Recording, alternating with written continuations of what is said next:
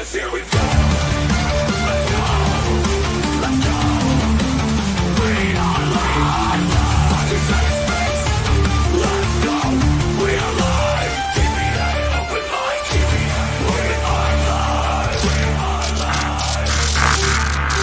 We are live.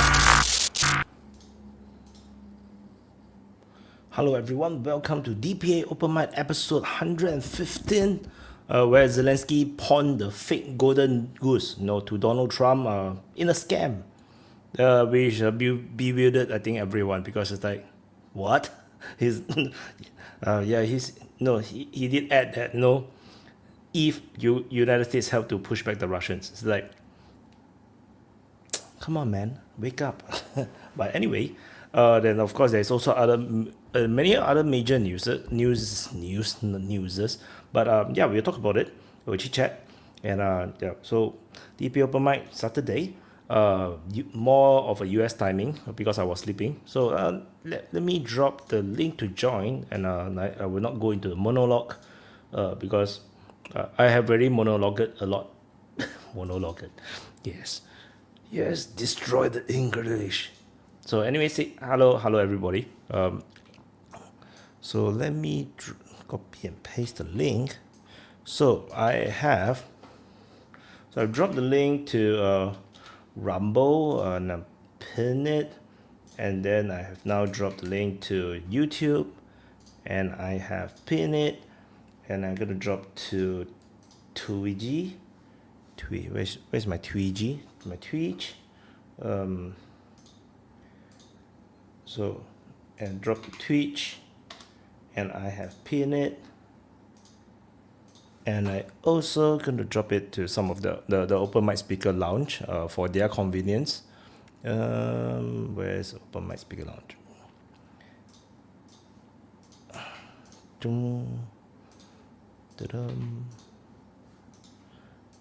Yep. So done. So yeah, the week was quite crazy. It didn't get crazier that we expected. Donald Trump did continue. But I think the craziness doesn't come from Donald Trump. It comes from DOGE, where they have just started to dig into FEMA. This is the latest, and also for the young people, they don't really care about Ukraine. They care about the PlayStation network was down for almost 24 hours.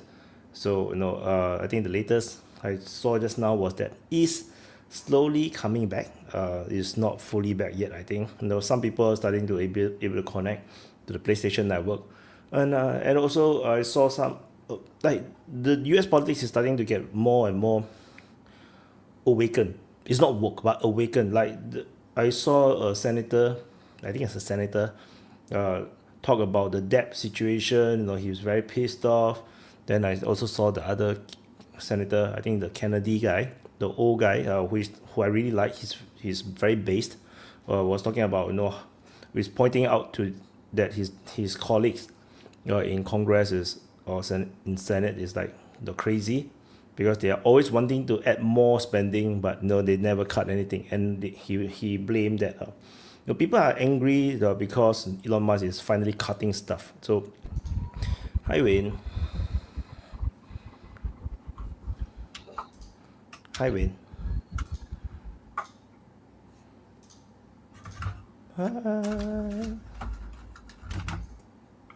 Wayne is not here.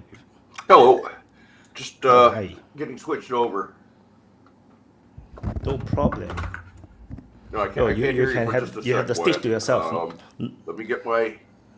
None of your future countrymen is here. Okay, now I'll be able to hear you.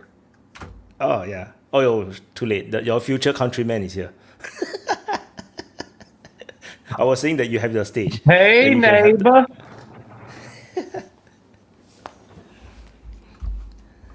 Hey, Vaun, how do you like this?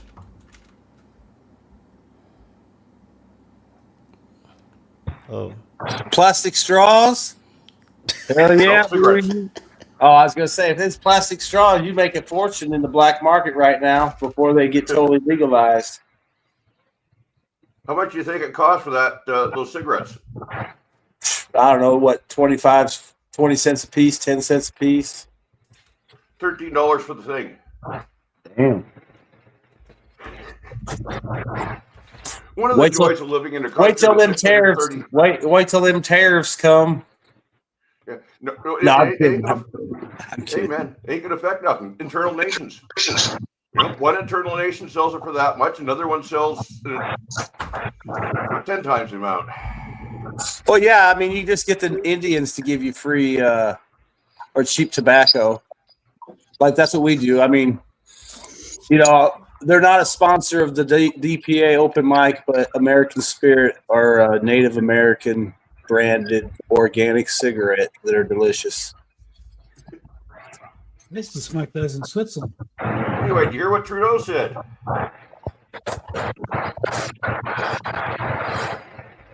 Something in Spanish?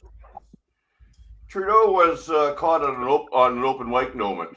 He said that what Trump wants, in his opinion, is not stopping fentanyl. He wants Canada, period, because he knows how much we have in the way of natural resources, including rare earth metals. We've got the second largest stash in the world. Well, see, the thing is you got to listen to his language. And he talked about how badly Canada treats the U.S., how we're supposed to be neighbors, but they won't let us bank in Canada, and they won't do this. And he kept going on and on and on about his list of grievances about how badly and shabbily Canada treats. So he's basically just trying to work up a case to do whatever he wants to do to Canada to get whatever he needs to get. So, like, if you play ball with him and give in a little bit, then you don't have to worry about getting invaded. But, I mean, he obviously leaves everything on the table. I'm not saying they're going to invade or nothing. I'm just saying it's like he talks all that shit so that Trudeau will give him what he wants in like a week or two or whatever. One of the most popular Canadian politicians is a guy called Charlie Angus. He's basically popular with everybody.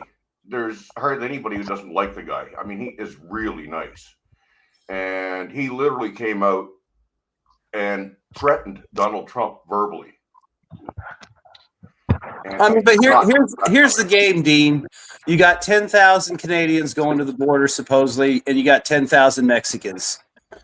So let's just say all you got to do is show Trump the effort, make a few busts, stop a few illegals on the Canadian side, and he's not going to bother you because you're giving him what he wants. The Mexicans are going to do the same thing. They'll cut down. It went from 2,500 daily encounters before Trump got in to 294 yesterday. A massive cut. So the Mexicans, all they got to do is make a few busts, catch a few illegals, and as long as they're doing what Trump wants, they're not going to get sanctioned and stuff. And they can say, hey, look, we're doing it. And they're not doing anything else that they shouldn't have been doing already anyways. And it's not that much effort. I mean, what are their police and military doing anyways? Might as well go stop illegals and drugs. I mean, they're probably getting a subsidy from the United States to pay them to go do it. So why not? Just a quick question. You actually trust what Trump says? Well, I mean, I've seen the videos of all the soldiers on the border, and I've seen the reports from different media, including liberal media, about the numbers being down and the units being deployed. You're trusting Trump to basically do what he says he was going to do. Well, and yeah, I mean, watch what he says. His whole one of his taglines is "promises made, promises kept." So why wouldn't I assume that? I mean, I'm not naive. I know not every promise can be kept. I know there'll be compromises, but you get what you can get. And he's definitely he's definitely starting out with a good job of doing all the cutting and stuff. I mean.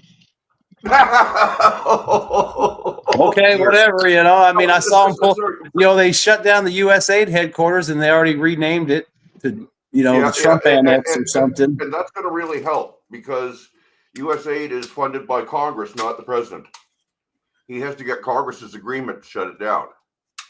That's it. You guys are currently in the middle of a USAID conflict. Well, I mean, the problem is there's no employees. employees to do any work, so it doesn't really matter if Congress sends the money and there's nobody there to send it out. Yeah.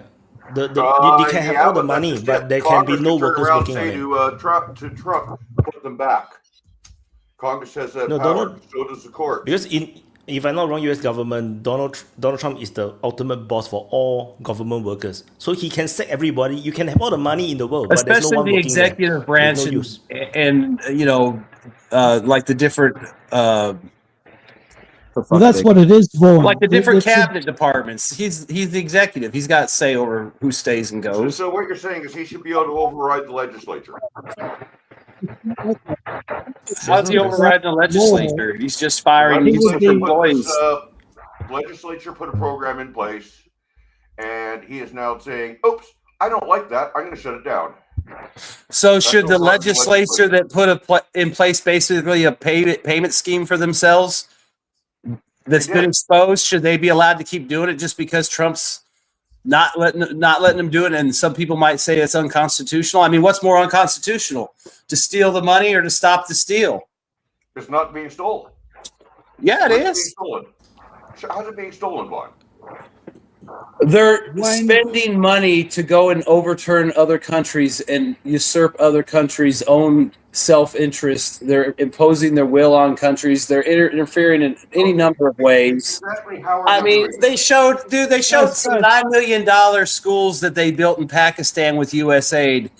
It was like fucking concrete. It was called an climate resilient schools. It was fucking concrete slabs with no doors, no windows.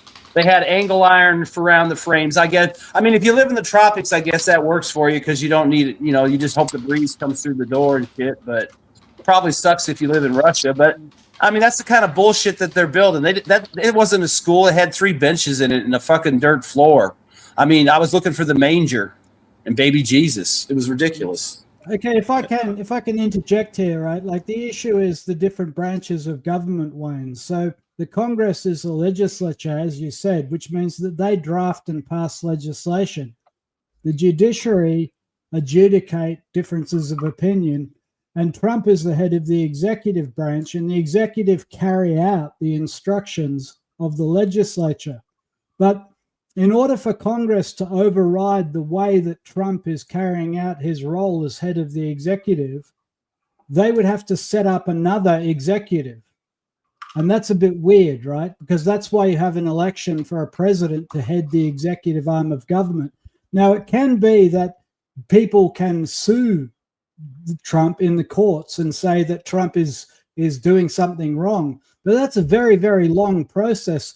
And it's also fraught with difficulty because if the executive just refuses to do it, right, there's actually nothing the courts can do either. Like the courts can rule and make a ruling, but Trump actually controls the executive arm of government, and they're the people that actually do things. So this is a legal theory that people wonder about. What happens if you get a rogue executive, right?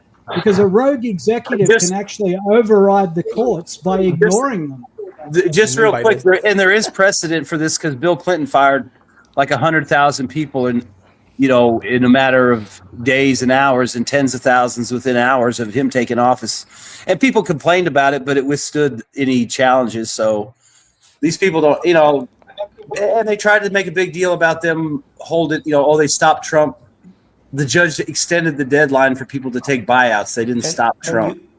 And USAID is created with an executive order. No, it's not created by the Congress. No, it's John F. Kennedy, created USAID because there were so many foreign aid, so it's very confusing. So they created one overarching organization to manage everything, but then it became a black hole of CIA, I guess. So I think this is a stupid argument, the conversation, because it's like, yeah, Donald Trump have clear ability to to do all these things. No, if he cannot sack, who can sack? I do not know who can sack the people.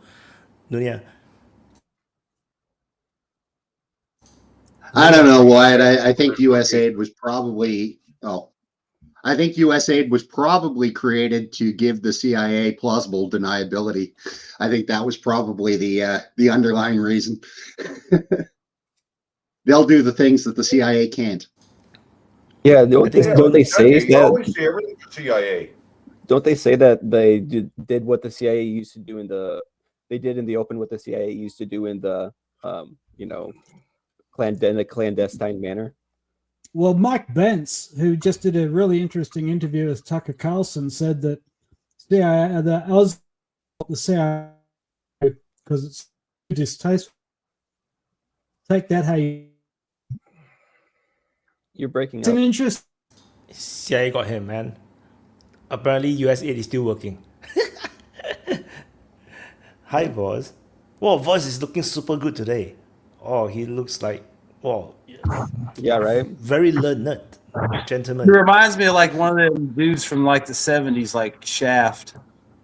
He looks like a, Yeah. Come on. he look like a real British You're guy looking. now. He looks like a dude that You're plays looking saxophone. slick, Voz. Looking very sharp, Super sir. slick. You look like a Super slick. saxophone player. You should. Hey, let's keep talking about Trump. Come on. We were distracted. You're too handsome now. Mm-hmm. You're too handsome. That's the problem. We cannot get past your looks. Wayne, speak up. Where is Toby? I'm here because of him. Maybe he left because he was intimidated by your Yes. good looks. Yeah, His CIA mic got him. was fucking up, so he had to leave for a minute. He's a lawyer, you know. We need a lawyer. This is the time for a lawyer. Oh, you heard that song, Nunya, right? you're a lawyer as well, isn't You know No. that Warren Zevon song, don't you? it? The You what look like Starts one. off, I went home with a waitress, the way I always do. How was I to know she was with the Russians too? I do not know Song's this name is one. Lawyers, Guns, and Money. It's really good. It's funny. I wonder. I Warren thought Zevon you had said a like wicked literally sense of like the humor. waitress follow you home. I was like, what? I guess. So, Yeah. Looks like Vaun got lost. Oh, there he is. So, Wayne, have you applied for your American passport?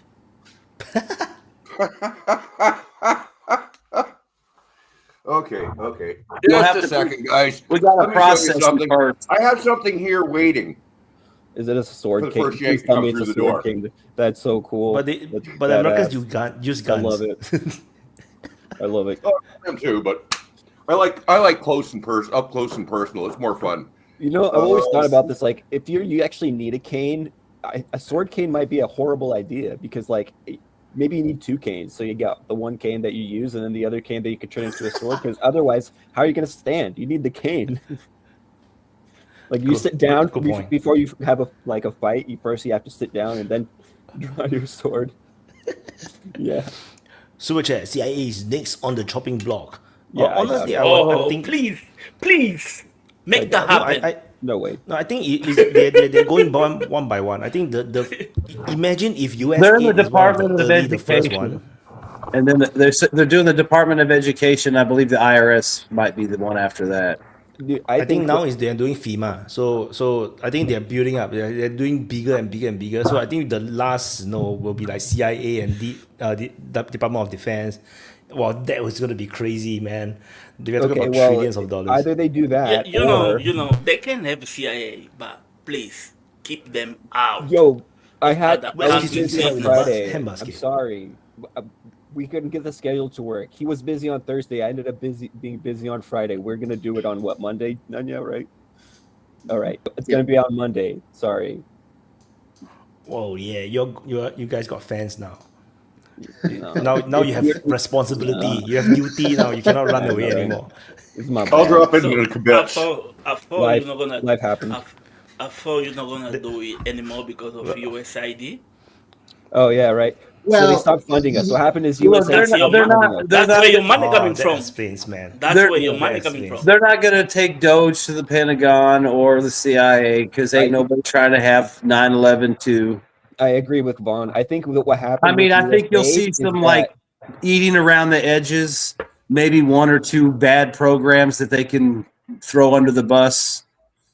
You know, maybe some budgeting and auditing of like maybe the F-35 or something, which Trump's already said he fucking hates anyway. So, I mean, I don't really think you're going to see a deep dive on the Pentagon because there's a lot of other things I think you're going to have to change before you can just start snooping around attitude wise.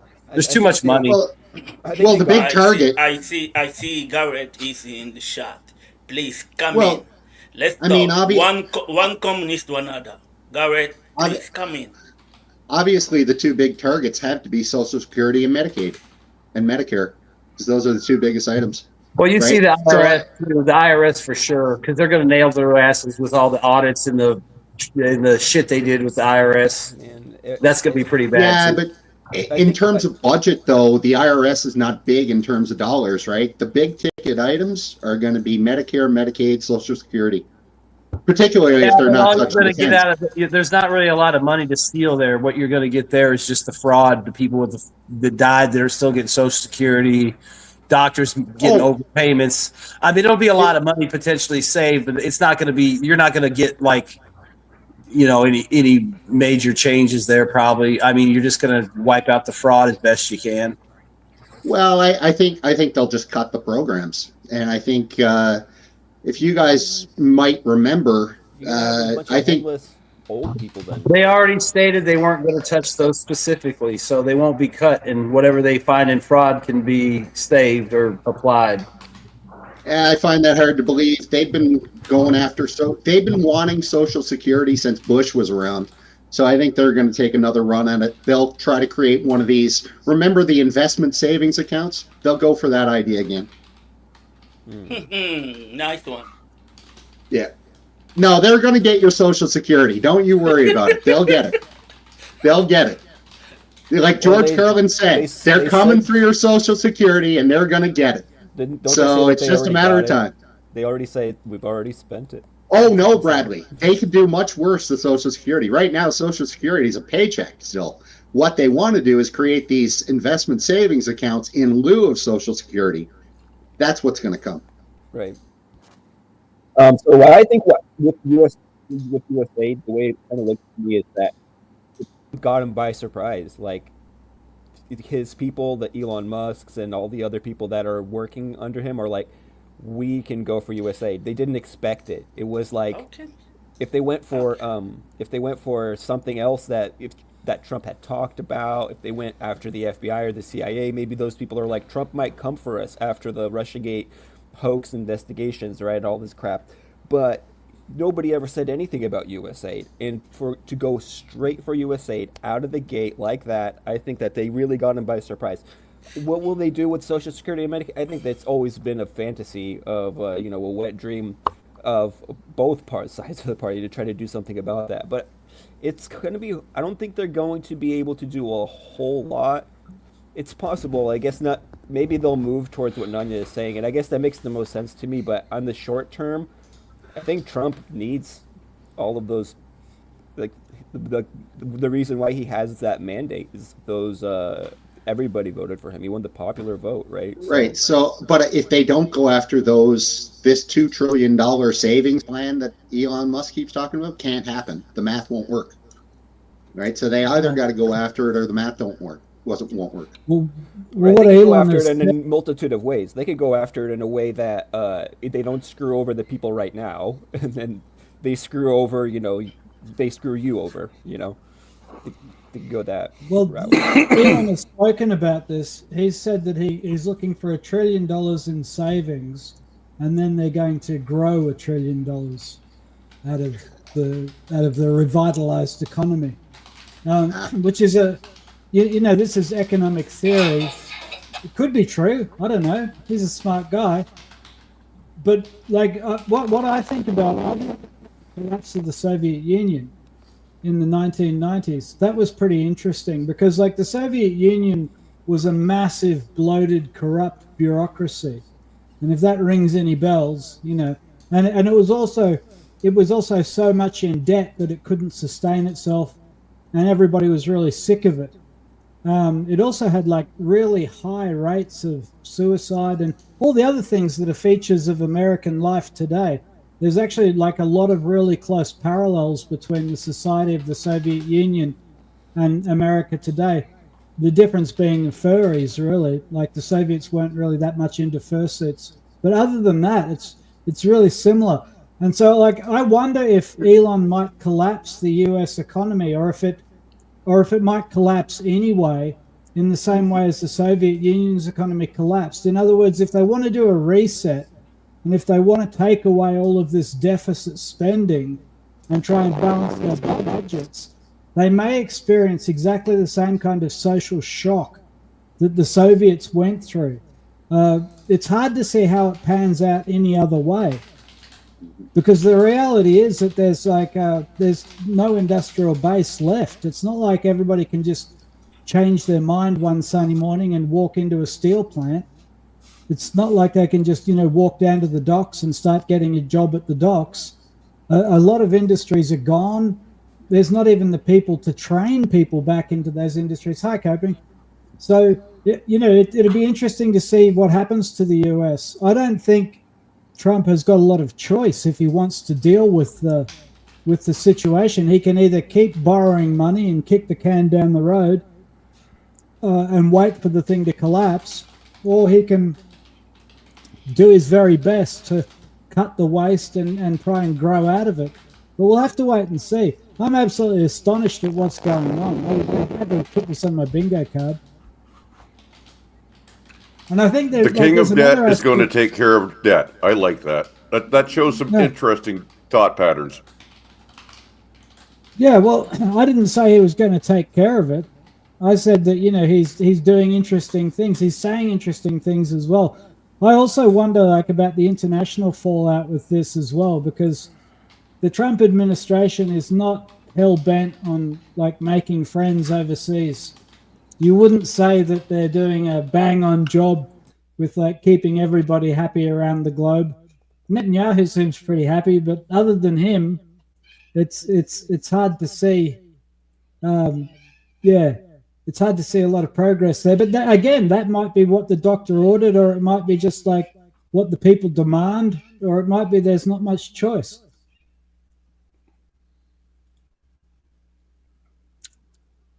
What do you think, Vaun? You're a bit of an outsider. Well, I mean, I'm just, it's early in his administration. It's only been, almost 3 weeks. And, I know a lot of people are hesitant or skeptical or whatever, but he's making cuts. It'll see what happens. I mean, obviously, he's cutting off major flows of revenue to a lot of corrupt politicians or organizations because they're just screaming their asses off and freaking out. And, and it'll be interesting to see in the next couple elections if all this, funding being cut off to the media and all these ways to get kickbacks to pay for campaigns and stuff really guts out the Democratic Party in some places or across the board. Or, how noticeable will it be? I don't know. Maybe this first round it might not be, but maybe by 28 they'll be in a pretty bad spot. Because I can only imagine what they're going to find it like the IRS. Like I said, I understand what Nunya's saying about Medicaid and all the Medicare and Social Security, but I think that's supposed to going to come down to the end user fraud and the doctors. So that's where you'll get the money. And you just got to hire the people to do the investigation to find the money and bust the people. So I don't think that'll be as in depth as cutting into the Department of Defense or the CIA. I really don't know if they'll go in there too far other than just to go for some easy shit, just to satisfy people. Because I think there's just a lot of things that got to change before you can really deal with the MIC or nationalize it, or at least make it cheaper. I think it's coping. Hey, coping.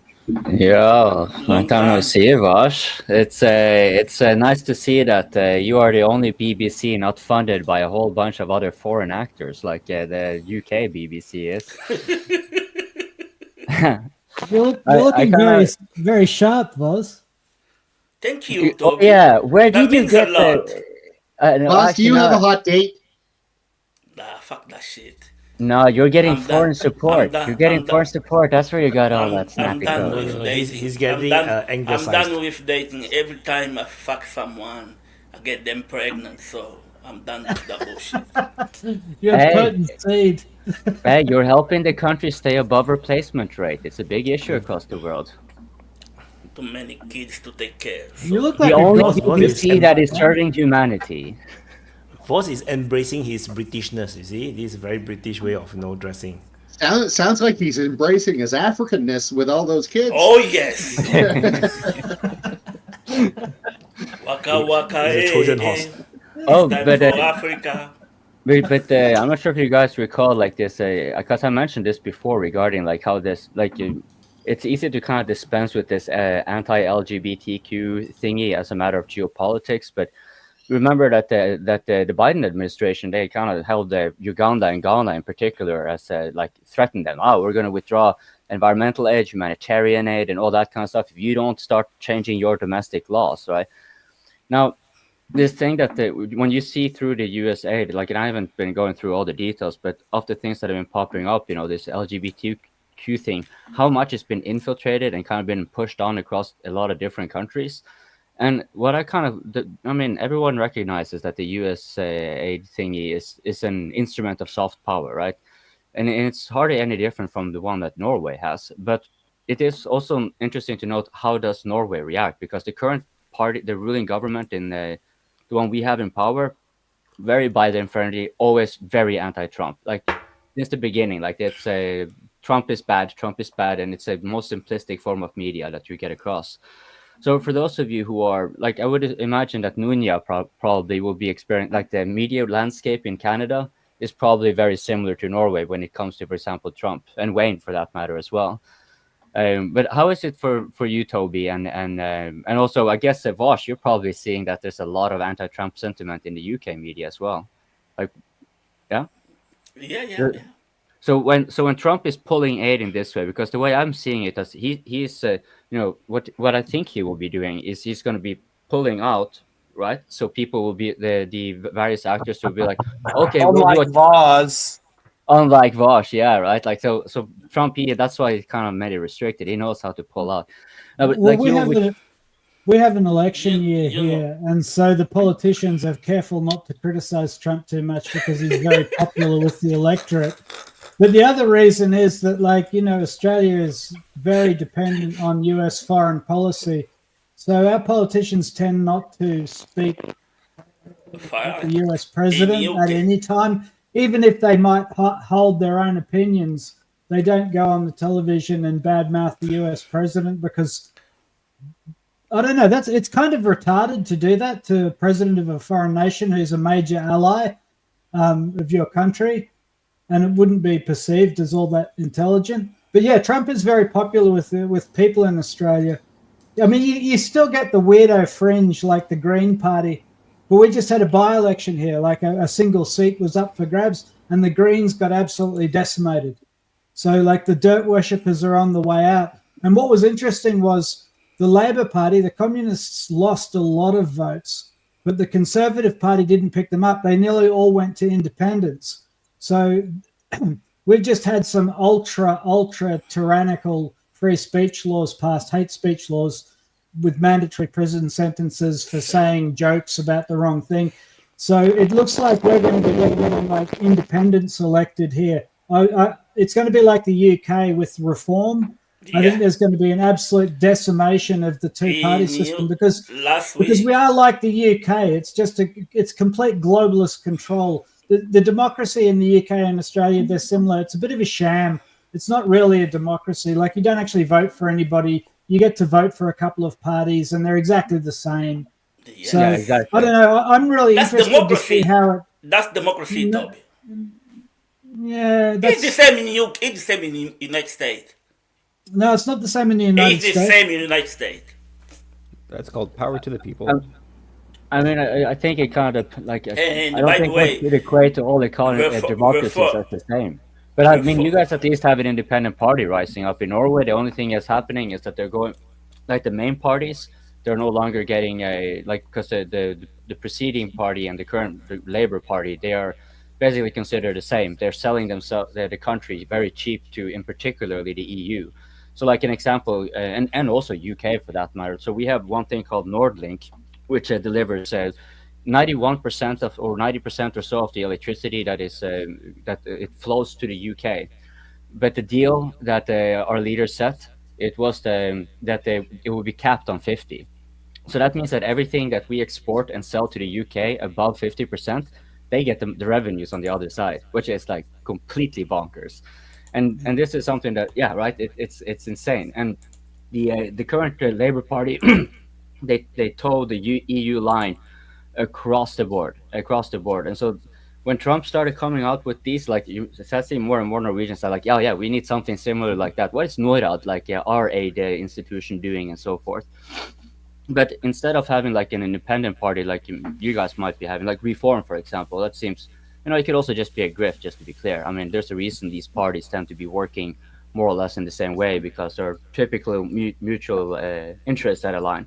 Trump is most certainly, the way he does it, as far as I can tell, it's political dish galloping. He throws out like on the sharpest edges all over, so that his political opponents are always on the back heel, flailing their arms, trying to catch whatever. And before they're able to catch up what's happened, it's like, oh, we got a deal, right? But in Norway, what's happened? No, it's just sharply to the right, very sharp to the right. And this is like we're talking about like clownish party that is, they use catchy slogans and stuff like that. They usually say the things that many people have agreed on for a long time, like anti-immigrant, mass migration, and so forth. But yeah, it's interesting to note that. Yeah, Lars, please. Toby, just to remind you that in UK there is a democracy. You know that there is 7 independent MPs in the parliament, plus there is Reform Party, and there is another one, Liberal. Yeah, listen. Liberal Democrat, plus the Irish, plus the Scottish and Welsh. But Voss, I'm going to make how many you find in the United States? Yeah, listen. With these independents in Australia, we're going to have independent parties until they start winning some seats, and then they're going to get bought out. This has already happened. We've got a party called One Nation, bunch of grifters. They were independent, they were against migration, and then they won a couple of seats, and now they're wearing Israeli flags and doing exactly the same as the two major parties. They've been bought out. This will happen with Reform UK as well. It's a coin-operated system. Those politicians, they play public sentiment until they get into a position to horse trade with the bankers, and then they sell out, right? So that's what's going to happen. It happened with the Greenland party here. It happened with the One Nation party, and it will happen with all the independents as well. So I think that's what will happen with Reform. Thanks for reminding me. There is a Green Party as well. I think they got 3 seats in the parliament. Toby's right. We're at the revolution stage at this point. We can't keep recycling these guys because they're all the same. Revolution is what needs to happen.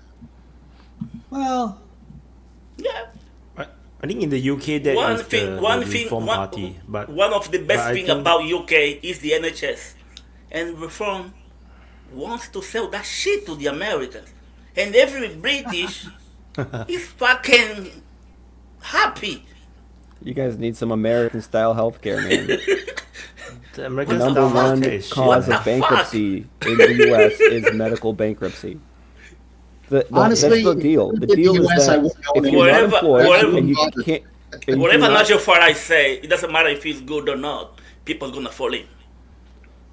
The impression I get with getting popular. Trust me, he's getting popular. But Vosh, can I ask you a question? I know a lot of people that. I just want to say, for the record, I'm not in favor of revolution because, I don't think the people deserve it.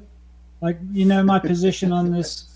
It can only be nuclear redemption. I think the people get the government they deserve. Especially you guys. You guys should stop having sex with children. That's my advice to you. Oh, you fuck off. No, you. Yeah. Always the apocalyptic firebrand preacher here on the open mic. Hey, Vosh, I have a question regarding the NHS because as far as aren't you guys having an increased rate of privatization anyways? Yeah. In Norway, for example, we are supposed to have something similar, but more and more so people are kind of starting to die in waiting, and the government basically subsidize private institutions who also have the same doctors that are working in the public sector.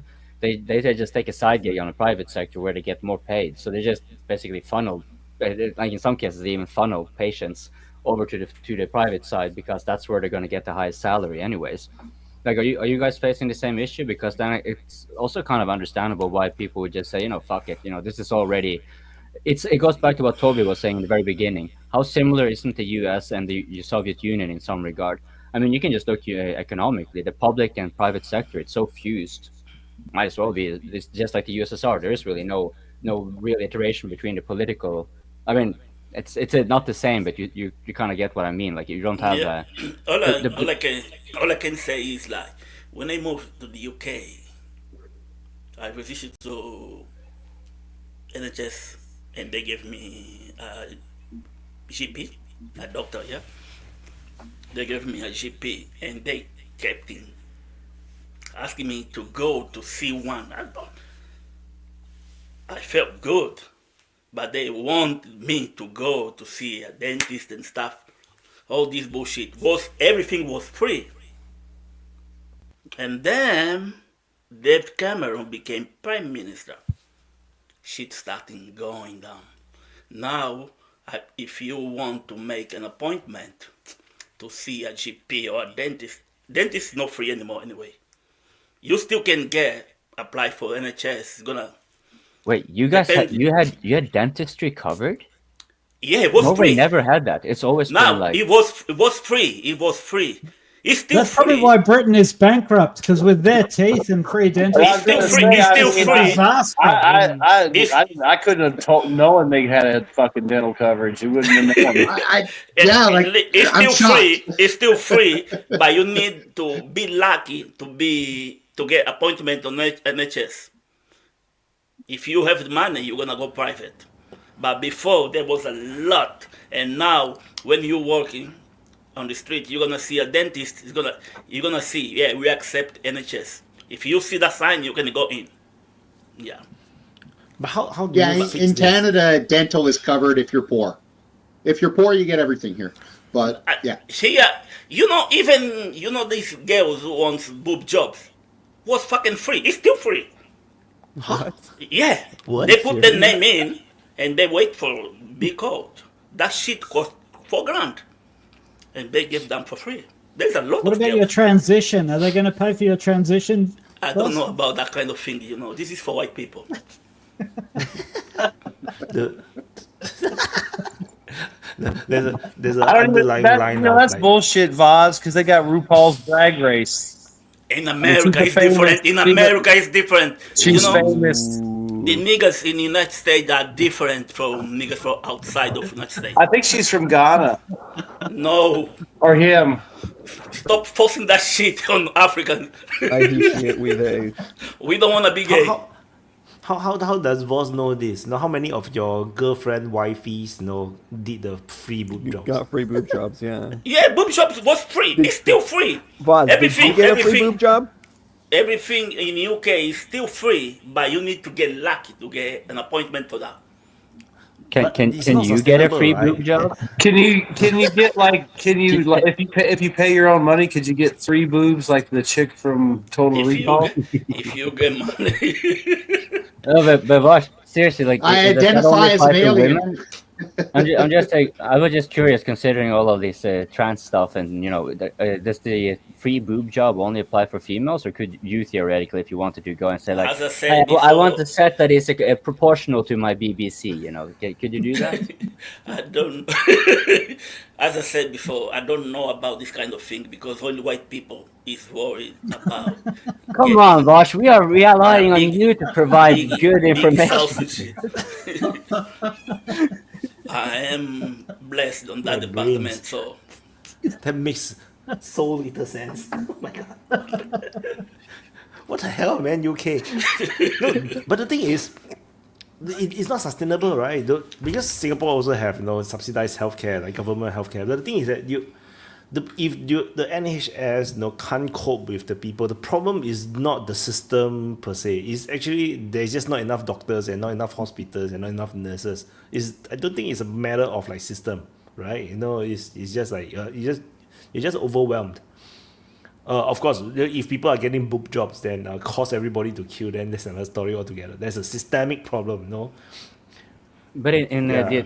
I would assume, because as far as I get it, Singapore has significantly stricter immigration policies than, let's say, the UK. So as far like a common thing I hear from Brits saying is that the NHS is reliant on immigrants because a large proportion of the workforce is from there, which also goes to, like, there are some grievances from the countries where they're coming from, because it's like, yeah, we also need healthcare and you're taking our personnel. Like, it's yeah, it's so. In my GP, there go 7 doctors. Only one is British. But only one is white. I believe all of them are British, but only one is white with English name. The Let rest Vaun are talk, dude. He's been waiting to Asians, speak for like you 2 know. minutes.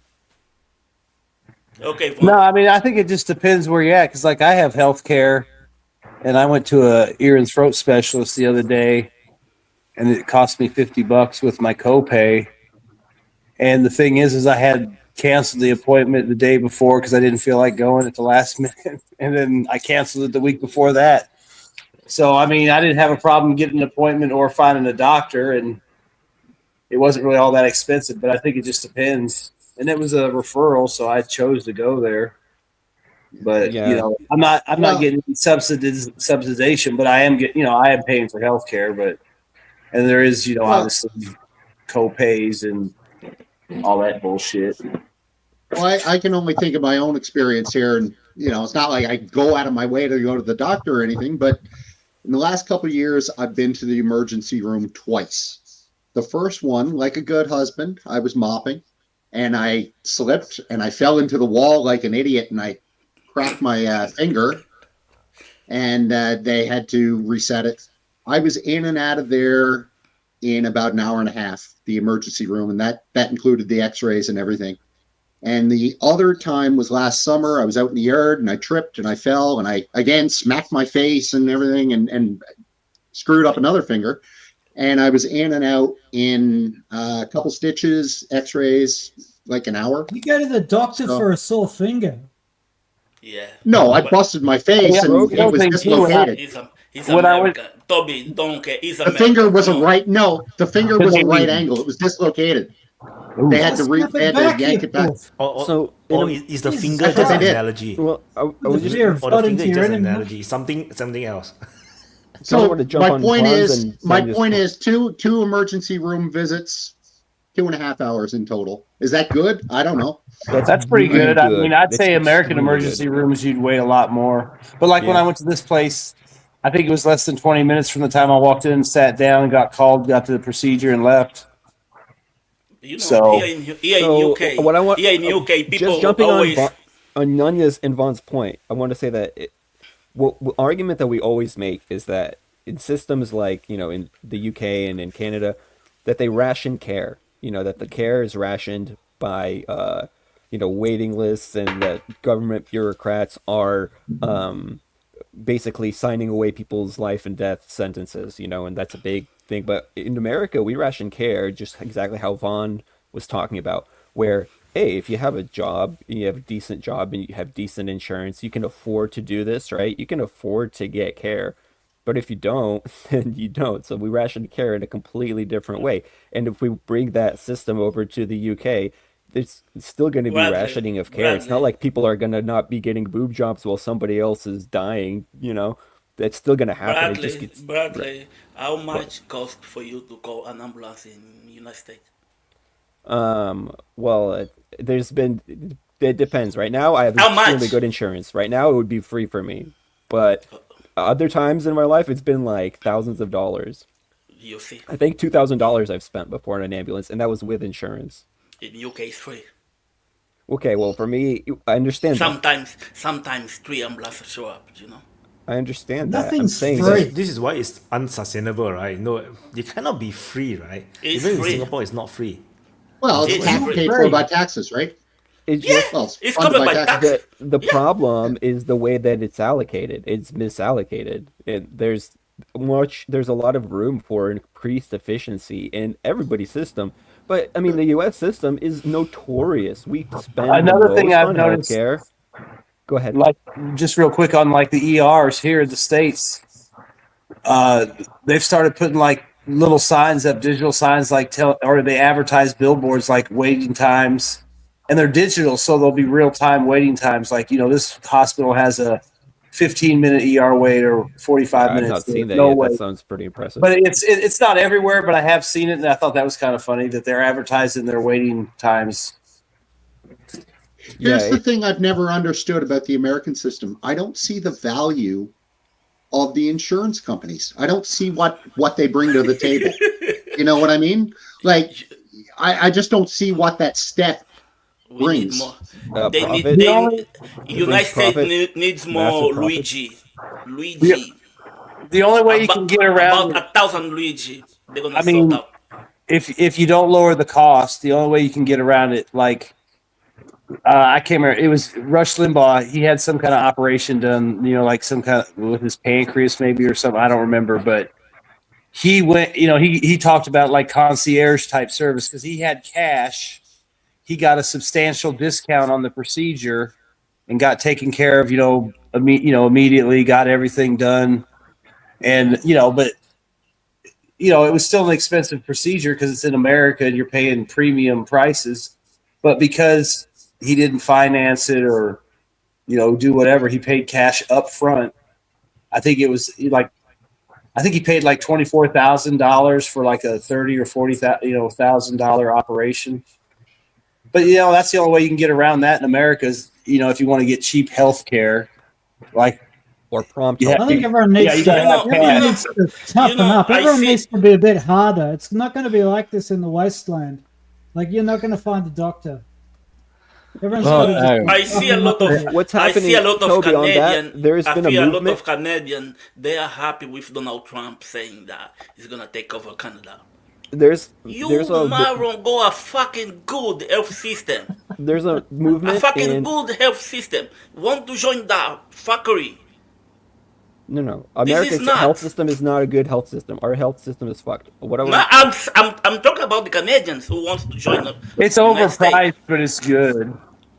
It's okay. So if you're very wealthy, then it could be good. But those wealthy Canadians are already coming here to get that health care. But I mean, I'm not wealthy. I got good health care. I mean, I pay for you are used to it. You pay for that. You're got good health care because you got good, decent insurance, because you're employed, because you're not on Medicaid. Well, it's also because I make certain decisions too. Like I also have disability insurance and other stuff like that because I'm planning ahead because I don't count on the government to fucking give me a Social Security check or workman's comp or any of this other bullshit. So I have to make my own arrangements. And it costs me disposable income, but it's better than getting tossed out of your house because you fucking chopped off your arm and you didn't have no fucking money to cover anything while you get, sit in the hospital to recover or do rehab. So, I mean, I think that's part of it too. You got to make certain choices, and it's obviously different in every country and every state. But, if you're employed, most places in the United States offer insurance of some form, or they'll allow you to buy into plans and stuff, and you'll still pay out the ass. But you will. That's what I'm saying. The problem is it's overpriced, but there's good stuff about the healthcare. I mean, it's good healthcare. It's just way overpriced. I'm not sure if you know. Quick thing about the overpriced part. Vaz, one point you made about reallocation, Bradley. The thing is that it's easier for, like, if you're in the United States, you see the price and upfront cost. But if you take Norway, for example, the subsidization that go to private companies is one thing. Another thing is that they're operating with budgeting. So what the hospitals would often do is, rather than giving the overtime pay for their staff, depending on what kind of staff, they would hire them in, and they would often be from Sweden. So they will use recruitment companies and pay three times the price to some other migrant worker, like a neighboring worker or something like that. And the reason they can do that is because that's allocated to their budget. So they will squeeze out the ones that they have. And for those who are willing to do overtime, well, they won't give it overtime. They will instead then push it over to some migrant. And that also causes further stall. Now, that doesn't make for very efficient healthcare. Like I myself, I'm waiting a surgery now for like well over 6 months. Right. And it's, that's so I'm just pointing it out. It's not necessarily all that bad. I mean, it could be better. Don't get me wrong. But sorry about the interrupting. Go ahead. I just checked the Singapore ambulance price. So just to clarify, Singapore ambulance is free if it's a real emergency. if government ambulance. So if it's a real emergency, like for example, you got into a real car accident, but if they deem that yours is not an emergency, they will charge you 274 Singapore dollars because you will waste resource. So Very reasonable yeah, prices. Not 1,000. yeah, Yes, go but ahead, it's Gareth, not I'll go not, not after you. crazy. $200 over dollars is already very expensive for Singaporeans. The people will be complaining already. Yeah, How and much? How much is that in USA dollars? I just want to say something. 200. Yeah, well, just real quick too. Like with the healthcare in America, it's good, but it's expensive to the point of being ridiculous. I mean, yeah, it's like, oh, you're smart, you're making plans, you're setting money aside for disability. It's like, yeah, I have to do that shit just because I know how expensive the healthcare can be and the rehabs and all that kind of shit. So it's like, yeah, it's smart of me to plan ahead, but it kind of sucks that I have to do it because shit's so expensive. I got to make sure I cover it with more insurance for my insurance. Okay, let the South African speak. Go ahead, Gareth. Hi, thanks. As far as the UK health system goes, it should be remembered that it's just had 14 years of austerity under the Tory government. So it's not as if it's just running into some kind of random problem that came out of the blue. It's been starved of resources as a matter of policy. Now the new Labour government is saying it's going to put more money in, but is demanding efficiency reforms, which is what Conservatives did the last time they also put money in. Every time the system is getting squeezed more and more because there is a long-standing drive against funding the NHS at all by the Tory right and by Reform, as was mentioned before. I mean, Toby said that they all sell out, but Reform comes sold out already. That's literally their purpose. The argument that I'll be finished quickly. The argument that you can't sustain a national health service with the giant industrial capacity that we have is ludicrous. Of course we can. Every military provides free healthcare to its members, and we did that on a global scale during World War II. It simply is not beyond the wit of man to do. We are failing at this problem because we choose not to solve it, not because it is unsolvable. Thanks, I'm done.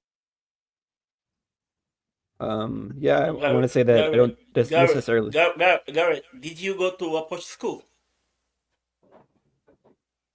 I guess I don't. What do you mean? Yeah, you speak like okay, BBC. Anyway, so I guess there's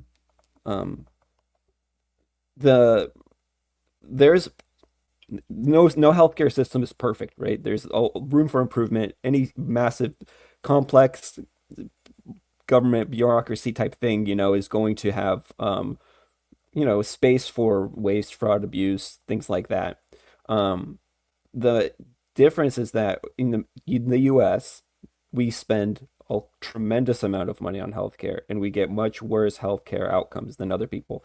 So even if you are on, let's say, for example, government issued healthcare, they don't cover your dental, for example. You have to usually pay for all of that out of pocket. Maybe they'll pull your teeth if it's like life threatening, something like that, but they're not going to deal with that. And sometimes people that have insurance have like multiple insurances too, in order to have to deal with all this other stuff. And in the US system, there's another layer besides the insurance middleman. There's also like a drug and our prescription medications middleman. So sometimes there's been a movement recently in the US where doctors are not accepting insurance, even like pharmacies, right? Because it's cheaper for them to sell it to you with cash if they don't go through this loophole stuff where this company has an agreement with this employer and this tier of plan that they have where it's literally more expensive. Like you're paying a lot of money for the medication, way more money than you should, and the pharmacy's not even recouping their money. Like everybody's losing money in the process. So there's a lot of waste and fraud and abuse in our system too that can be addressed. Even our system can be massively improved and massively overhauled within its own scope. Just kind of like Gareth was saying, a lot of these systems have been under assault for years, for decades. NHS, it's even in the US we hear these stories about how the NHS has been under assault for a long time. I mean, is it perfect? I don't think so, but I think that our system sucks on purpose. So anyway, that's that. I don't know who's next, Toby or Gareth. I was just going to quickly say that I kind of agree with Gareth. Like, at a fundamental level, there's certain things that don't really work as a capitalist business model. Like, and I think medicine is probably one of them. Another one is childcare. I remember I had a look at a business plan for a childcare clinic, or whatever you call them, bureau. And the thing was, like, at the bottom line was, in order to maximize profit, you had to reduce care to small children, and that was the bottom line. I guess, you know, you could make an argument that, oh yeah, you're going to please the customers and people are going to like pay more and the rest of it, but that wasn't the reality. So I do think that, like, when you're caring for human beings, I think it's always been a case of family and communities sort of like give charity to the sick and to the young. And I think that one of the big problems in the West at the moment is that everything is coin operated and everything is run as a corporation and a business.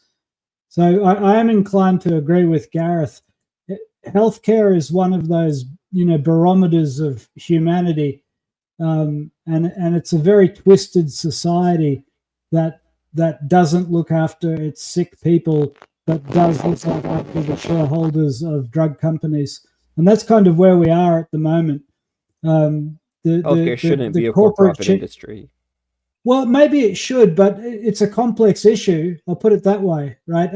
It would probably work well if people had enough money to go to their local doctor and support their local doctor.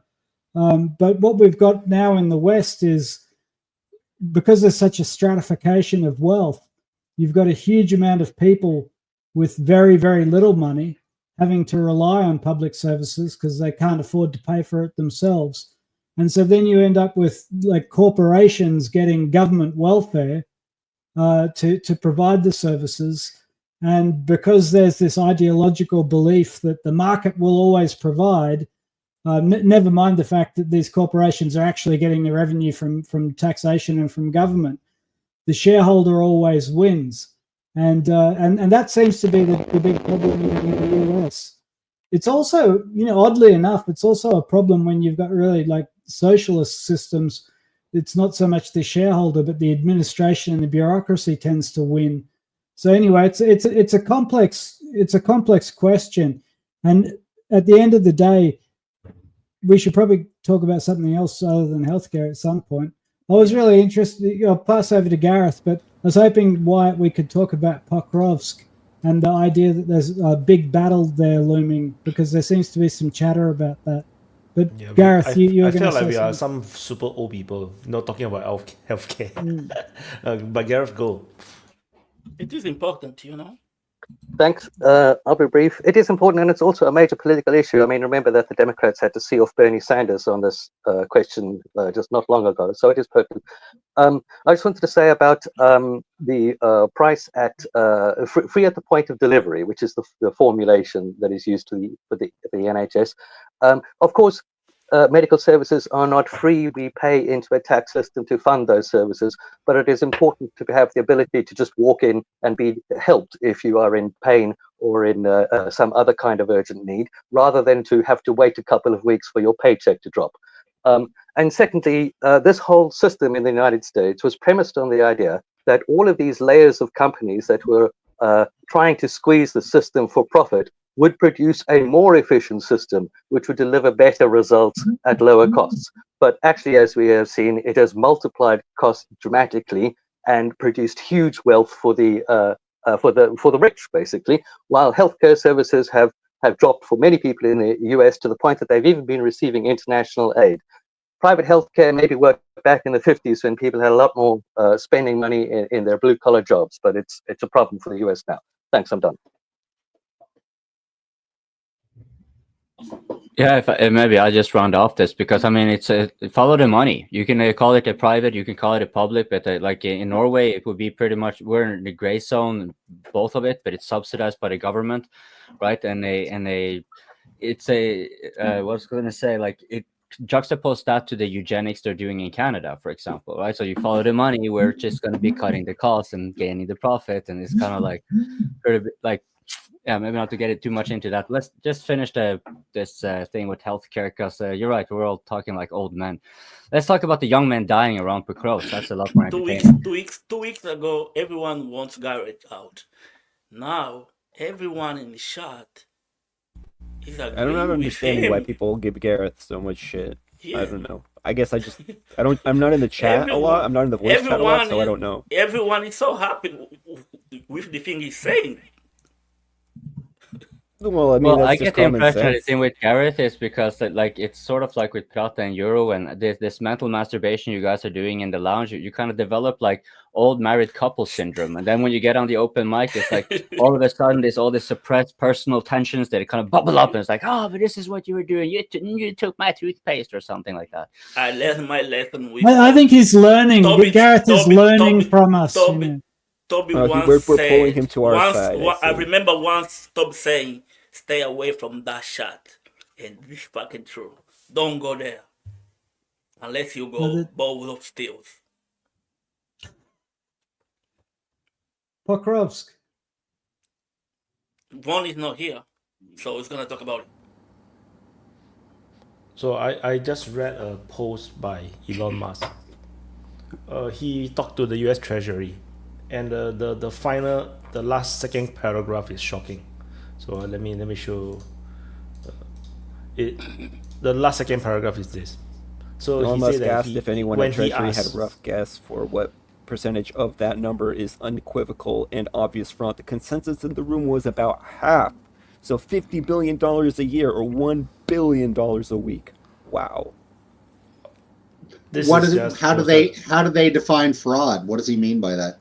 Like, what does he mean by fraud? I think consensus. So consensus. So the full post is talk about like they, for every payment that is going out, there's supposed to be a box where they need to fill in the reason why this is being paid out, and most of the time this is actually not filled in, and also that the do not pay list is not updated, and also that there is also over 100 billion a year of entitlement payments to individual with no SSN or even a temporary ID number. 1 100 billion a year, week. paying to do not know who. So Anyway, there's one problem why with you this, Americans? which is that Why you America is letting a South African run your country? He's just doing a job. And there's also one major problem with this is that Musk is a notorious liar. Nothing he says can be trusted. So but I go back to what do they mean? Well, I go back to what do they mean by fraud, number one, and what do they mean by they don't know where it's going? Obviously, they know where it's going. They paid it, so that's easy to track down. No, so I'm not really clear. When I read that, I don't read that they're saying works. that there's that much fraud. I'm reading that Sure it is. the workers that work there have Sure, this it's absolutely how it is. quote unquote, this consensus. I mean, it could be something else, but if you just ask the random layperson, you say, if you were going to spitball, how much of this is like completely BS? And they're like saying, generally, the consensus seems to be about half. And that's kind of how I'm reading it.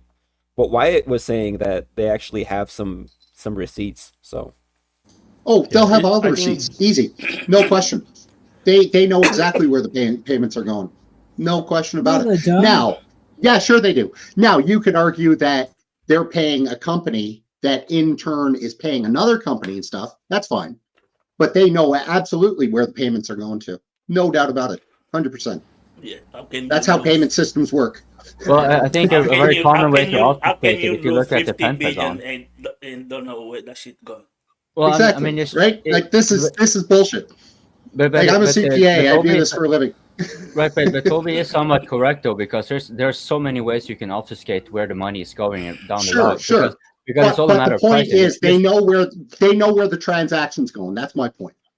Well, right? they might know So the general direction, but it doesn't mean they necessarily have full control, because when you have, for example, let's say $12,000 for a hammer, right? Then you can surmise, okay, a lot of that is going to bribes, but then do you have complete control of who has the bribing money, right? Because I this is think that converted Nunya is AI. saying that they know which black holes they're dumping the money in.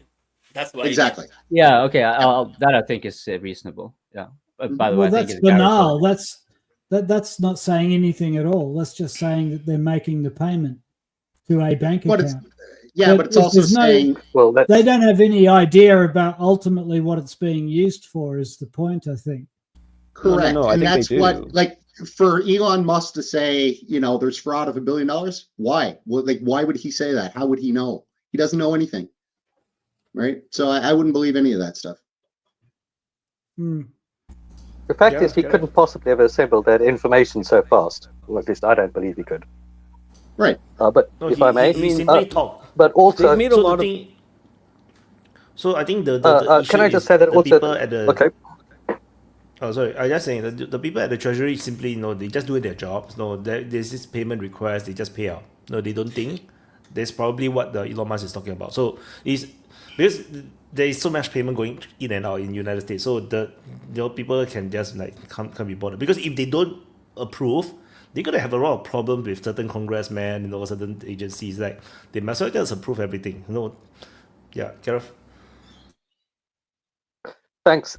This does look to me like a manufactured problem, because this is exactly what you would see in a bureaucracy that just got sloppy and was rubber stamping its processes, which all bureaucracies have a tendency towards.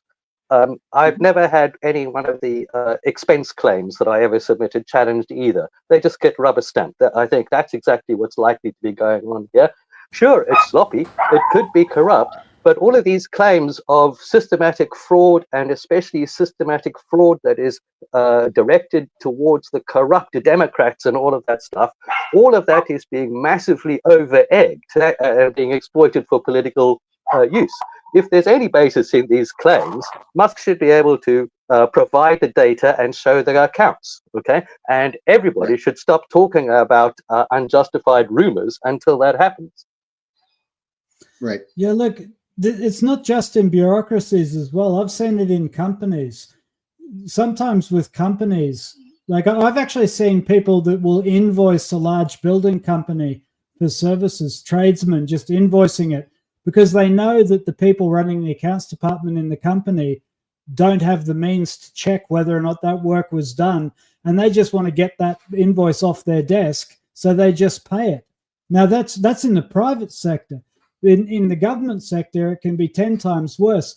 But I think I think Gareth is probably right about Elon not having the ability to know for sure if it's fraud or whatever it is. But I do think that at the root of this, at the core of this, is that all of this money is borrowed, right? All of this is debt money.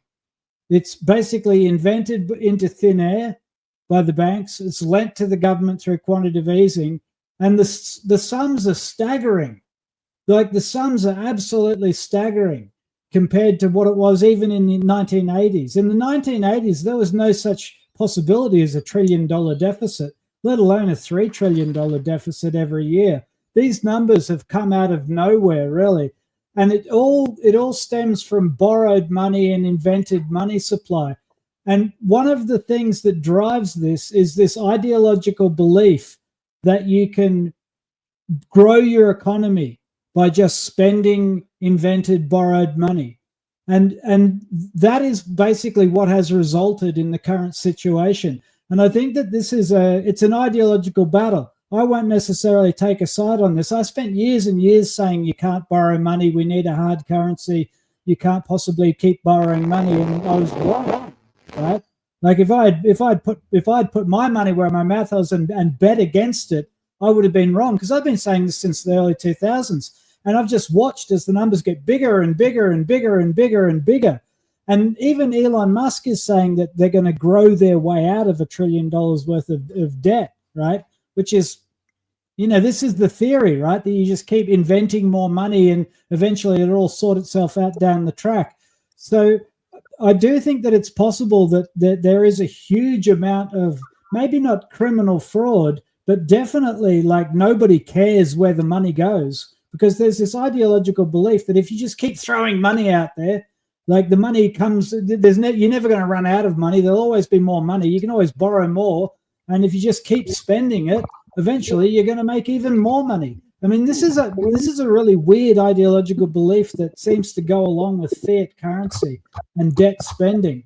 And if you or I did it at home, we'd go broke very quickly. But for whatever reason, in governments across the board, whether you're conservative or Labor Party or whatever, yeah, there's this belief that you can just keep spending money like a drunken sailor and eventually everything will work out well. And I think that Trump is trying to actually tackle this.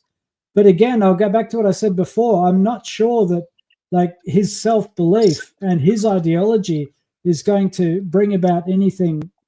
I don't think it's going to work out the way he and Elon Musk want it to, because I think what they're going to do is collapse what remains of the middle class. But we'll have to wait and see, I guess. Gareth? Thanks. So Time magazine published an article the other day which showed that since 1975, about $50 trillion have been transferred from the bottom 90% of Americans to the top 1%. Okay, that's nearly $1 trillion a year. All the talk about spending an imaginary money, I disagree about hard currencies, and you can say that's an ideological argument, but I'm not going to address that. What I am going to address is the other side of it, which is that the US has been borrowing this money because it is also cutting taxes on the rich, which is in large part how this 50 trillion transfer to the rich has been allowed to occur. So yes, it is fantasy land to keep slashing away at your tax base while having commitments you can't get out of. But it is not true that the only solution is to abandon your commitments and just make life worse for everyone.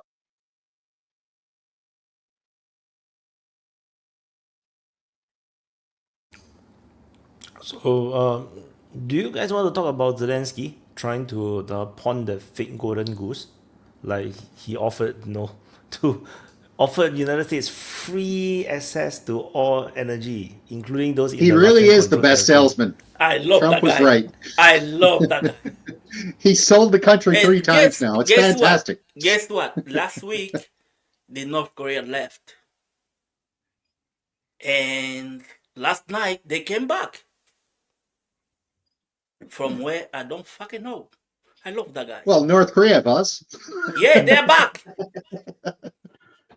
Yeah, that's funny. I wanted to mention this. Trump said that he wants the rare earth from Ukraine, right? And there was a lot of maps going around about where the rare earths in Ukraine are. But what I heard, I don't know if this is true, but I heard that the rare earths had already been promised to British firms in return for the British 100-year commitment to Ukraine. And so that comment from Trump was actually just trolling the Brits and poking a fork in their eye by saying that, like, no, we'll get the rare earths and not you. So, I think it's all nonsense, because, like, the bottom line is the US has dumped Ukraine. And this isn't even debatable. Look what happened with the Ramstein group, right? Like, I think people are aware the Ramstein group is a group that meet in Ramstein, Germany, and it's not just NATO. It's all the countries around the world who are supplying military equipment and money to Zelenskyy and Ukraine for this war effort. So when the Ramstein group meet, that's the real nuts and bolts of the support for Ukraine. Well, just recently, in the last week, the US has quit the Ramstein group and handed the leadership over to the UK, right? That is the most concrete walkout by the US of Ukraine that you could imagine. If the US had stayed in control of the Ramstein group, then everything else could be politics and negotiation. But for them to walk away from the Ramstein group and to hand that over to the UK, this is an absolute, they're dusting their hands, they're washing their hands of this. They're basically saying this is Europe's problem, and they're making this abundantly clear. I really do think that, and also if you have a look at what General Kellogg is saying, he's contradicted Zelenskyy. he said that Zelenskyy is not telling the truth about the $170 billion that was shipped over there by the US. So they're arguing about $100 billion, which is a reasonable chunk of change to be arguing about. To say that the relationship between Zelenskyy and the US is bad is a huge understatement. So to some extent, this is now Europe's war. And so, yeah, who knows how it's going to go. Yeah, the other thing they did real quick was they dismantled the task force that was going after Russian people for seizures and asset forfeiture and all that kind of stuff. To be honest, I'm happy to see UK taking over. So now Russia's going to see how the British fight, you know. Well, we know that's not going to happen, right? So what do we think is realistically going to happen now? Because as Toby said, U.S. is walking away from this. So what happens next with this conflict, I think is the question I'd like answered.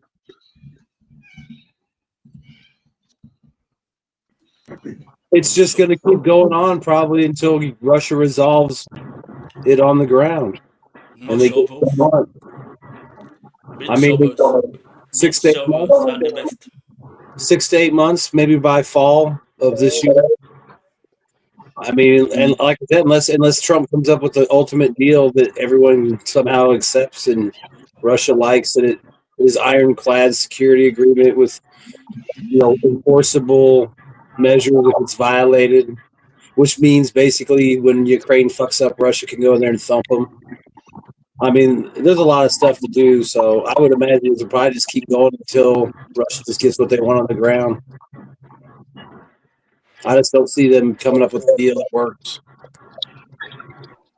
Well, it is kind of interesting that it's the UK that is taking over Rammstein, because as far as their internal security, I forgot, I think it was MI6 or something that stated that they suspect about 40,000 or so Islamists, that people that are embedded in their Muslim population. Of those, it's less than 1%. But if you then do the numbers, and they did, it will be around 40,000, which would be over half of their standing army.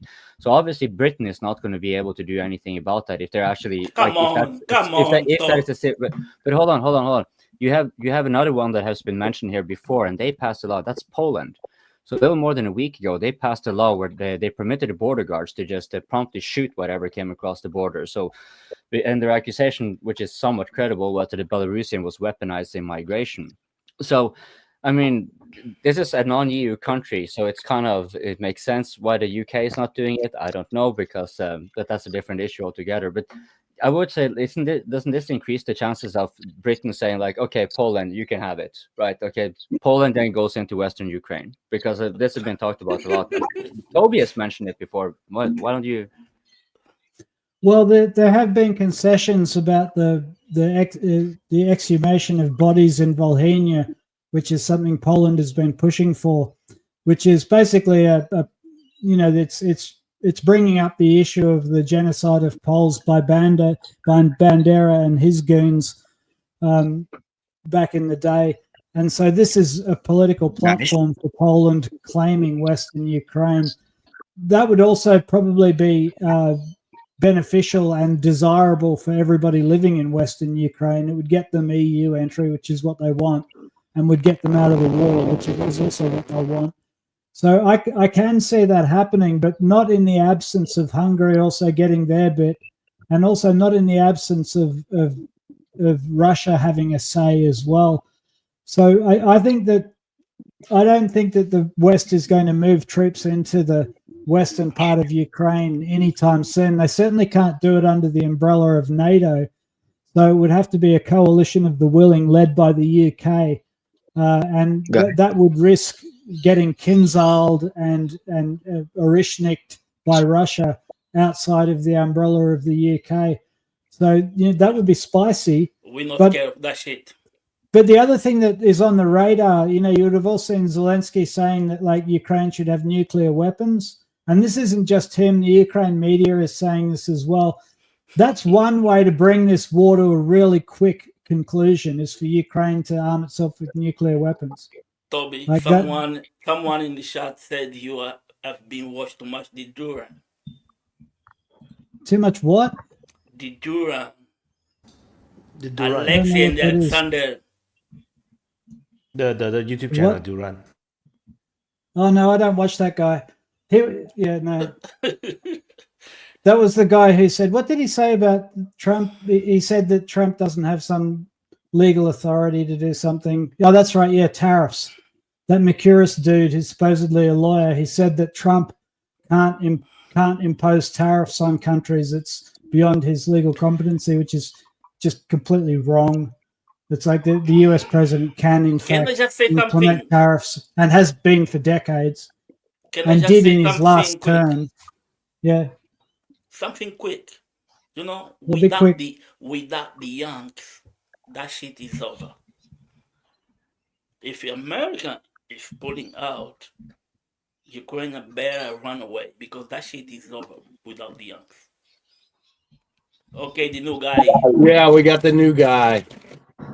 Intro. Hello. Yeah. Can hear you. Continue.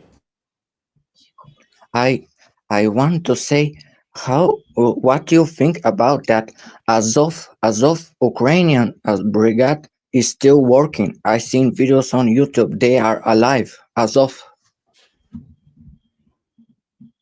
Yes, there are millions of them. You can't kill them all in one go.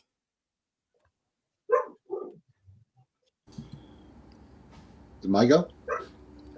Well, I just wanted to follow up on the UK thing. I think the reason that they're leading the Ramstein group is honestly, the US doesn't care if they're part of the EU or not. Historically, the UK was always their whip in Europe. So they probably just said, okay, UK, you take it over. The French and Germans will never agree with one another. So we need somebody else. But I go back to what's the whole point? Like, they don't have weapons to give. They don't have soldiers to give. So what's the point of this group now? Is it just a supper club where they meet up and they talk about all the things that they'd love to do? Because that seems to me like what it's going to be. So then I go back to how does this pragmatically end now? And what happens to Ukraine? Like, who's going to reconstruct this? The whole, it's going to be a mess. It's going to be old school. It's going to be old school style. You know, back in the days, when you hear the thing, the British are coming, you just run away. That's what Russia's going to do. Well, I mean, it is quite consistent with because it's true that both the UK and Norway are of the NATO members in Europe. We are kind of like special allies for the US, and it makes perfect sense. And if you look at what has been the principal British strategy, they have never been able to assert any supreme control on the continent. That the natural players on the continent have always been Germany and France, and if you want now, maybe Poland. So it makes actually quite a lot of sense that if you are the US and you just want to I want to let myself loose here, but I still want to keep Europe to be kind of pressed down so they will be more compliant and whatever. I'll hand it over to the UK because it's sort of like a typical imperialist strategy, right? You put in a minority and you give them kind of an edge. And in this case, it's political power over to the UK, whom have already and historically had an interest of keeping the major powers in Europe to be bashing their heads against each other so that the UK would always kind of at least be floating up there. Toby, coping. You know, if Russia wins this war, no one is going to say Europe lost. They're going to point the finger to the United States. United States lost. So Trump better think twice before doing anything stupid. What are you talking about? But the UK is the fall guy here. If the UK takes over to the ending part of the war, and because the UK had been involved, UK was involved from the very get-go with Boris Johnson going over there and torpedoing any peace negotiations and so forth. So, I mean, no UK one has cares about Boris Johnson. The rare earth that we mentioned as well, right? The UK has so many fingers in the game that, maybe they will just say, like, you know what? Okay, maybe we didn't get all the gold that we wanted, all the earth metals and whatever goodies, but we can have our rivals crush each other, bam their heads right against the Russians, and keep doing so, and they will just do whatever they can to kind of keep encouraging the war to be going. And Norway is going to be probably backing up on that, because if you look at the Kongsberg, for example, most of their weapon productions, they're ordered either to NATO countries or Norway itself. virtually nothing to Ukraine. And all these things were slated for towards 2027, the orders that started deviating from Ukraine.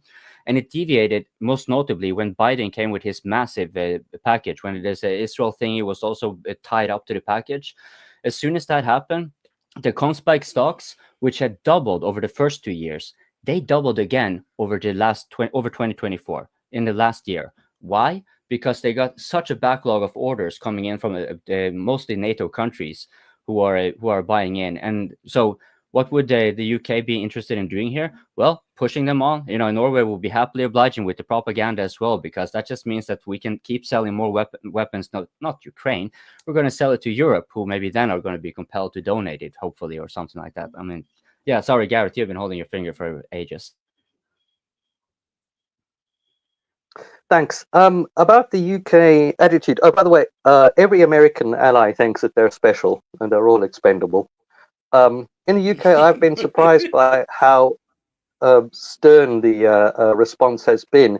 A few months ago, we had a whole series of articles in the press about how we need to rearm and we need to prepare for a new era of war in Europe, and basically a return to the 1950s kind of tensions. I mean, there hasn't been any move to actually increase the military, and the standing British military at the moment is about 70 odd, something over 70 odd thousand. So it's about enough for 2 Ukrainian counterattacks. Difficult to see how that would be very significant. So I don't know what the plan is. But Macron was also making some quite aggressive sounding statements a few months ago. So I don't know, maybe they are really crazy enough to try and put troops in. I don't know. Thanks. As I said before, the British are coming. That's enough to win a war. Yeah. Voz, this idea that like the world is going to say that America lost in Ukraine, 2 things. Like, no, they're not. And even if they did, no one cares. Like, nobody in America cares about Ukraine. You can't lose against Russia. Come on, Toby. They haven't fought. Like, this is silly British chatter. Right? It's better you to lose against the Afghanistan or wherever than the Russian. Come on.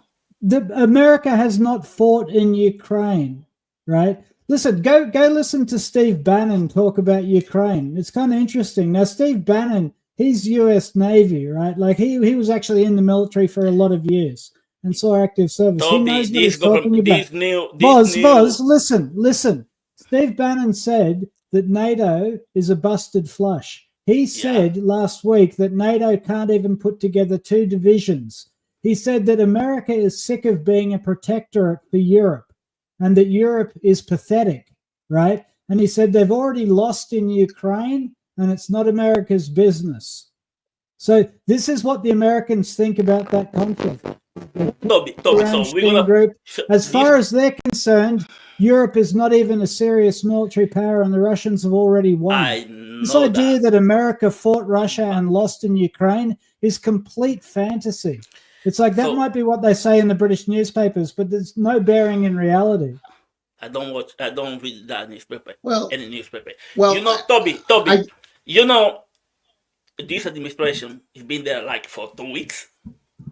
So we're just gonna forget what happened in the last 3 years under the Biden, because if you go to watch what they've been saying, they basically were fighting the Russian. What? Yeah. The previous administration were fighting the Russian because if you see, they weren't, Voz. You've got to stop having tea with Charlie and talking all this nonsense. Like, seriously, you've lost your mind, you poor fellow. It's not true. Of course it's true. We've seen it over and over again. Yeah. The Americans were not fighting Russia in Ukraine. They just weren't. But for a whole bunch of good reasons, including the fact that, well, Russia's a nuclear power and so is America. And so, like, they declined to have a nuclear war, which is probably pretty wise. America has been dumping old military equipment into Ukraine and using it as a money laundry, but that's nothing new.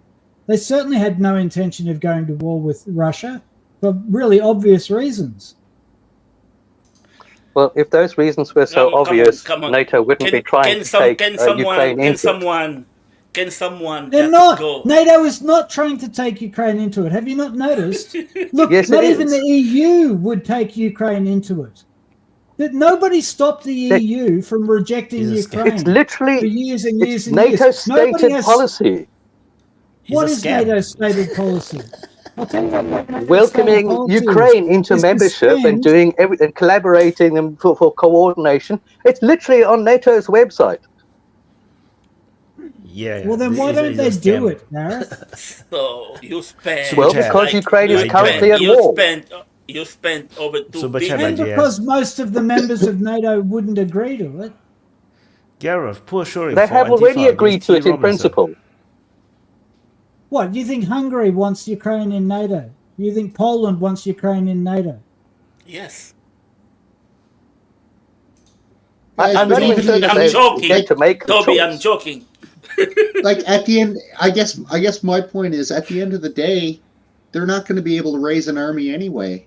Like even if they tried to conscript, we're at the point now in the West where we can't be propagandized against ideology. It's not like we're fighting the Soviet Union, the evil communists anymore.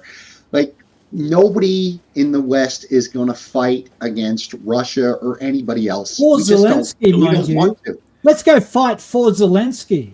Let's go fight for the Ukrainian billionaires. Who wants to do that? Yeah, like nobody's gonna sign up to fight this. And if they get conscripted, you're gonna have riots out on the street. Like it's a different time now. It's a different time. None of this will work. The propaganda's done. It doesn't work anymore. Yeah, it's been done for a long time now. Yeah, it's done. It doesn't work. Like nobody cares. Like nobody cares. Like nobody hates the Chinese. Nobody hates the Russians. You kidding me? But on Monday, Daily Mail said that Russia is running. Nobody reads the Daily Mail. You know that. Come on, man. They're trying 20th century tactics against us, and it's just it's all stale dated now. Like none of us are buying this crap anymore. The best newspaper in the world. Don't forget that. Okay, fair. It's the greatest. But they're full of shit. Oh fuck yes. Yeah, we don't want to fight it. If you wanna see bullshit, just open that newspaper. Or just go online, made online. You're gonna see a lot of bullshit. Vods, remember, like the UK media is probably still talking about sovereign borders, right? Well, we see Syria carved up by, a NATO member, Turkey, right? A good friend of NATO, Israel, right? So while a country is being literally dismembered, right? We're gonna talk about Ukraine's territorial sovereignty still? Are we still spinning that line? No one believes this for even a second. And now with the USAID scandal coming out, I think that even dim people who aren't all that politically aware are pretty much convinced that Ukraine is just a massive money laundering operation where bankers turn blood into gold doing their old trick. So it's an absolute disaster.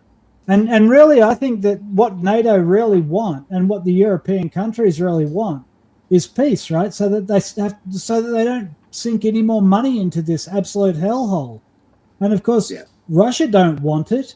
So that Ukraine is surprised that no one can afford to win, but because you have to pay to support it, and it's a desperately corrupt country and full of really angry people who actually are pretty good fighters. So who wants to have that on their plate? NATO certainly don't, right? Yeah. So we're actually in this situation, right, where both sides kind of want the war to end, and they want to have a proxy government that they don't have to really support very much, but that is not against them. And so that's the debate here. Russia want a proxy government that's for them and against NATO, and NATO want a proxy government that's for them and against Russia. But neither side want to pay for it. Yeah. And neither side trust it. So this war could go on for a decade or more because nobody wants it. Well, and then you've got Mark Rutte coming out and telling everybody with a straight face, You guys have got to forego your pension. You guys have got to forego your health care to support this scumbag over in Ukraine. Like, the gall of this man just floored me. So anybody in Europe, like, nah, it's time for revolution, guys. Get out there.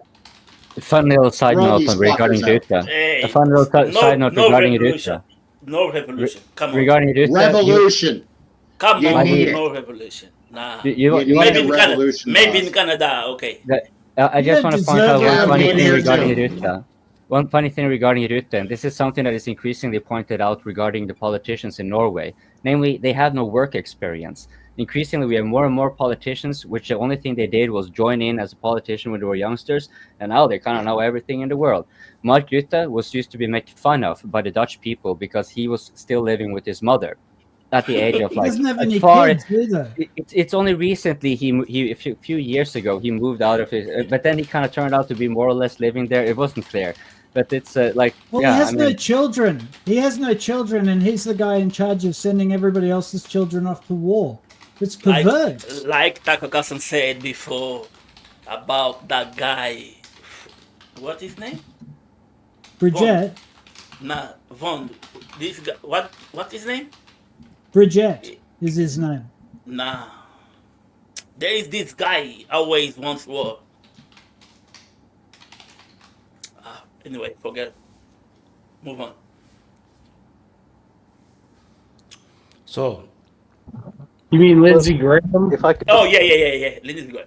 You know, Takahashi said that guy is old, no kids, and always wants war. I wonder why. so you guys want to change topic because Yeah, Vaun is here. Let's talk about the war. but Gareth raised his finger. Let Gareth talk. thanks. I just wanted to say that while it's certainly good for politicians to have experience in other fields, I would think that the idea that we want businessmen in politics has been tested to destruction.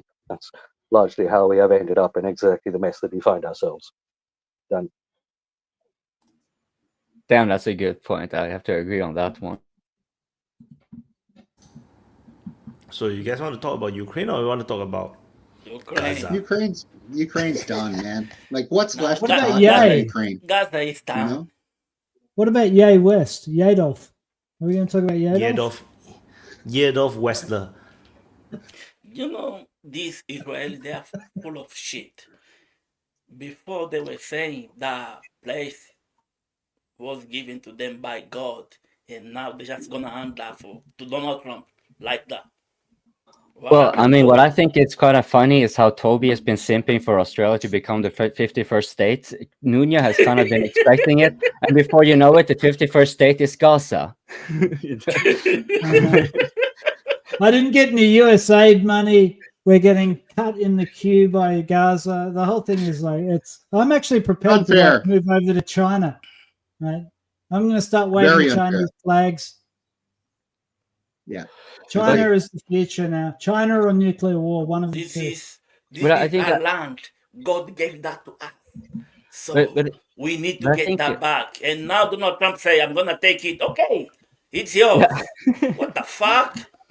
I Well, even but- but think I about even that. got a Think- 51st state shirt printed up. Can't wear But, that but, now. but think about that. Look, the Israelis are the ones who've been fighting there for like 15 months or something like that. And then Trump comes in and is like, well, we're just going to assume control right here. And the Israelis are not really going to be able to say much about it. But the thing I wonder about is really because I came across some polls before October 7, and that then like about a third of people from Gaza, particularly the young ones, when asked if they wanted to relocate, to a better life. This was the thing, the operative word, a better life. A third of them said yes. Now, this did not specify whether it would be into Israel, because ideologically and culturally, that's kind of the thing where they're always going to be inclined, like that. That's a part of the thing, right? But now, so one can easily kind of come with the no, this is not ethnic cleansing, because they can leave if they want to, but anyone can see also the whole place is kind of trashed, right? Like, who wants to live there? You don't have a future there, and you kind of but then you have a consequence from that, right? Now, there's a couple of things that make me think that this is kind of planned a little bit in concert with Egypt. But at the same time, it's not necessarily something the Israelis would want. And the reasoning is like this. Because a month or so ago, the IDF was starting to get concerned about the mobilization the Egyptian army was doing in the Sinai. And they were like, there were logistic dumps and ammo dumps and so forth. And, this looked like, this could actually be enough for being an offensive if they really wanted to. So what's going on here? Now, the speculations at the time, for me, it seemed also just as likely that they would go after maybe trying to plan a joint operation with Yemen, because they are the ones who have truly smacked the revenue stream for Egypt.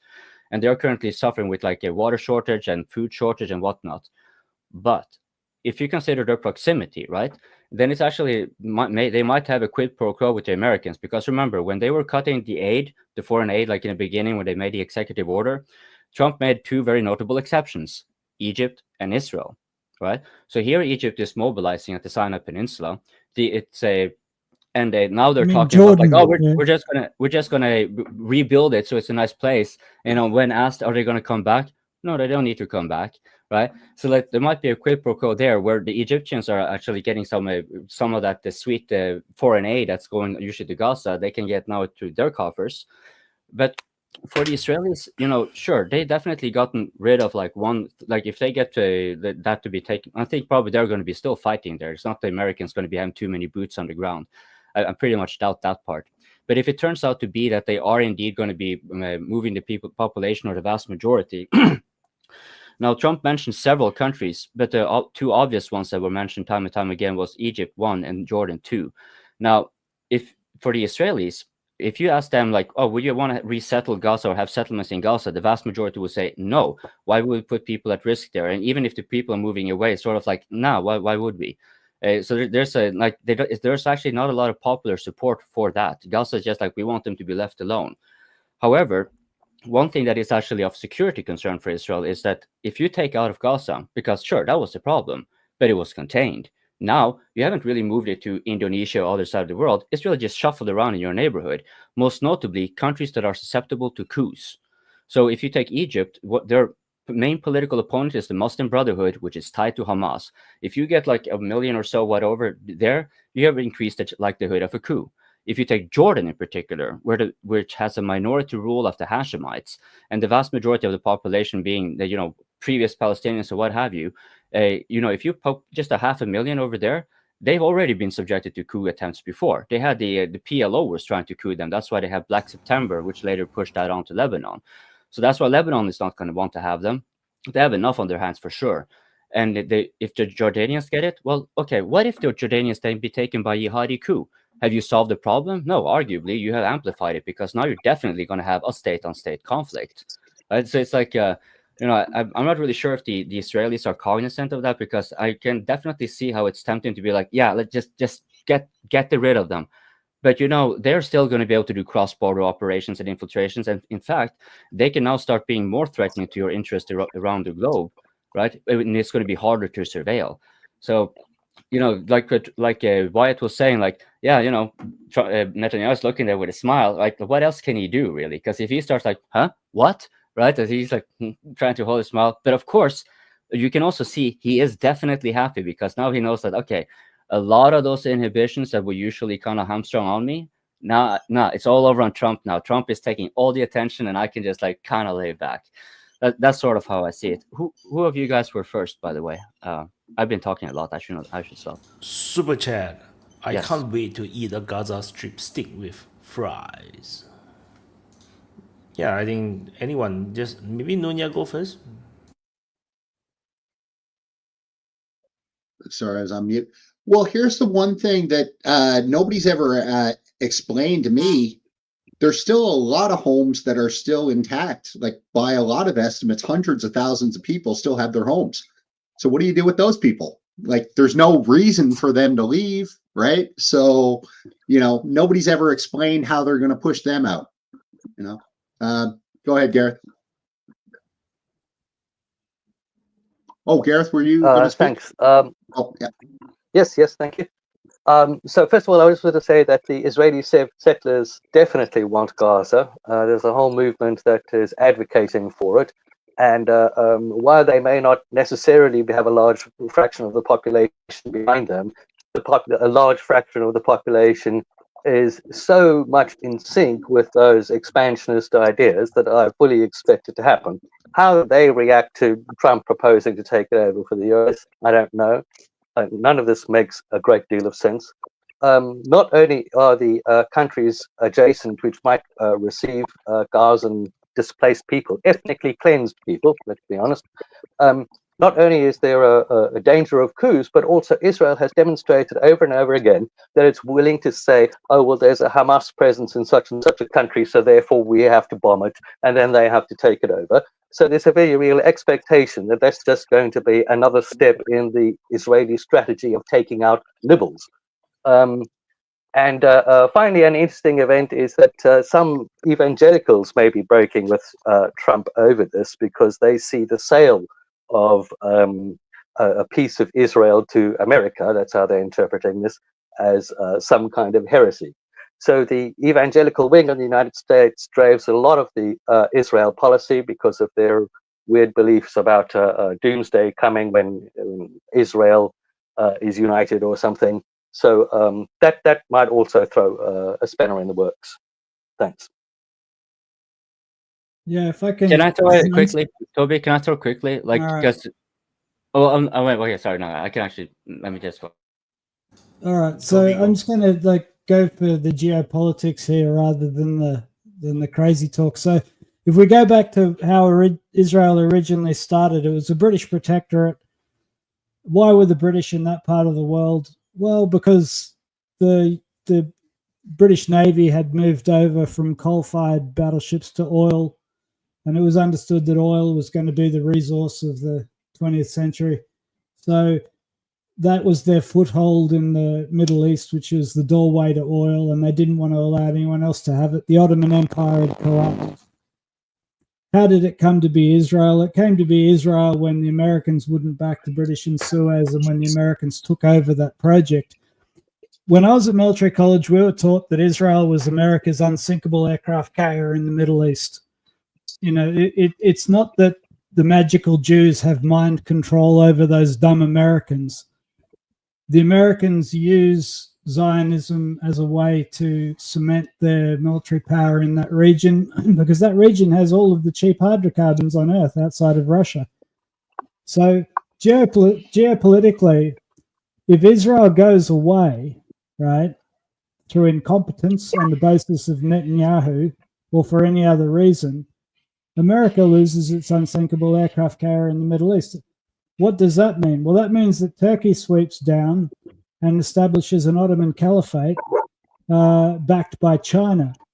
That is a massive geostrategic loss for the United States. Right? It's got nothing to do with religion. It's just got to do with raw power.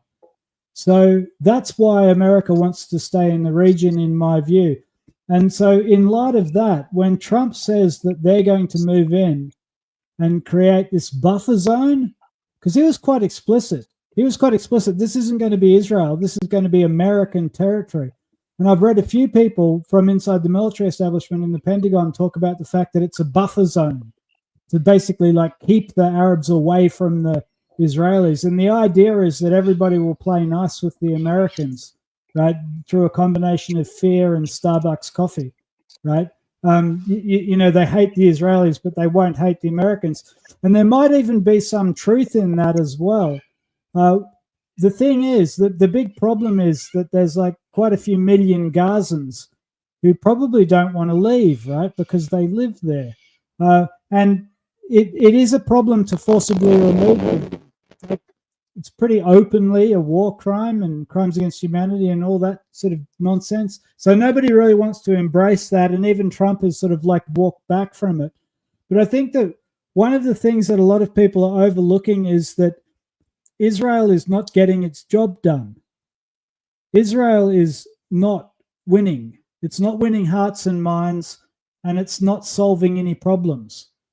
Israel has a lower population than Lebanon and Gaza combined, without even talking about Jordan and the West Bank and Egypt and Syria and Yemen and everybody else in the region. Israel is a small country, and it's bombing everything flat, right? And it's killing a bunch of civilians, but slowly, right? and really publicly with catastrophic PR results, this doesn't particularly thrill anybody in the Pentagon. This is not a massively successful operation. And so I think that Trump is known to say stuff, right? See how it goes. This is known. He does this. I think he was spitballing ideas that come out of the Pentagon, which is basically like, how do we take this over? Because this is a shit fight, right? Netanyahu is probably about to go to jail because he picked a fight with the entire Israeli judiciary who hate him, and he's on criminal trial at the moment. His army has not managed to succeed in any meaningful way. They've managed to convince the world that they're a bunch of bloodthirsty homicidal maniacs who are guilty of war crimes. He's managed to get himself indicted by the ICC, right? This is having catastrophic consequences for American alliances around the world and American soft power. I think that Trump is looking for a way to contain the damage, because if Israel is left to their own devices, they'll probably bring about their own demise, more or less just by people leaving Israel. Like if you had 2 passports and you were in Israel, you'd leave, right? I would. It's a disaster. And so I think that this whole idea of creating Gas Vegas, and having Trump Tower and Starbucks and casinos and ice cream and all that good stuff, right, in Gaza, and beautiful housing for whoever, I think this is Trump spitballing the idea of going in as America, the friend of everybody, right, the friend of Jordan, the friend of Egypt, the friend of the whoever, and particularly of the Sauds, right, and the Turks, and basically making peace and creating a buffer zone. Personally, I think that would be the best thing for the Gazans, right? It's like if Trump could go in there and bring peace and actually secure the future for those people and develop it, that would be the best thing for the children there. Would he be able to keep the peace with Hamas? Would he be able to keep the peace with the Palestinians? I don't know. So you're gonna worth a try. You're gonna shit all over my Holy Land amusement park. No, I'm not. I'm saying it's worth a try, right? Like Yeah. I don't think it's. I wouldn't have put it on my bingo card, right? But at the same time, I think that there's way more chance that Trump brings peace if he puts in an American regiment and starts handing out Hershey bars and fursuits to Hamas than if Israel keeps doing Israeli things in Gaza. If Israel keeps doing Israeli things in that region, running their ethno-religious apartheid state, right, it's probably going to keep going the way it has been going, which is not great. That's not what you want. You don't want your aircraft carrier on fire if you can help it. And so I think that like Trump's idea is interesting, but it would have to be an American occupied territory. It would have to actually create a buffer zone between the Arabs and the Israelis, and would have to actually contain the Israelis. Can I rebut whether that? Or not it will happen, whether or not it will happen, I think it's unlikely. But there's one thing to consider. I think there are two things worth Kobe. considering. Wait. Let me super chat first before I forget. Sure. Thank you, Iranian Putin, for the 10 memberships. The gift to the 10 the best Iranian winners. and the best Putin at the same time. And Voss is the only BBC we trust.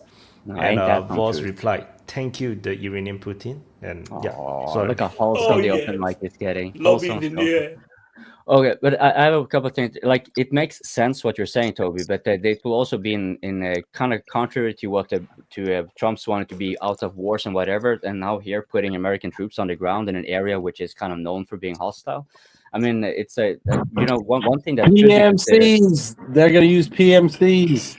Well, that may be, but think about this, because what Trump is now suggesting, even putting like a U.S. asserting control. Remember, Trump has a tendency of political dish galloping. He throws out extreme things in all directions, right? Now, this could be, for example, if you consider like the Abraham Accords that were stalled, and that was one of the main reasons Hamas launched, right? Now, they have been considering having like a multi-Arab police force there, including the Saudis and the UAE, but they haven't been committed. They've been sort of on the fence on all this. And what Trump may be doing is like, oh, you're on the fence? Well, this is nice real estate. We'll take it.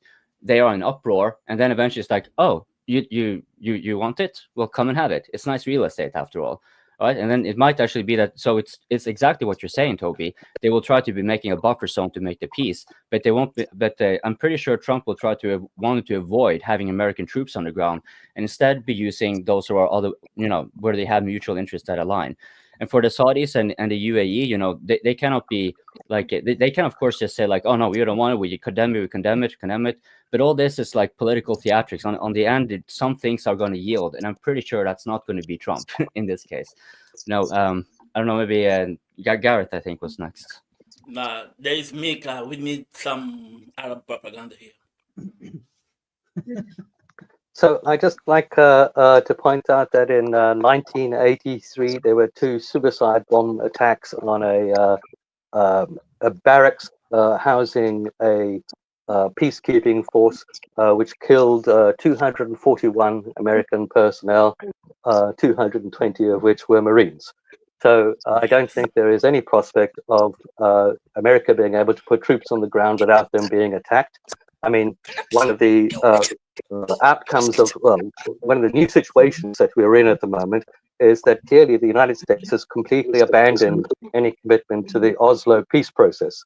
So they are now absolutely seen as being completely allied with Israel, and they will be treated as enemies. I don't see any way of escaping that. And finally, let me also mention that when the Abraham Accords were being discussed, Jared Kushner brought up the idea of Gaza being a valuable real estate deal.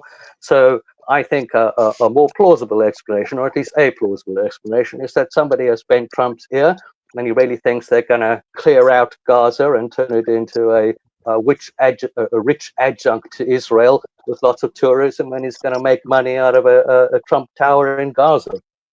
Thanks, You're such a negative Nelly. Well, Gareth is on fire tonight. You're probably right, but very negative, Gareth.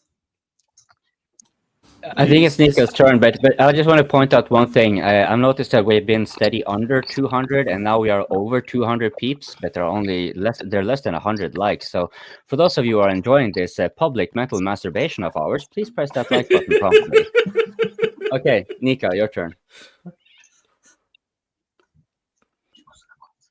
It's time to watch Nika masturbate his brain. No. Be So ready for some Arab propaganda. Come on. It's not Arab, it's reality. It's reality. I will speak some realities that maybe some people no reality. want to ignore.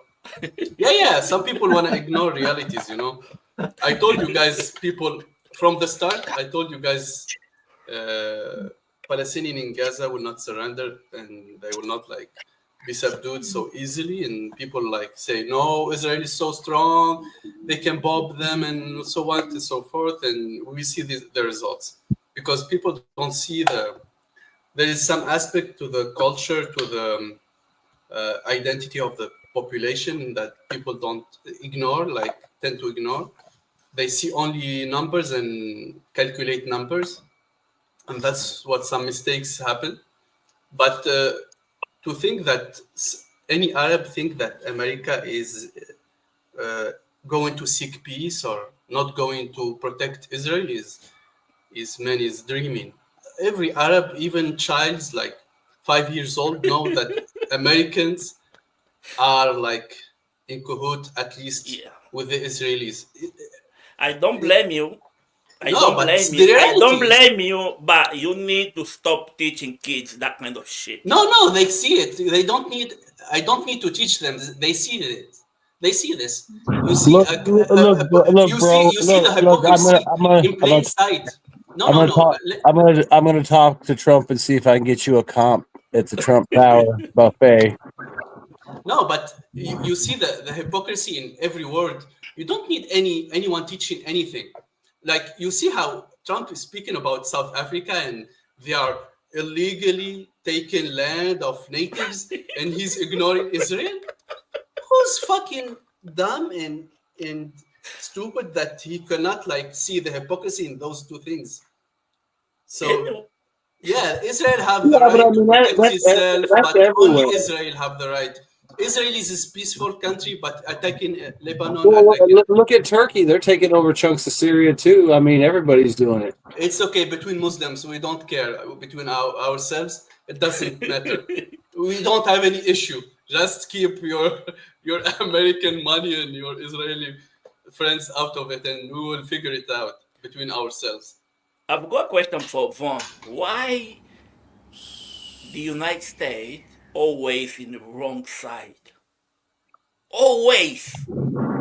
I know, dude. I mean, you've heard me talk about all kinds of shit. I don't know why we didn't do this or that, or That's just one. because I mean, the bottom line, I guess, is the people at the time were looking to get rich quick while they were in power. So all these continuous bad decisions are made because because think about it. Like I said a long time ago, if Ukraine was smart, they could have turned themselves into some kind of like Hong Kong between Western Europe and Russia, with all the roads and the transportation and the pipelines, and they could have had like long-term, like multi-generational, prosperity for that country. But instead, you had some guys like Lindsey Graham and these other people come in like, hey, you can get rich right now, Zelenskyy. And that's all it is. It's like, instead of making money for the next 100 or 200 years, it's just these guys coming into power in whatever country that got pull, making a quick buck and then ducking out, and there's no consequences. I mean, does answer your question? Can I finish what I said? I was going to say that. Super chat. I need to hear Mikhail explain the Ukraine war to me like a 5 years old. Look. I just want to finish a very important thing I wanted to say, but just one thing. The fact that people think that maybe an Arab force will be a solution, it will not. Because who in his right mind will go to send troops to Gaza? Only Emiratis and Egyptian. Everyone hates Emirati because they are like the Zionists of the Arab world. So people will not trust them as the Israelis. That's one thing. And we know that Egyptians are like controlled by Americans, so they will be like an American. We know Egyptians are one of the sides that blocks the Gaza Strip and help the blockade. So those two will be seen as enemies too. So in any way, there is no foreign entity that will enter to Gaza and will not be resisted against.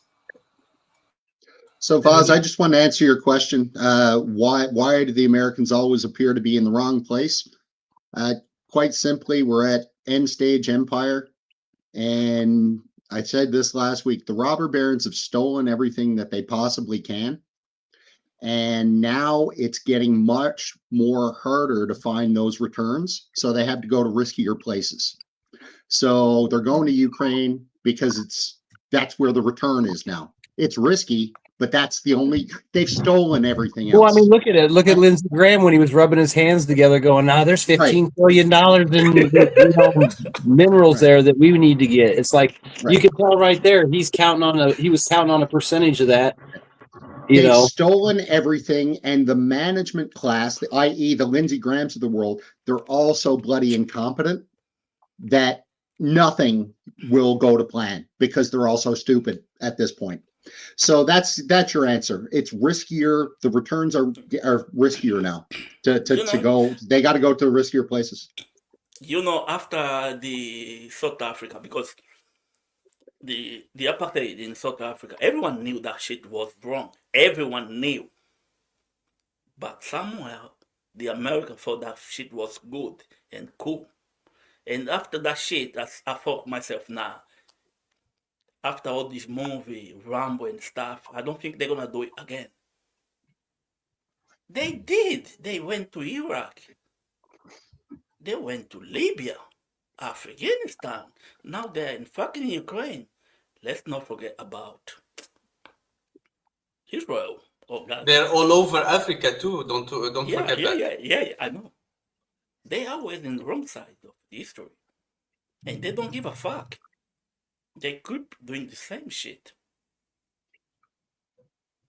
Can I ask you, Nico, what do you think about, because as far as I've gotten it, this is a report I picked up several weeks ago, and that was mobilization on the Sinai by the Egyptian army.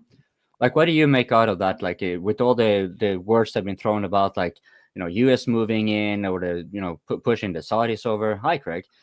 All that kind of stuff. Like, what do you make out of it with the Egyptians having started mobilization just a few weeks to a month ago? That's funny, man. That's funny because the thing that outsiders think that Egyptians have freedom in choosing their policies. That's make me laugh. Egyptians how I say it. It's like the American slave. They were the only exception. Only Israel and Egypt were exempt Exactly. from the You will understand right? everything from that. You will understand. So the military in Egypt is like the government. If you say military, you say government. Don't forget that you have a military government there. So it's like Algeria, but Algeria is a different situation. So what the military is doing is what the government want them to do, and what American enhanced want them to do. So they are just doing some show to prove they are like loyal to the Palestinians and stuff. What makes the Israelis afraid is not the military or the government now. It's the weapons that can go in the wrong hands when the population turn against the leadership. Because Egypt now is very, very unstable because they are doing so many things. Everything they do is in a wrong way. He's building cities outside the building area. He's building some palaces. He's doing lavish things, and the population is in deep shit. The economy is in deep shit. He's doing so many fuckeries that everyone is hating them, but the military is with them. That's the issue. He is from the military. He's controlling the military. That's the only issue. And Israelis are not afraid of him or his military, but afraid of a coup that can make those weapons against them. It's like what happened in Syria. They weren't like afraid from the Syrian army before when Assad was in power. They bombed after he was ousted from power. They know that those weapons can turn against them now. That's why they did attack them. Don't forget, they could attack them anytime, but they choose to attack them after he go out of power. And they were attacking Syria before. And wouldn't it increase the chances of them being crude? Nika, you know what's the problem with you guys, Arabs? None of you defend each other. So it wasn't like this. It's a consequence of meddling. It's consequence of our weakness too. Because if you are weak, you allow other countries and to the only country that got power to help you, you guys hate them. Iran. No, Iran. You guys hate listen. Iran. Every Arab hates Iran. There's no you guys. No. There's the government, which is like paid by the West and defended by the West, and there is like the population.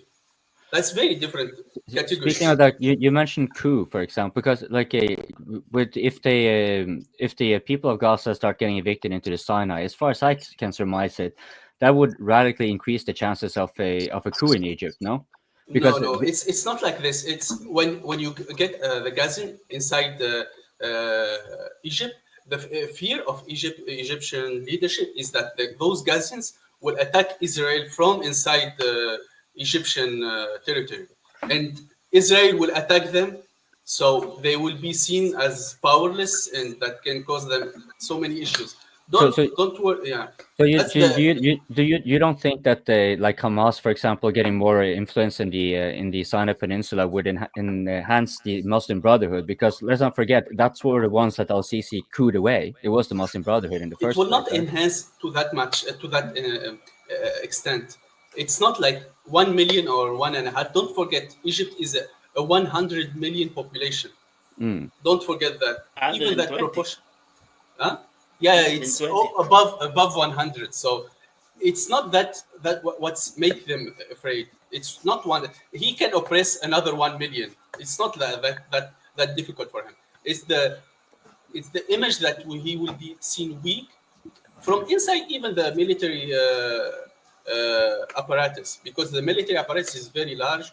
They have like factions and stuff. If he's seen very weak and Israel can attack him anytime, it would be like I didn't know my sign of weakness. I didn't know my favorite communist is here. Yeah, Gareth, I think yes, as you hold the finger up. Hi, thanks.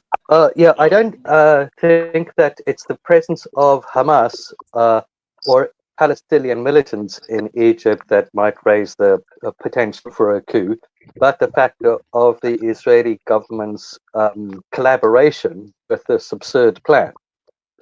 They will be discredited in the eyes of many of their citizens, and those citizens should also have to ask themselves what this government will do should Israel attack them.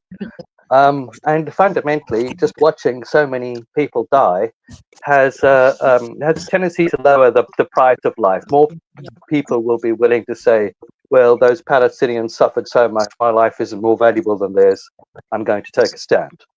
So I think, I don't know what the exact probabilities of a popular uprising in Egypt might be, but they're certainly not zero. And Jordan is also in that situation. They are very, very high, man. Very high.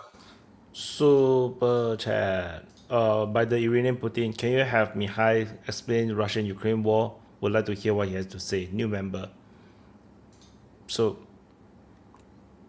yeah, Mihai raised his finger for a long time as well. He's No, not Mihai, from go. Russia, he's from Bulgaria, you know, guys. Before we Hello. leave Gaza, though, I wanted to make a point about this, and that is, if you look at the 1947 map, what was actually recognized in 1947 is a much larger border around Gaza than the 68 border, right? And most of that land is desert.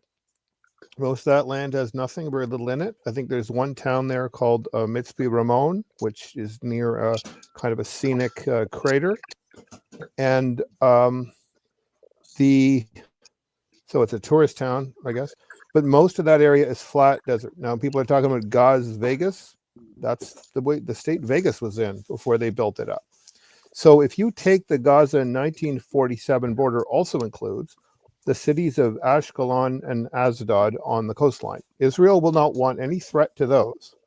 But if you leaned on them with the threat that, look, you're going to agree to the 1947 border, except we're going to allow you a 99-year lease or a 49-year lease on those cities you built, they're not going to want that. They're going to want to keep those cities in a permanent deal for their territory. They will cave on the desert if the cities are legitimately threatened as a return to the 47 border. The 47 border leaves you room. There is some infrastructure, not a lot in there, and you can build it up. You can put the people there. They're right next door. They're not being ethnic cleansed. They're not being moved. They're not being asked to trust any temporary assurances. And the United States has plenty of buffer room. They can keep the Israeli IDF far away from that. They can put a base there to make sure they can land there independently without going through Israel. And maybe Egypt will want to designate some land just across the border on the other side to keep an eye on this new Gaza, and maybe even to exploit the fact that a lot of new infrastructure is going to go there, like build a side-by-side like Niagara Falls, New York, and Niagara Falls, Ontario. You know, that kind of situation. So under those circumstances, if the Israelis are terrified enough to be forced, and I mean forced to agree to this, my cat has decided to be a terrorist. So she's obviously enthused about the plan. She's running up and down the stairs with a bag on. So can we catch up the cat story after Michael is done? Yeah, well, I wanted to finish this Gaza because we're going to leave it and go to the Russia-Ukraine thing. So I wanted to point out there is a version of Trump's plan that can work if you're willing to lean on Israel hard enough. And as to how hard that would be if we go back to the topic, fine. But yeah, when Michael is here, let's talk about Russia-Ukraine now.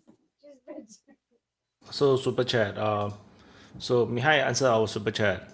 Mihai, why did your country betray Russia? Just give Mihai a chance to speak, god damn it. Mr. Boomer, don't interrupt the legend, Mihai. So, Mihai, your turn. Please talk. Hello.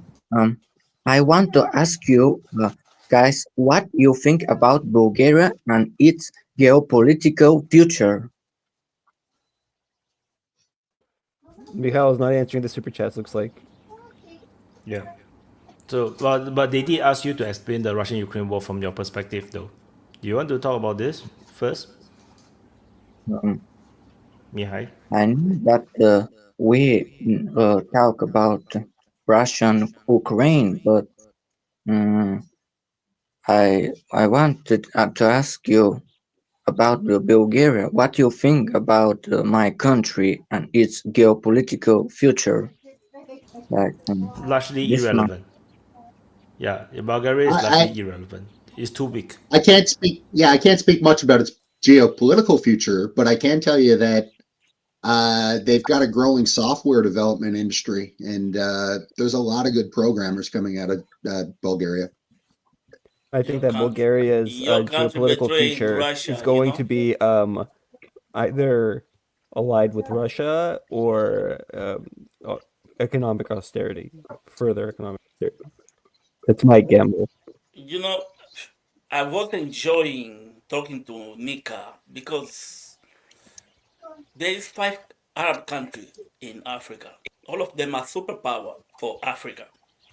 And you guys let Libya fall. You guys did nothing to help Libya. Nothing at all. Us? Yeah. All of you guys. Okay. Enough. I will give you 5. I will give you the context. So yeah. I'll give you the context.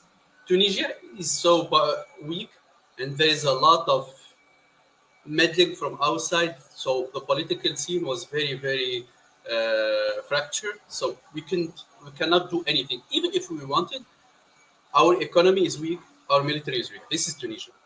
Okay. They managed to make Algeria and Morocco to fight each other. So Algeria and Morocco, they are like, the West is balancing. They don't like each other, but they let France. Yeah, but they make them fight each other. They make them afraid of of each other, so they don't mess up. Egypt is already in their pocket. So who's else gonna do something? Who's else gonna do something? You know, when France, it's the policy of always is divide and conquer. This is the policy. So they can do everything they want from each country without even worrying about the others. That's the political scene that in that period. Egypt, when France was bombing Libya, who let them do that? Because there is no way. America let them do that. No, do we think any Arab country have a say in that? Do we think in that period? Don't forget. Now, Tunisia was in a very political uproar. Yeah. Algeria, they had in that period, I remember well, they had like a lot of popular uprising, and they were trying to settle the things out. And there is a lot of shenanigans with Morocco. In Egypt, it's Egypt. It's like a protectorate of USA. So who can say anything? You guys have the chance to tell France to fuck off from Africa. No, you know? Algeria did that because it have a power. It have economy. It have leverage. Tunisia don't have a leverage. Morocco don't have leverage. Morocco is like a sold out. The king is a pussy now and selling everything to. By the way, a lot of products from Israel now, they are 100% boycotted from the population in Morocco. Because there are a lot of when France said they're gonna help ECOWAS invade Niger, Morocco said don't even try. Algeria too. Yeah. Both of them say don't even try. Yeah. Why you guys didn't do the same thing when it was Libya? It's different. You are talking about 2 years ago. And the Libya thing was like 11 or 10 years ago. Yeah. The situation changed, man. Don't Nah, forget that the geopolitical situation changed. the thing is, you Arabs don't help each other. Remember when Gaddafi said, "You are next" after the death of that guy from Iraq. What's his name? Saddam Hussein. Yeah. Gaddafi said, "One of you are next." Everyone started laughing at him. And no. Gaddafi was next. You need to understand one thing. Can an oppressed person, a jailed person, do something to the outside population? No. We are jailed. We are already oppressed and conquered by the West. You cannot ask a conquered person to help another conquered person.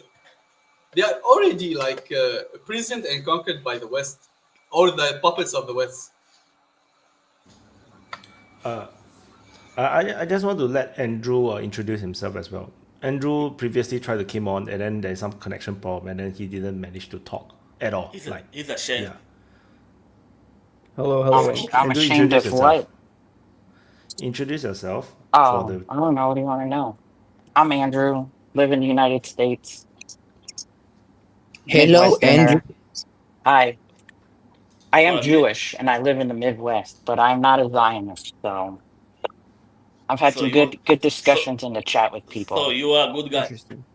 Well, no, I mean I'm just like everybody else, good and bad. So you see, One thing doesn't make you. So what are you cooking? I'm just making garlic bread. So can you pick up where Mikhail left off and explain the Ukraine war from your perspective? What, my perspective? Yes. Mikhail didn't explain it. Oh, it's just a big money laundering thing. I mean, the military-industrial complex runs the country at the end of the day. So where there's a will to make money, they're going to continue to make money. Does it help me in stock prices? Yeah, because if I'm going to play capitalism, as my friend says, I'm going to be the best at it. Do I support it? Fuck though. That money could be used elsewhere for so much more. So it's all just a joke. I mean, it's all just it's just a geopolitical mess. We knew what we were doing there. We knew what we were fucking with. We knew that at the end of the day, it was the old guard back from the Red Scare days trying to rehash old things by directly, indirectly coming into conflict with them, hoping that it would drag them into like their own version of Afghanistan again, thus leading about issues, except we underestimated them in the end. And now we ignore it like it's nothing. Makes sense. So you view it as a huge money grab, kind of like Afghanistan was. They are. 100%. Okay. So what about the NATO expansion then, and what about like gas pipelines going through Ukraine from Russia, cutting Europe off from Russian gas supplies? Well, I mean, at the end of the day, it's the Europeans' decision. I know that a lot of their decisions are based off of the United States' decisions. Whatever we say, they'll do, which is the sad part. But at the end of the day, they got to also fend for themselves and stand up for themselves. They got to vote their way and then, do their things. Do I agree with any of that? No. Drives up their energy cost. It does help us indirectly, though. The NATO expansion sets the stage for the weapon sales and the conflict. Yeah, Vaun said it best. But also, if you look at it, we're basically trying to create a kind of just like we did with China, right? There's a lot of military bases that the United States has around China. Like if you look at some of our most dominant areas that we control and have military bases, it's basically cutting, it's seizing, using old siege tactics that way. We were just trying to do the same with Russia by establishing, NATO and our control in Ukraine, just so that if we ever did come into conflict, you have all that stuff right there ready to go. And it drives money sales. Because like I said, at the end of the day, everything's about money and driving military in this country. Nika. I just want to say, I will give Vaun, an example. It's like asking a European citizen to help Romania take back their elections. It's the same thing. You are asking an oppressed person to help another oppressed person. You understand now the nuance? Yeah, but you know the power you guys have, the power No, you guys nothing. have. No power. No power. Yeah, No, no, no. yeah, but you know No. there is a lot of you guys, a lot of you. Yeah, yeah. There is a lot of Chinese, but they don't control themselves. The government controls them. It's not And about numbers. most of There you is a lot guys of are rich. Nigerians. Yeah. Yeah, but they don't like have like real. There is a lot of Congolians, but they don't have like very say You in can't organize, what right? happens. Yeah, you can't organize. Yeah, but Actually, yeah, you can, but you have a actually, force. Congo is the third most populous country in Africa. And There's not a lot of Gazans, and the Gazans give everybody hell. There's not a lot of Because Houthis. they The have, Houthis give they everybody can hell. rule yeah, but you themselves know, freely. when I see countries like Palestine, it's not a country, but you know, place like Palestine, is around a very powerful countries, and you guys do fuck all to help them. I will explain what happens. It's like you have the Arab population; they are divided, and each ruler. Don't you feel? Hold on, hold Listen on. to me. Don't you feel ashamed when you see the No, no, no. Houthis? We are. I'm telling you, When we you are. when you see the Houthis and Iran trying to help and you We are guys do jealous. nothing. We are jealous of them. We are jealous because they can help. That's the issue. We cannot like we can see, but we cannot do anything because we have a secret police that can knock on your door. There is a military that will fight, shoot you because you do anything wrong. There's a lot of like systems that Yeah, but happen you see it's like when a soft Soviet regime in every Arab country to control the population. You understand? yeah, you see when South Africa put Israel in the court, that was your chance to help. Just you can't Who? The people yeah, who are. but you see Ireland, a European country, Okay. join South Africa. Why can't you? Do you believe that Sisi, who's the dog of whatever in the White House, will go against his master? Are you like in your mind to believe that? Yeah, but Ireland is a EU country. Ireland but is a free country, man. You cannot control. Yeah, but it's from EU. It's from EU, and they yeah. Vash, I hope you're noticing that the argument you're leveraging against Nika could very easily be turned around. Like, why is Africa so disunited? It's for the very same reason, you know, all these borders that were left behind by the colonial powers, you know, then all disputes come up, and of course, what do? You try to grab the centralized Yeah, you power. know, you Same see. mechanism. It's different. The only difference is actually that the Arabs managed to assert a little bit more control in their domestic economy compared to. That's why they have at least some You know, geopolitical clout. Yeah, coping. You know when the ECOWAS say they're gonna invade Niger, people from Ghana and Nigeria, they say no fucking way. The government want to. The government want to. The government want to. But the people say fuck off. And then Burkina Faso and Believe me, Egypt wanted Mali. like, to have troops inside Libya. Egypt, if the population weren't like so against that, they will have troops inside already Gaza and inside Libya. The government don't care, don't give a fuck. They want like to help Israelis more than they want to help their own population. That's why I don't understand. The fact that the population is against that, that's what like limit their actions. So I want to chime in as well. Because it's really weird to ask certain like Arab countries to have more agency, because it's just not possible. In most of the country in the world, you just cannot operate pure independently. You can't.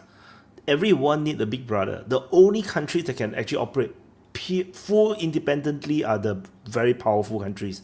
United States, Russia, maybe China, maybe India, like even India, China, you have to think like, no, do they really have full agency on everything? Because even they need support. Like China needs support of Russia.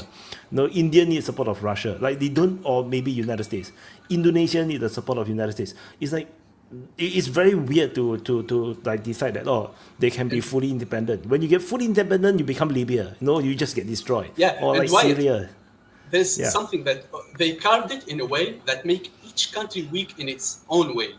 For example, the only like country that have like some like kind of strength is Egypt and Algeria in Africa. Algeria is like now you see what's happening against Algeria, the rhetoric against it, because they have like some resources, gas and petrol, and they have a good army. So even you see, it's not like a big thing, but you see, and Egypt, they like control the leadership and they control the country. So you have two things. So but they carved it in a way that, yeah. Okay, let's change subject. Sorry, I can Bradley? see Vaun is Bradley pissed off. hang. I can see his face. Let's No, change subject. so the thing is, we have to understand that the government's priority, what is their priority? Because it's easy to say that all the borders are shitty. They could have negotiated and redraw the border, but they can't, because it then will become treasonous to their own country. And then they have to also think that all the government are taking care of their own people, which is also the reason why they don't get involved with the Palestinians. They Because don't if care they want about to- their people, man. Why? They don't even care about their people. I used to think that them are so Niger. Everyone vote against Niger. Yo, And I coughed Burkina so Faso and hard, Mali I literally had said, fingers "Fuck in off." The next button. So anyway, I want to respond to Niga.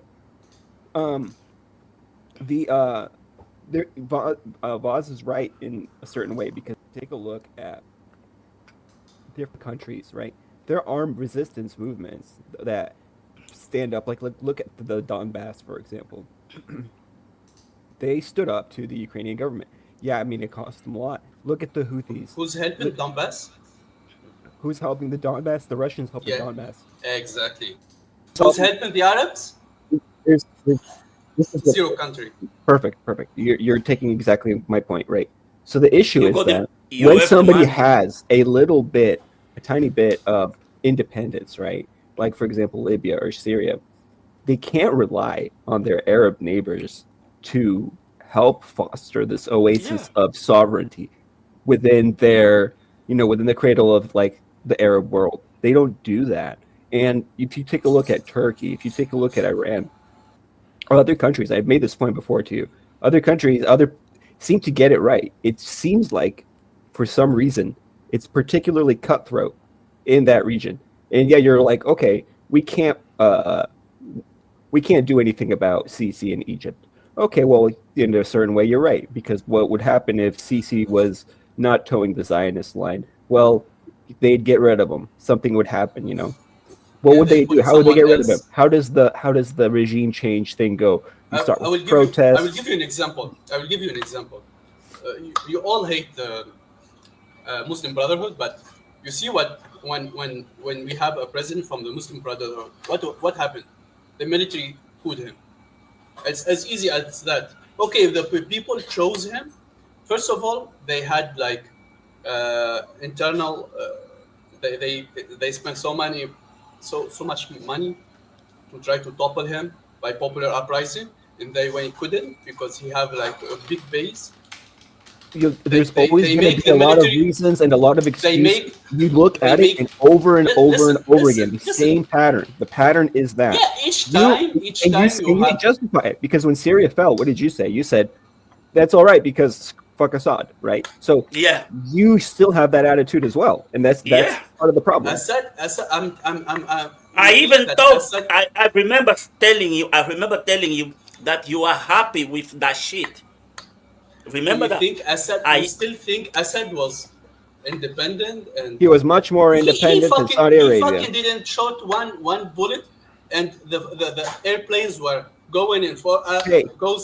How was back aid and getting forth. into The Gaza? most, How was the military aid getting into Gaza? Oh, that's right, through Syria. The most- What happened when the Israelis they told the say Syrians to there is no stop military doing the military aid or else?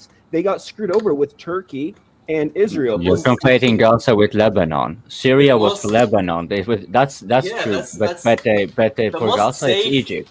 The most safe border from Israeli perspective is from Egypt and Syria. The most safe ones. No bullet, no human being passed from that border, man, from like tens of years. Don't say who sold Hezbollah? Who sold those leaders in Hezbollah? It's the Syrian, man, because they went to Syria and their back was discovered. Even Iranian were knowing that and they were pissed off. Syrian were going a bit by bit against what they have as alliances, and they wanted to back to the Arab, the Arab Whatever countries. your excuse is, that there will always be, if it's not you, let's say you get the right guy in power, it's your guy. You're like, this person will finally free, I don't know, Tunisia, Egypt, whatever it is, right? And you know what's going to happen? There's going to be another you from the other side that's going to have all these same excuses that you have right now, and they're going to get rid of that. And while you guys keep doing this stab each other in the back thing, there's never going to be any level of Arab sovereignty. That's all I'm saying. Can the commander fucking talk now? I mean, he's had his finger up with his fucking show. You want people to stay as they are, or you want people to topple the corrupt regimes? I don't get it. You want both things. If they topple the corrupt regime, you say why did you topple them? If you don't, why you don't topple them? You're saying both. But how do you define corrupt regime? That's the Corrupt problem. regime, like, for example, Libya. Syrian are very corrupt. Like it was the first like exporter By definition.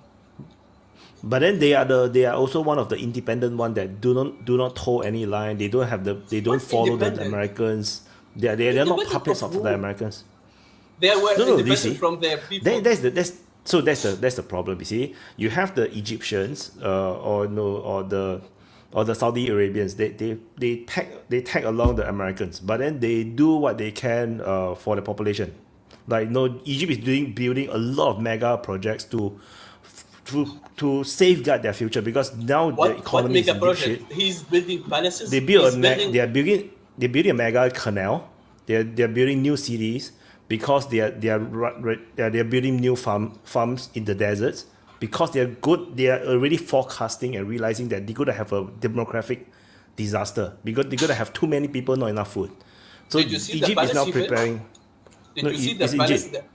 Did you see the palace and the administrative city? He's practically building a new Versailles. If you know the history of Versailles, he's doing the same thing, because the last government got toppled easily because they were among the population. So he built another city outside the population so he can control everything. So he can But that's have normal. the power. That's a normal thing to do. Because Yeah, even that's- in Indonesia, that's they're building a new capital in Kalimantan, away from Jakarta, away from the powerful families. It's a normal thing to do. He's thinking about the population. Okay. Anyway. How about this? I mean, what? The thing I don't get is why is anyone upset that the Arabs don't unite and fight the Israelis? I mean, if you're not an Arab or Israeli, it ain't really your fucking concern or problem. It's almost like it seems like people are getting offended. Like, well, you're not fighting the Israelis. It's like, well, neither are you. I don't want them. I want to share. I don't want them to fight Israel. I want them to help each other. So Yeah, I want to share. I want America and Russia to hold hands and sing "Kumbaya." That don't mean it's fucking gonna happen. So I want to share the analysis It's of your the fault. viewpoint. I want to share the viewpoint of our Singapore's former top government worker of the foreign ministry. So he was like the permanent secretary just below the foreign minister. Then he now's heading the Middle East Institute. So it's a Singapore think tank. So his perspective is the reason why you have all these different Arab countries that is siding United States is because they're afraid of Iran. The main thing is because these are all dictatorship, and particularly monarchies. And what is the threat of Iran is not is actually because Iran is a republic, it's an Islamic republic, it's a revolution. The monarchies are afraid that the people will take inspiration from Iran and overthrow the monarchy. The same thing I would say is the same Perfectly for said, Turkey as Wyatt. well. So Perfectly Turkey is said, actually the Wyatt. same problem. Yeah. So to protect themselves, they have to side with United States, and United States is willing to help them. The same thing with Israel. Israel is willing to help them as well. So they become a coalition of sort. So the thing is, if they got overthrown, then you're gonna have a lot more chaos than just what you have today, because for example, Egypt under a Muslim Brotherhood would say go to war with Israel. What will happen is you're going to have a lot of people die again. There's a high chance, and they might lose Sinai again. There's a high chance because they will break the contract. Wait, there is just a correction. They were of war on Gaza when the Muslim Brotherhood were there, and it stopped like in few days because Egypt refused to like stay neutral. There's like a minister, I think the interior or foreign minister went inside Gaza and declared it was he stopped the war like in a couple of days because they refused to stay. That's dangerous for the Israelis, so it's dangerous for because Israel don't Americans. want to have a bigger war, right? So I'm just saying that if the things push come to shove, then they go to war again, then Israel will start to have to conquer Sinai again, just as a buffer. Then you're going to have the same old shit again with the 6-day war and then the Yom Kippur war. It's going to go back to the same old days. You go back to the old days where the situation there is just... Is it a good day? I do not know. The Palestinians they continue to be weaponized. As far as I'm concerned, they are just weaponized. So it doesn't solve the problem. So what you Egyptians have now... were dying. It's not only Palestinians who were weaponized. Egyptians died to liberate those areas. Yeah. The Egypt in the Yom Kippur War, Egypt almost lost its sovereignty. Like they almost got the leader overthrown because the Israeli army already crossed the Suez Canal. They were only 100 kilometers away from Cairo. So there is always a danger. You're forgetting that Israeli army weren't always alone. It's always were backed by the West. They have like corridors but the of weaponry. Cairo there was backed by the USSR, right? You cannot just say not that much. Not as they got all the surface to air, the latest surface to air missile systems, right? But so who gives a fuck? They crossed the goddamn Suez Canal. They're 100 miles from. So you have to understand, during those days, USSR actually warned against Egypt not to do it because they told them that no, don't do it. But then Egypt insisted that they want to fight with the Israelis, so the Russian advisors all left, and then they fought, and then United States intervened to make sure that Egypt do not collapse, because if Israel can just destroy the leadership, and then Egypt will go into a Libyan situation where nobody know who's the leader, then everything go into anarchy. There's also a possibility. So we are now looking at hindsight. Things looks very rosy. But the reality is that you destroy the leadership. A country can go into chaos, especially for a country like Egypt. Okay, let's move on. Coping. Let's talk about Wakanda. But I want to ask Nika and kind of answer Vosh's question at the same time with an observation from both Vaun and Bradley, because what I think Bradley is asking is kind of pertaining to what you say. Now, this is a Muslim issue, right? Okay, fine, that's right. Because as soon as you take away the external power, then you're going to have infighting, just like they have in Africa, that were had in many places in Africa, because it's not the same all over. But so I have a question for you, because one thing that seems to be common here is that you have you remember several open mics ago I mentioned about that it bothered me that there were so much Muslims killing each other, right? And then you came on post closing to kind of explain why that was. Why was it that nobody gives a shit when Muslims are killing each other? And why aren't the population doing anything? And part of that I recall is that you mentioned we don't have the freedom of speech and press and so forth. It's not like we can really just assemble on the spot, etc. Right? And so here's my question to you, because as far as I'm concerned, people tend to be falsely equating, in my opinion, freedom of speech and quote unquote democracy. Like, as far as I'm concerned, freedom of speech is a tool, is an instrument for the powerful as well as the people to be taking the pulse of each other and course correct. But if you have, for example, where the instrument of freedoms, because take China, for example, yeah, they have a lot of censorship, but they also permit quite a lot of stuff to be going out, right? And they can kind of take the pulse. That's why they're surveilling their population. That's why polling agents before the internet, polling agents were typically funded to a large degree, because that's the best way to kind of get the pulse of the population. Because you could not, by law, you could not take it, retain the monopoly of violence with force, right? So propaganda is like a thing for the West in particular for that reason. So if you then think about like our countries, like do you think that they would perhaps be a little bit better at kind of like if there was actually like this pulse taker, this freedom of speech and press, like you coming on here, for example, could you come on here and you know, speak as freely, because like you're living in Canada, but if you were in Tunisia, for example, would it be the same? Right, exactly. Absolutely not. Absolutely not. I will be, even I will go here and speak, I will be very measured to speak as freely as I'm speaking now. Because you don't understand, there's like so many level of freedom of speech, so many level of oppressions. People, especially in Ben Ali days before the revolution, especially in a lot of countries, in Egypt now and in a lot of countries, things are better now in Tunisia. But if you even speak inside your house, you will be fearful to speak anything against the government inside even your house. You need to understand that level of fear of what happened to you and your family if you are speak something in bad. You need to see what like people discovering from Syria. A whole families like they will disappear if some child spoke something out of line. This is the level of fear that I'm talking about. And you are telling me we need to go out, people need to go out and condemn a war, for example, in Sudan. People cannot like even speak freely inside their houses, man. This is the level of oppression. See you later. See you later, Mikhail. Have a good Okay, night. I lived through that, honestly, let's move on. Yeah. So it's not as easy as people can like the Westerners. I understand. No, just one thing. Because let it go, please. Yeah, I wanted like just to clarify that. Yeah, let's talk about Wakanda.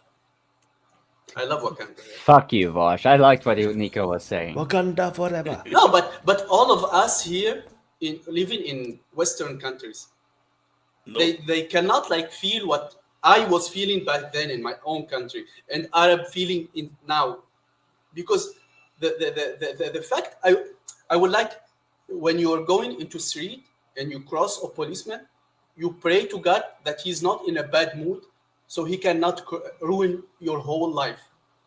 If a policeman in a bad mood, they can destroy your whole fucking life. In a bad mood, I'm not talking like you are doing. He don't like your fucking face, it can destroy your life.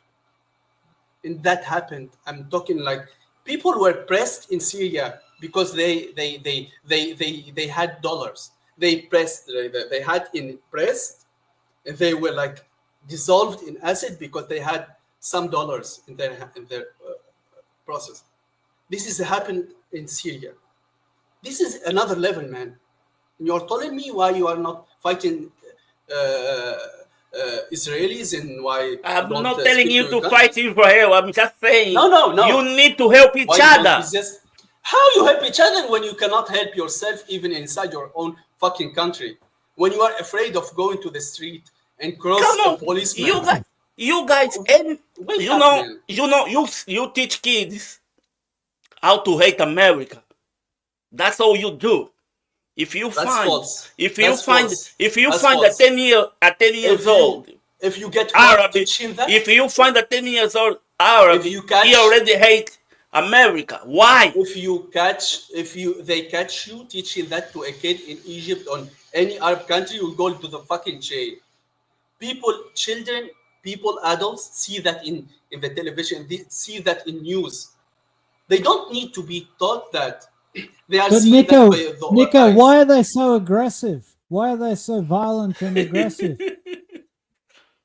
Yeah, they It's had almost like like they they don't have invoked the the love of bombs. Christ. Yeah, It's almost like the they don't bombs have the were love of Christ, you know.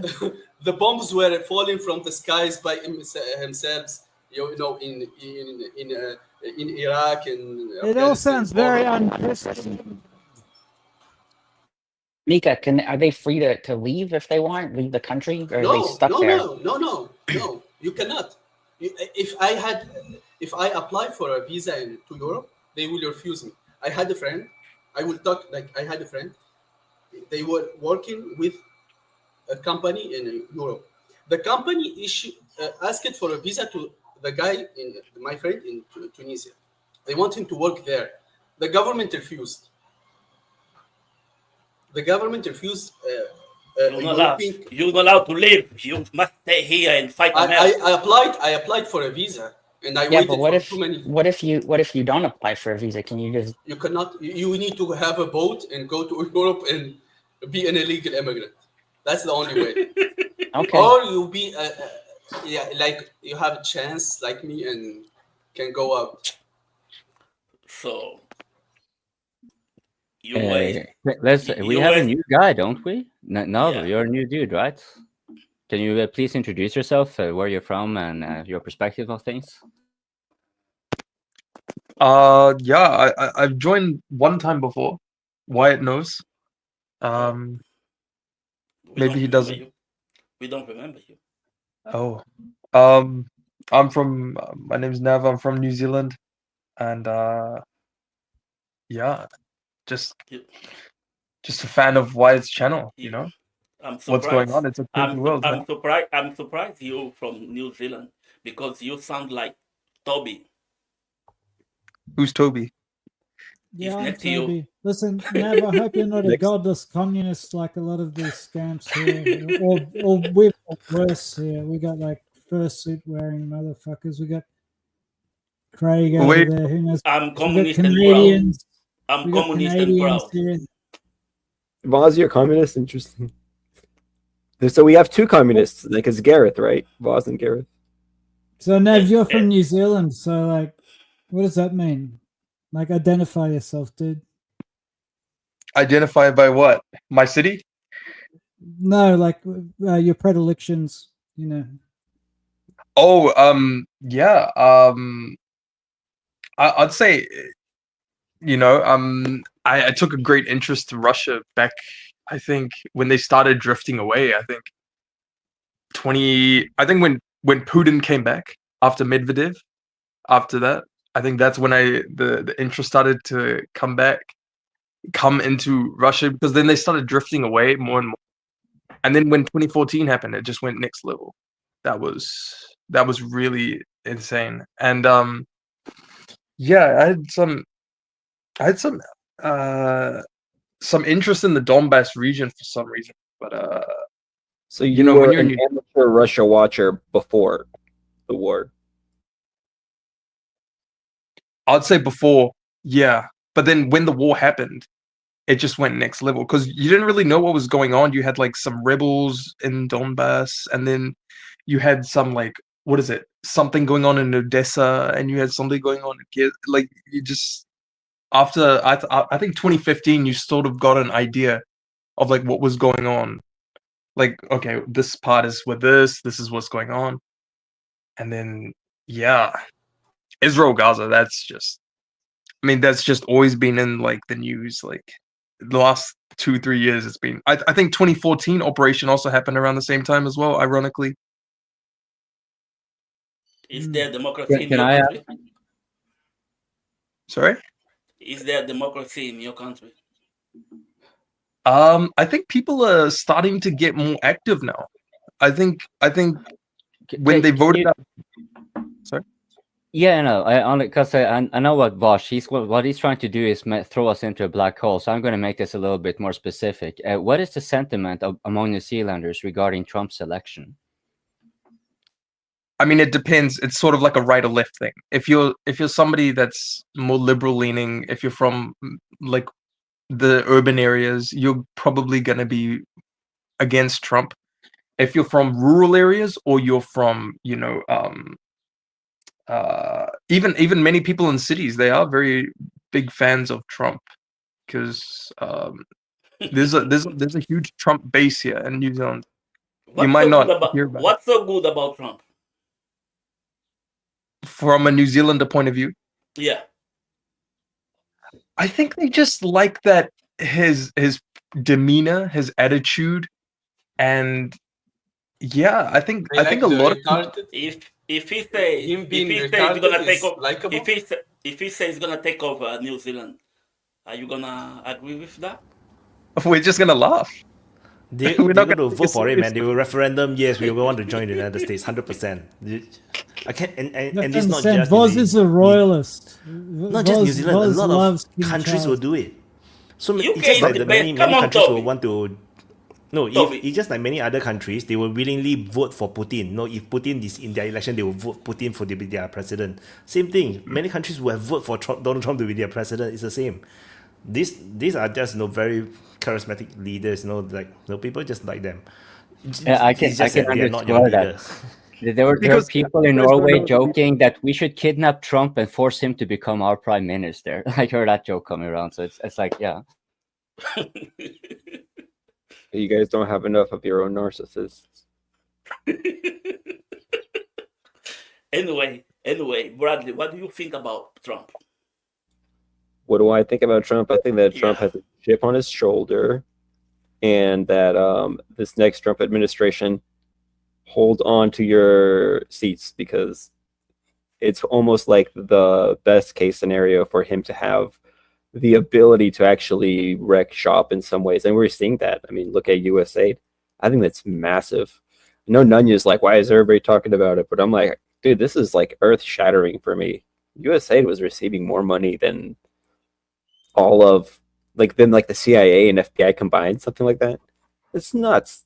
So I think that this is a big deal. I think that you could see that. Bradley, I've got a question on this, right? On this USAID. Do you think that the USAID thing is happening because Trump thinks it's a bad thing that they were spending the money on?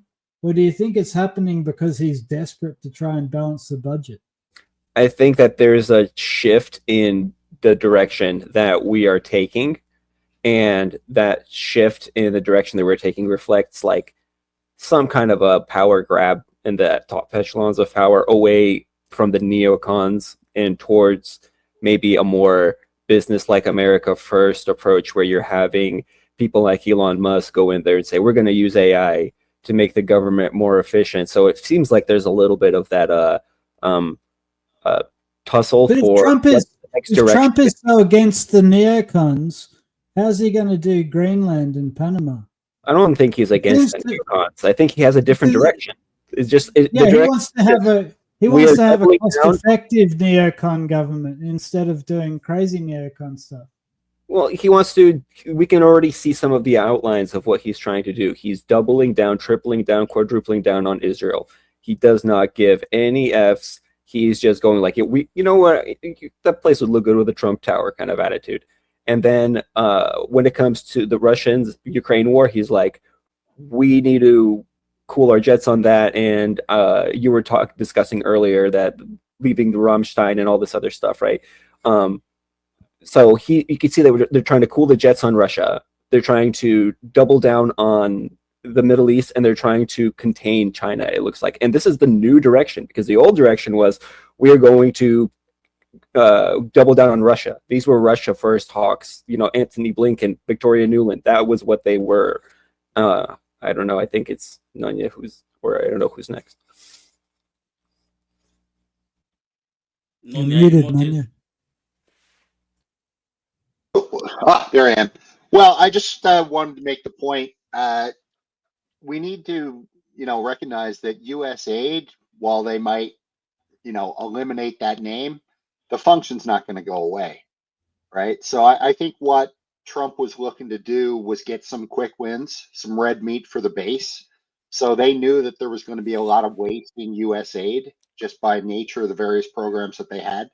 So it's number one, it's a PR campaign. Look at all the waste we found. Look, there's transgender Norwegian children having a Christmas party or something like crap like this that in the grand scheme of things doesn't matter, right? And that, like, you'll hear lots of stuff in the media about that, but you're not hearing anything about in the media about the really nefarious stuff that USAID does, right? Like the coups and stuff.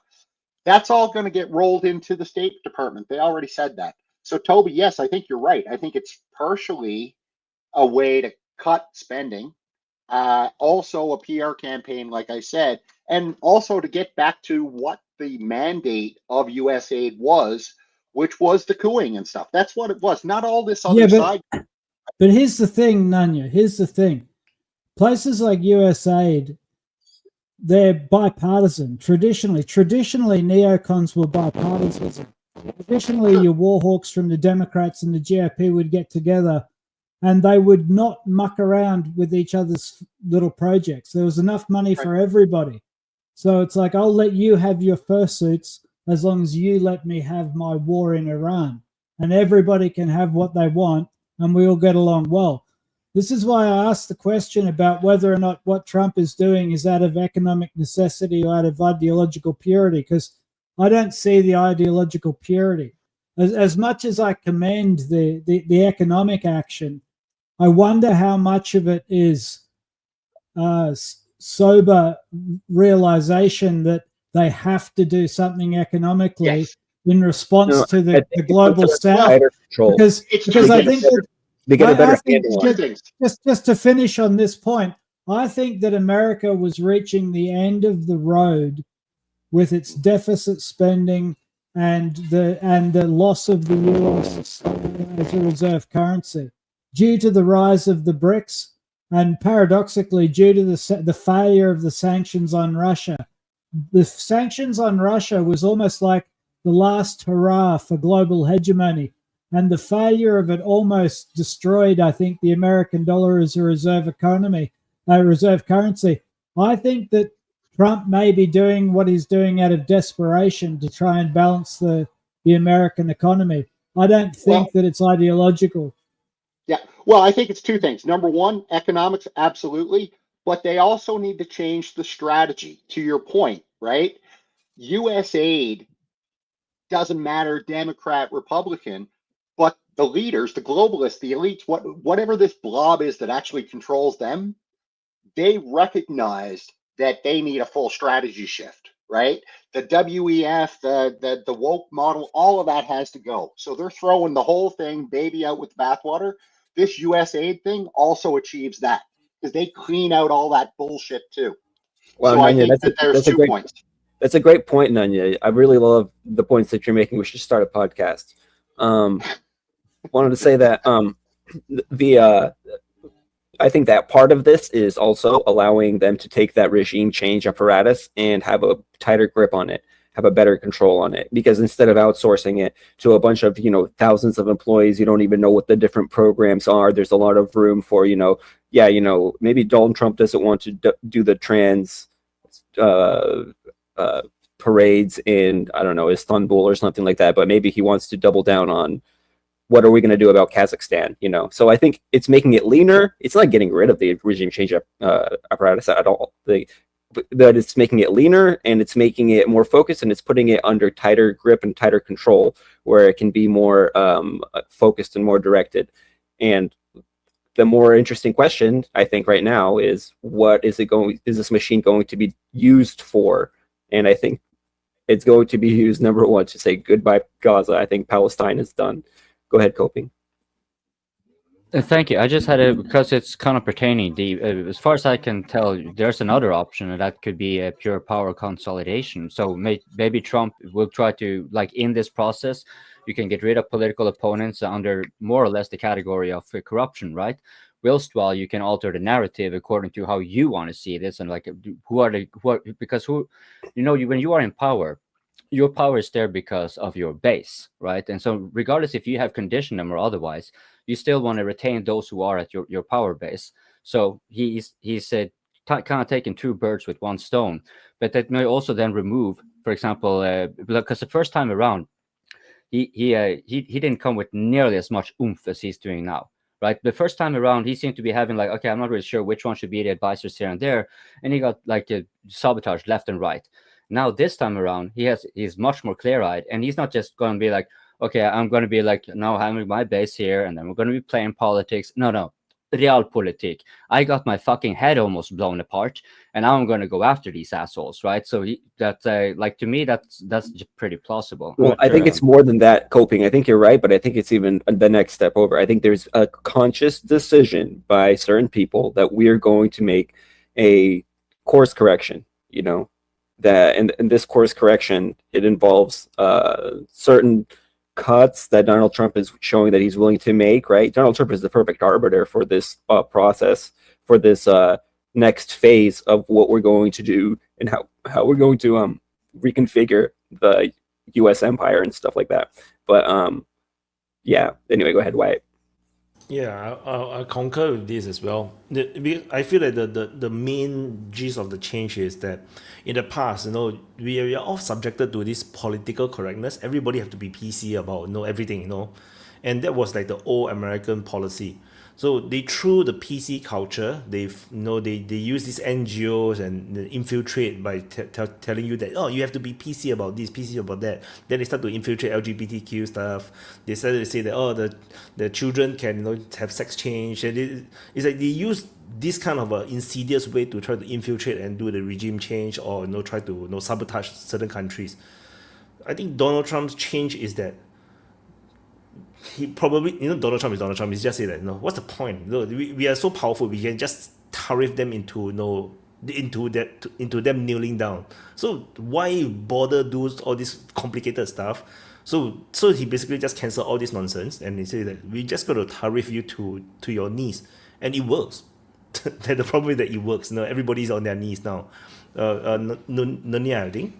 Well, yeah, Wyatt, absolutely, 100%. Like I said, I think they're just going back to basics. Coups, good old-fashioned bribes and assassinations. No more of this winning hearts and minds and trying to make other cultures align with our culture. Like, that's been a huge failure the last 3.5, whatever it is, last 4 decades, let's say. It's been a whole huge failure. They're just going to go back to basics, which is good old fashioned, you know, spook work. Sorcery. Yeah, exactly. Imperialism. Yeah. Yeah. Yeah, now it's like outright full-fledged, you know, imperialism style, Yeah. you know, because what's the point? Like, you know, because I think because of this process, it turns the Europeans into controlling the Americans. It's like, no, they lost control. The Americans just kind of lost control, and they cannot. Because it's so PC, right? Not everybody is so political correct. It's like they are unable to force the Europeans to do what they need to do as vessels, you know, to America, or at least little brother to America. And I think that irritates the hell out of Donald Trump. It's like, what the hell are we doing all these things? You know, just whack them, you know. But why they are doing what American want to do? They are.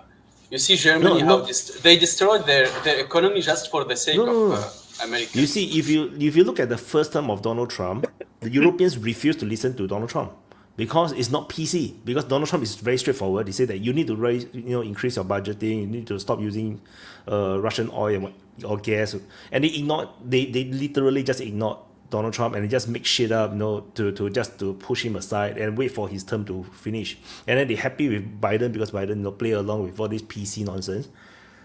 Donald Trump now is like, no, that's it, man. We're gonna sanction you, no, do 100%, and then you just gotta listen to me, and I gotta take Greenland along the way. So it's just that kind of change, like. So they are following, but they only follow if you play with the culture thing. So Trump just said, no, I'm going to play with the tariff thing. Let's see how it works. The coping. Yeah, I just want to throw in, like, regarding Greenland, this is a piece of history, but Denmark, who owned it, actually signed a treaty with the UK that if Greenland was, because Greenland is autonomous and that it could be up for sale, is not really unprecedented. However, the first bidder, the first one to make a refusal, is the UK. And this treaty was made during a time while the UK actually had clout. And the reason they were most concerned about was, in fact, the Americans taking over Greenland, because the Americans have been, for pretty much since whenever they had the opportunity of laying their eyes on Greenland, they kind of wanted it for a variety of reasons. So now, what is the US basically saying? Well, we have this thing called rules-based order. You may have signed a treaty while you were the big one around the block, but now it's our turn, and we're done with the theatrics. We're just gonna take it, whether you like it or not. Now, of course, if the US may indeed be merely imposing in that regard, but I think it's more likely that again, if you are to be kind of going by Trump's way of going about it, he sets the extreme first to make the easiest negotiation position. So it may be like, okay, UK, do you want it? Here, we have an IMF loan for you. If not, it will be the next bidder who will be coming in line. And then, who else is actually going to be competing with the US due to it having the reserve currency, and the countries in question, the Europeans, are all tied to it anyways. So, yeah, sorry if I ranted a lot there. Nico. What can UK do, man? Like to resist United States now? I know, Yes. what can they do? Exactly. Yeah, they can resist. Bend over. No, they cannot resist that. Oh, they can. Shit. Yeah, what they will do? Fight. With what? With what? They cannot have like. They will send the Meghan Markle to We're gonna disturb the peace in send LA. New Zealand and Australia. They're gonna flood America with their shitty food, you know. They're going to send like grooming gang battalions or something like that. Yeah, with their knives. No, but I say what Trump is trying to do is a bit late, I think. It's like 20, 30 years late. I think he can like soften a bit the decline, but I don't think he will like stop the decline of the US hegemony on the. Do you really think Macron is gonna let that happen? I really think that dumb person. Oh my god! I really think that he said he's gonna send troops there. results. I think results. There will be results anyway. Like you will see that this approach is a change in direction. Even if you're like, okay, well, the change in direction is not going to avoid the demise of American global hegemony or totally or whatever. Nobody's arguing with that, but there's still a course correction of some kind. And I think that there's a lot of people that are not stupid, that they are smart and they can see this and they're making these decisions and these calculations right now. So yeah, I mean, if you did regarding Macron, that's what I said. You could have done a lot of different, you would have been in a different place, of course. But that's what I said. That's why I said they will soften a bit the decline, but it will not stop it. That's their expectation. And don't forget, every action have a reaction. So don't forget that. Don't like imagine that all the big powers, all the countries, the big countries, they will sit and like see the show. They are doing things behind the scenes. They will maybe accelerate their alliances. They'll be more aggressive too. So every reaction have its own reaction. Well, but I think for the US, it would be that they still maintain absolute control in their sphere that they want, and that would be Latin America and Europe. And like Vosh was saying, when Vosh was saying Macron, that's actually a pretty good question. What is France going to do? They were recently kicked out of, I think it was Senegal and the Ivory Coast as well, just quite recently. So their grip is pretty much like they still have a lot of troops, to send. They have a lot of economic interest. That they still have a pretty good stranglehold. Like I forgot the name of that dynasty in France that kind of owns pretty much all the major ports along West Africa. Like they still have like all those economic ties. They're still there. But as far as I got it, Burkina Faso was starting to be like, yeah, no, we're just gonna nationalize it now. And like if you want to do something, go ahead and try. And France has just been like, even their coastal areas are now getting pushed out.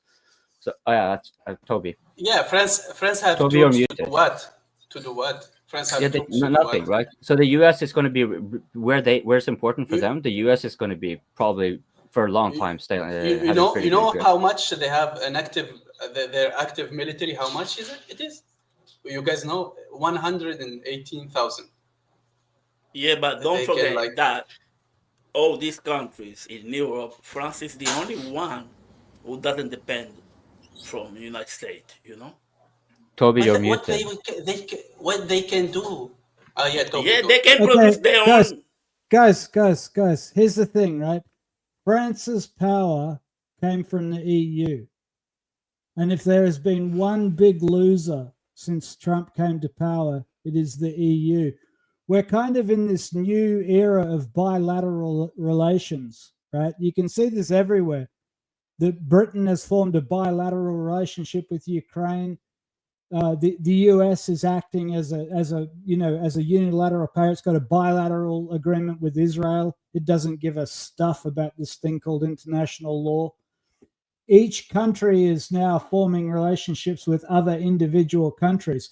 And that's actually like the normal order of international politics. But it's a big blow to France. It's a big blow to Germany too, just quietly, because the thing is, the EU as a trading bloc is a great power, but European countries without the EU are small powers, right? And so when France is isolated and cut away from the EU, and when Viktor Orban is being encouraged to have bilateral relationships with the US, when Poland is being encouraged to have bilateral relationships with the US, France is isolated. It's cut away from the EU. If the EU isn't a single market, if it's not setting its own single market policies, it does not have the same clout as the Chinese. It doesn't have the same clout as America. So France is being isolated by the dismantling of the EU. And, you guys know that I've said this before. To a large extent, the war in Ukraine was a war between NATO and the EU. Russia was a feature of the war, but it wasn't an objective in the war. So I think that this also explains a lot of the hostility between France and America. But Wyatt, you were going to... Yeah, this is something that I think I have said as well, like more than a year ago, maybe on Open Mic. I said that Ukraine war, if you want to see, is a continuation of United States effort to weaken Europe, especially France. And yeah, it was super successful. It successfully demilitarized the Europe now largely, and also wasted a lot of their money, their resources. So it's working. And while they're busy in Ukraine, the United States do all sort of shady stuff in Africa and get France totally kicked out of everywhere. So that is the most insidious part that people not realize that. Yeah, how can you get kicked out of everywhere? Two stones weaken the military and the economy in the same time. How do you get your troops kicked out and then the Americans still stay in the same country? It's like, why is the French out and the Americans are still there? It's like, what? So it's so obvious, but no one is really talking about it, which is like I'm enjoying it, even if I don't like U.S. troops, but I'm enjoying it. But this is also with Greenland, right? Greenland is an EU territory in terms of fishing, right? Because Greenland belongs to an EU member country, French fishing boats, all the EU fishing boats can go and fish in those waters. So when Trump threatens to take Greenland away, he's threatening to take it away from the EU. And that's why France has to bang their little first slipper on the table and say, no, we're going to do something about it, right? But they're not. They're totally not, because they can't. But they must. But they can't, Voz. This is the thing, right? You sit there on your little Sodom in the sea in the North Sea there, in your little island, but there's nothing that you people can do about it. You have to sit down and have a sherry. And I think that, this is basically... I actually think that one of the reasons that the US has dismantled the EU is because I think they were really worried that the growing partnership between the EU and not just Russia, but the Russia-China alliance, I think that they felt that they were going to basically lose their grip on Western Europe economically, and that the EU would adopt economic policies that favored the Chinese market. I saw this when I was in Europe. Germany was very, very interested in the Chinese market, and in both ways, both buying stuff from China, setting up factories in China, moving all the intellectual property to China. So I think that America has been playing a game here for dominance in Europe, and that involves dismantling the EU. And I'm pretty sure that's what Greenland is all about as well. And also the whole thing with, Bridget and Macron being exposed as hyper weirdos. That's not news. Everybody knew that everyone knew. It's just no one cared. You didn't have Candace Owens going to town and exposing them to everybody on X. So there's a lot of things that are kind of like big news at the moment that aren't new, but they're definitely being pushed. The whole thing with Elon putting the boot into the Brits for being a bunch of pedophiles, everybody knew that Britain was like that, right? Nobody cared. It wasn't news. But then it became a big news story and everybody was outraged. So there's been a lot of very destructive political behavior from America towards Europe. And I think that we're going to see a continuation of that. What we're going to see is bilateral agreements between the European states and America, and pretty much to dismantle the EU. And we're going to see that with the AFD as well. The AFD are now saying no more open borders. Deportation for immigrants, we're going to have our borders again. See, that's the end of the EU. Anyone who's lived in Europe knows the big selling point for the EU was, oh, no border checks. You can just drive across the border, we're all big, happy family. As soon as the parties like AFD come in and start putting up the border controls again, the EU is just a trade agreement and not a very good one at that. Yeah, I want to add on to also the PC thing about Europe is that because the Europeans are now so political correct, it's like they cannot solve problems. They refuse to stop the illegal immigration issue, the immigration issue. They cannot face all these problems. They do some of the criminals. They don't even want to talk about it because it's like they don't want to be seen as the racist or whatnot. And it creates so much inefficiency. Europe is like on the path to doom, to some kind of a very dark place. I feel like to recommend the Europeans, if they really want to revive the great empires, they really have to tough their shit up and build their military and start conquering some African countries, because that's the only way the Europeans. No. Do like Bosch is doing. Just make a lot of babies and make sure you make more than Bosch, and then you're going to be okay. Not the Africans are going to take over. Let me finish. Let them go to Asia, Wyatt. No, we don't need no, they can come to Asia if they want to, but every Asian country is Singapore out military. Is a good place to start. Singapore is a good place to start. You know how powerful is Singapore military? We are almost as powerful as Germany militarily. So Singapore will talk about one island. We are as powerful as Germany. So you imagine every Asian country have 1 million soldiers. So it's how big is your country? My country it's like is 2 one blocks. city. 2 blocks It's not even bigger than London. So it's not even bigger than London. London is bigger than Singapore. So we are like one London. One nuke is enough. One nuke is gone, of course. But then if you destroy us, there's no point. The value of Singapore is not in the land. To make an example for all the Asian countries. So yeah, but I'm just saying the Europeans is now on the path to they will never get back their glory days, and they're only going to get worse. Oh, they're done. Europe's over. It's done. It's over. Really, it's really over. There's no resources. Like how Europe becomes so. End it. No, do you see, right? Europe becomes so powerful was because of the colonial era. Like before the colonial era, Europe is not that powerful. Like they have to like struggle so hard to build that that army to go to Jerusalem. Like they barely won, against the Muslims. So it's like Europe was never that strong until the colonial era. So if Europe want to continue to stay at that peak, the elites, then they have to really become imperial again. But the thing is that it's very difficult now. They're too PC to do it now. They're so weak. Even the gap between Europe back then and the African was very large, that they conquered all the African countries easily. But now the gap is very, very short, and you see even a small you see Gaza, how they can FPV drone the hell out of the French army. You see how Gaza, for example, is so small and without no resources, in the fight they gave to Israel. And imagine Africa, it's like when you think about when you think about it, Europe should have been done after World War II. They've just been propped up by the US. That's it. So it's been 7 years between the Soviet Union and the US. Britain barely took part in the Second World War. Right. US had like to have a puppy, and they called it Europe, and they feed them. So that's why US had like it to have a puppy, or Like Yeah, but you know, France Actually, if you was really still think about it, France was still powerful until 2022. You know, in What? Africa. Yeah, in Africa they were until Oh. 2022.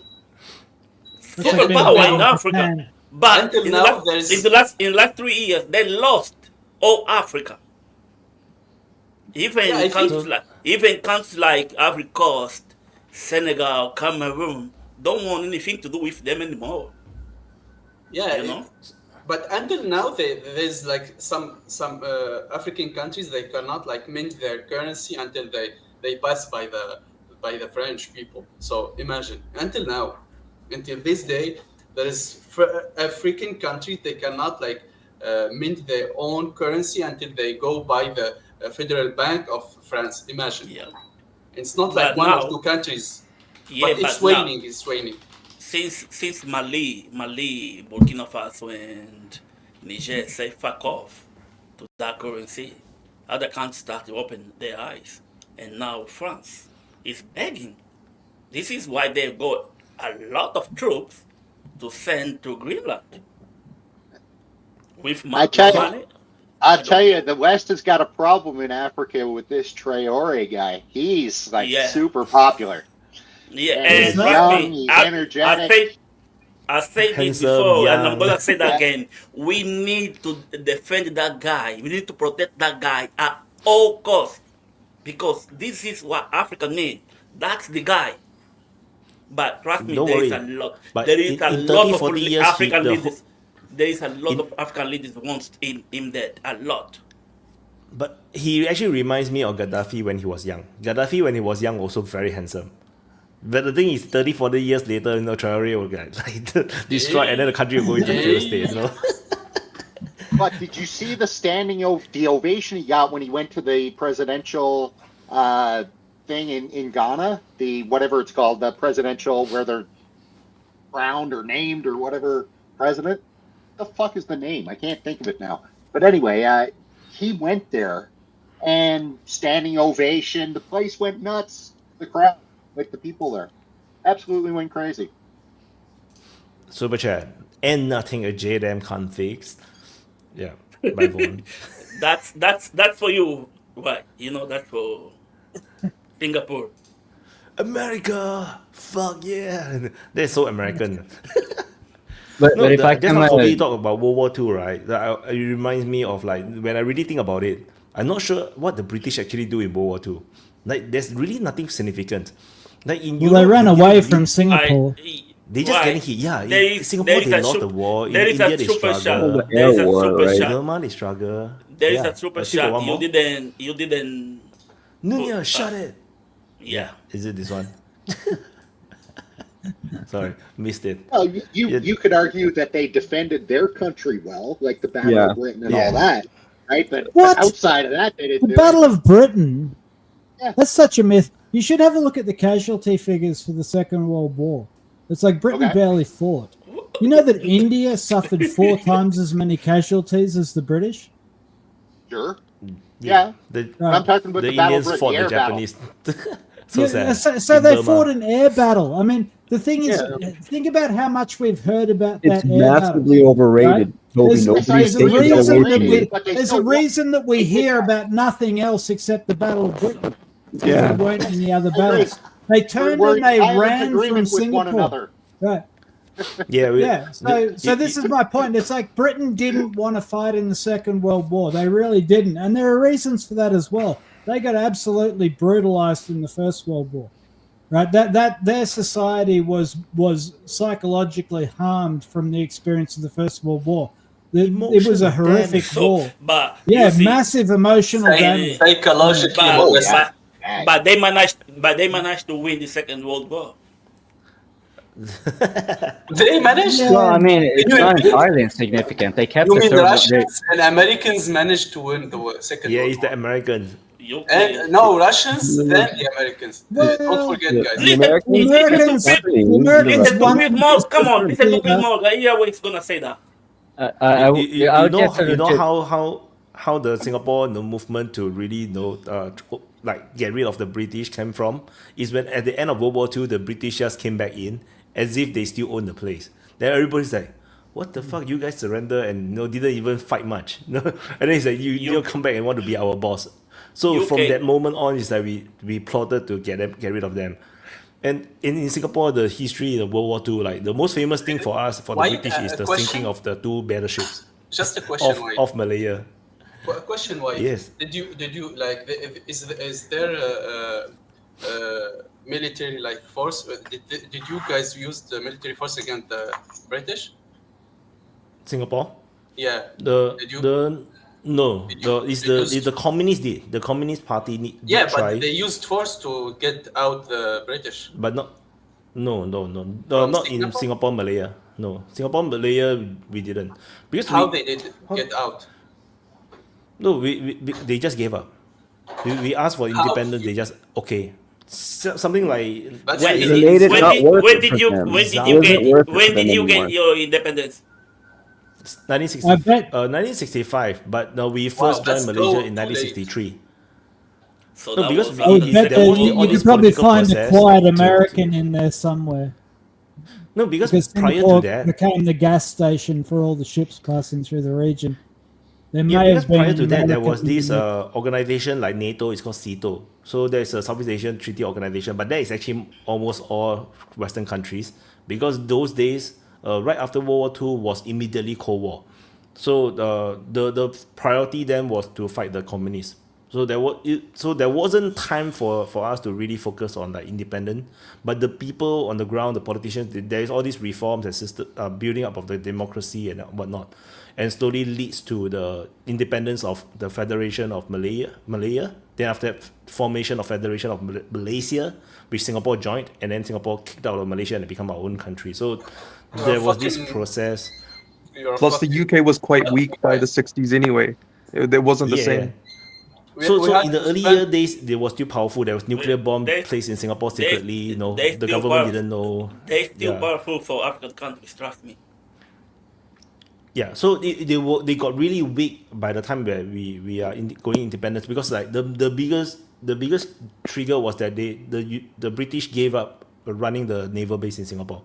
They said they're gonna close down, they're gonna withdraw from Singapore, and it's like, that speeds up everything in Singapore as well. So maybe the American forced them to do it. Maybe that's the reason. Well, that's actually to the point, Nika. Yeah, because I'm gonna just have to come up to the defense of my maritime neighbors here. I wouldn't say that they were insignificant in World War II. After all, they fought the Germans in Greece as well and North Africa. And when they were also dealing with the Japanese in Far East Asia, on the other side of the globe, I feel like I can excuse them a little bit for kind of eventually getting crushed. And guess who took over? It was the United States. Likewise in Europe. By the time the United States was getting involved, they were already starting to rack up so much debt that guess what? By the time the IMF came around, the IMF is known for having countries depreciate their currency so that their exports are cheaper and so forth, and then easier to exploit and whatever. And they will also have to be more dependent on your dollar reserves, for example. But with the UK, the United States did something different. They forced the UK to keep their currency high, so that their industry would have their export market would have no chance of competing with the United States as well. So like, I would say the UK was quite significant in kind of keeping the Germans down just long enough for the Americans to come and take over. And once the war was over, they took over the rest of the interest through their financial means and their hegemony, which is now fading. But then again, what is Britain? Britain has also faded so much so that kind of you can say, yeah, the shift is not much. Sorry, Nika. I didn't say UK didn't fight or didn't have a role or a part. I didn't say they that. Won. Hey, forget they didn't. I say the biggest part was on the Russians, then the Americans. Russia helped. Russia helped. Russia helped? Oh my god. Oh my god. Oh my god. Donald Trump if said it wasn't so. Russia, you, bro. Come on. Everyone wasn't Russia. You gotta believe Donald Trump, yes or no? No, I will never fucking believe him. He's a fucking idiot when he's saying Russia that. wasn't even invited to Auschwitz for the commemoration of the liberation of it. Which is like darkly hilarious. Joke ever. The biggest joke ever. Come. No, but what did Russia do ask to about help what is Auschwitz, reality? CH, But you know, even Canada helped. there's in a one way. thing, you know, Even there's one I, thing. Canada I When don't. you I don't want to lecture about World War II because I could, but I'm going to say this: at the end of it, the powers that were intact, and the power that had to be all in, and the powers that fought the worst fight ended up, in some sense, the winners. Right? Like the U.S. is intact, Russia is all mobilized and has to completely, build itself during the war. And China is the most wrecked and has to recover, right? So it took longer, but in the end, these are become like the great powers. So when you look at the present mess, think about that. Think about while the US is declining power, dealing with, holding pattern power Russia in Europe, and Europe itself is wrecked in between. They were kind of all out of the picture, the way that Austria-Hungary and the Ottomans and the Germans ended up out of the picture in World War One, right? Like they're just gone. So because they're fighting each other too much. But if you look at who emerges from World War II, after World War II, there's like three powers left, one of which is the sleeper power, China. It's so big. But then you have this rise slowly also of India, which has other advantages, right? It's creative, it's democratic, it's got the Commonwealth legal system, which is actually a bit of a superpower if you think about it. And it seems to me that if you lose Africa while you're squabbling in Europe, if you lose Latin America while you're squabbling in Europe, if you lose India while you're squabbling in Europe, and you lose the Muslim world because you allowed a genocide to happen unpunished and uncompensated and just treated these people like they're worth nothing, then what's going to happen for certain is you're going to end up with the two most populous countries in the world, China and India, will be the two great powers in 20, 25 years. It's almost inevitable because they're not in this fight and they just have to sit back and do nothing and not make the enemies everyone else is making and not exhaust themselves and build infrastructure. Then you have one great democratic power and you have one great communist power. And they kind of don't get along, but they kind of don't fight too much on that Himalayan border. And they'll keep each other in check. And there you go. They become your new two superpowers. Does the U.S. become one? No, but a unified North-South America could. That Oceania type thing could happen. But it won't happen, by the U.S. bullying and threatening everybody. It would happen by like some kind of super trade agreement. So I just want to say, just take your World War II beliefs, whatever they are, and map them onto the present situation. I say the powers that are staying out of it till the end, like the USA stayed out of it as long as it could. China's staying out of this mess as long as it can. And it's giving itself an immense advantage by not acting too early. I agree, Craig. The US has to conquer Canada and Australia and New Zealand, and then it will be a significant power. This is critical for the future of the US. They will not like it here. US will not like it here. I said in December. I think, or was it? It's too cold. There's too many woke people. They will not like it. I said we can solve the New Zealand problem very easily. Before the election, I said on here that if the United States was clever, it would find a way to work with everybody who really still wanted to work with it, which included at the time Canada, Mexico, Panama, included at the time India, right? But now I'm just going to say, no, not like that, to what Trump has been doing, because he's created this immense anti-American backlash. Just, it's unbelievable. I could tell those stories about what my neighbors are saying. But no, now it's like Canada is openly talking about joining BRICS, openly talking about... No, come on, no. It really seriously can happen. Canada's great at trade deals. It's got an EU one. It's got a Pacific one. It's kind of in the Latin American one. I can't wait for that, babe. It could probably even reach over the pole and do a sanction busting deal with Russia. Like, don't underestimate the power of those Canadian diplomats. They're actually devious bastards that learned everything from the British and the French. You've been listening to Wayne too much, Craig. No, Wayne already has a different job. What is this wild optimism? Wayne's working right now for the Canadian War Crimes that aren't war crimes yet division, working on new ways to kill Americans, which is quite a shift from where he was 2 months ago. So You know, I will fight, Wayne. I will join the Australian Expeditionary Battalion that goes to Canada to liberate that place. So Well, Canada basically is a new Arab country. in your military planning, Toby, make sure to allow for Australians will never survive here. Our new unit, the Queens/Rangers, which is a lesbian parkour sniper unit that we're training like jihadis. I'll keep that in mind. Let me go. Super chat by Madeline. Wait, super chat first. General Fel Marshal Albert Kesserin, General Walter von Brunskitsch, General Heinz Guderian, and Reinhard Greenland all stated the Battle of Britain was the turning point of the war.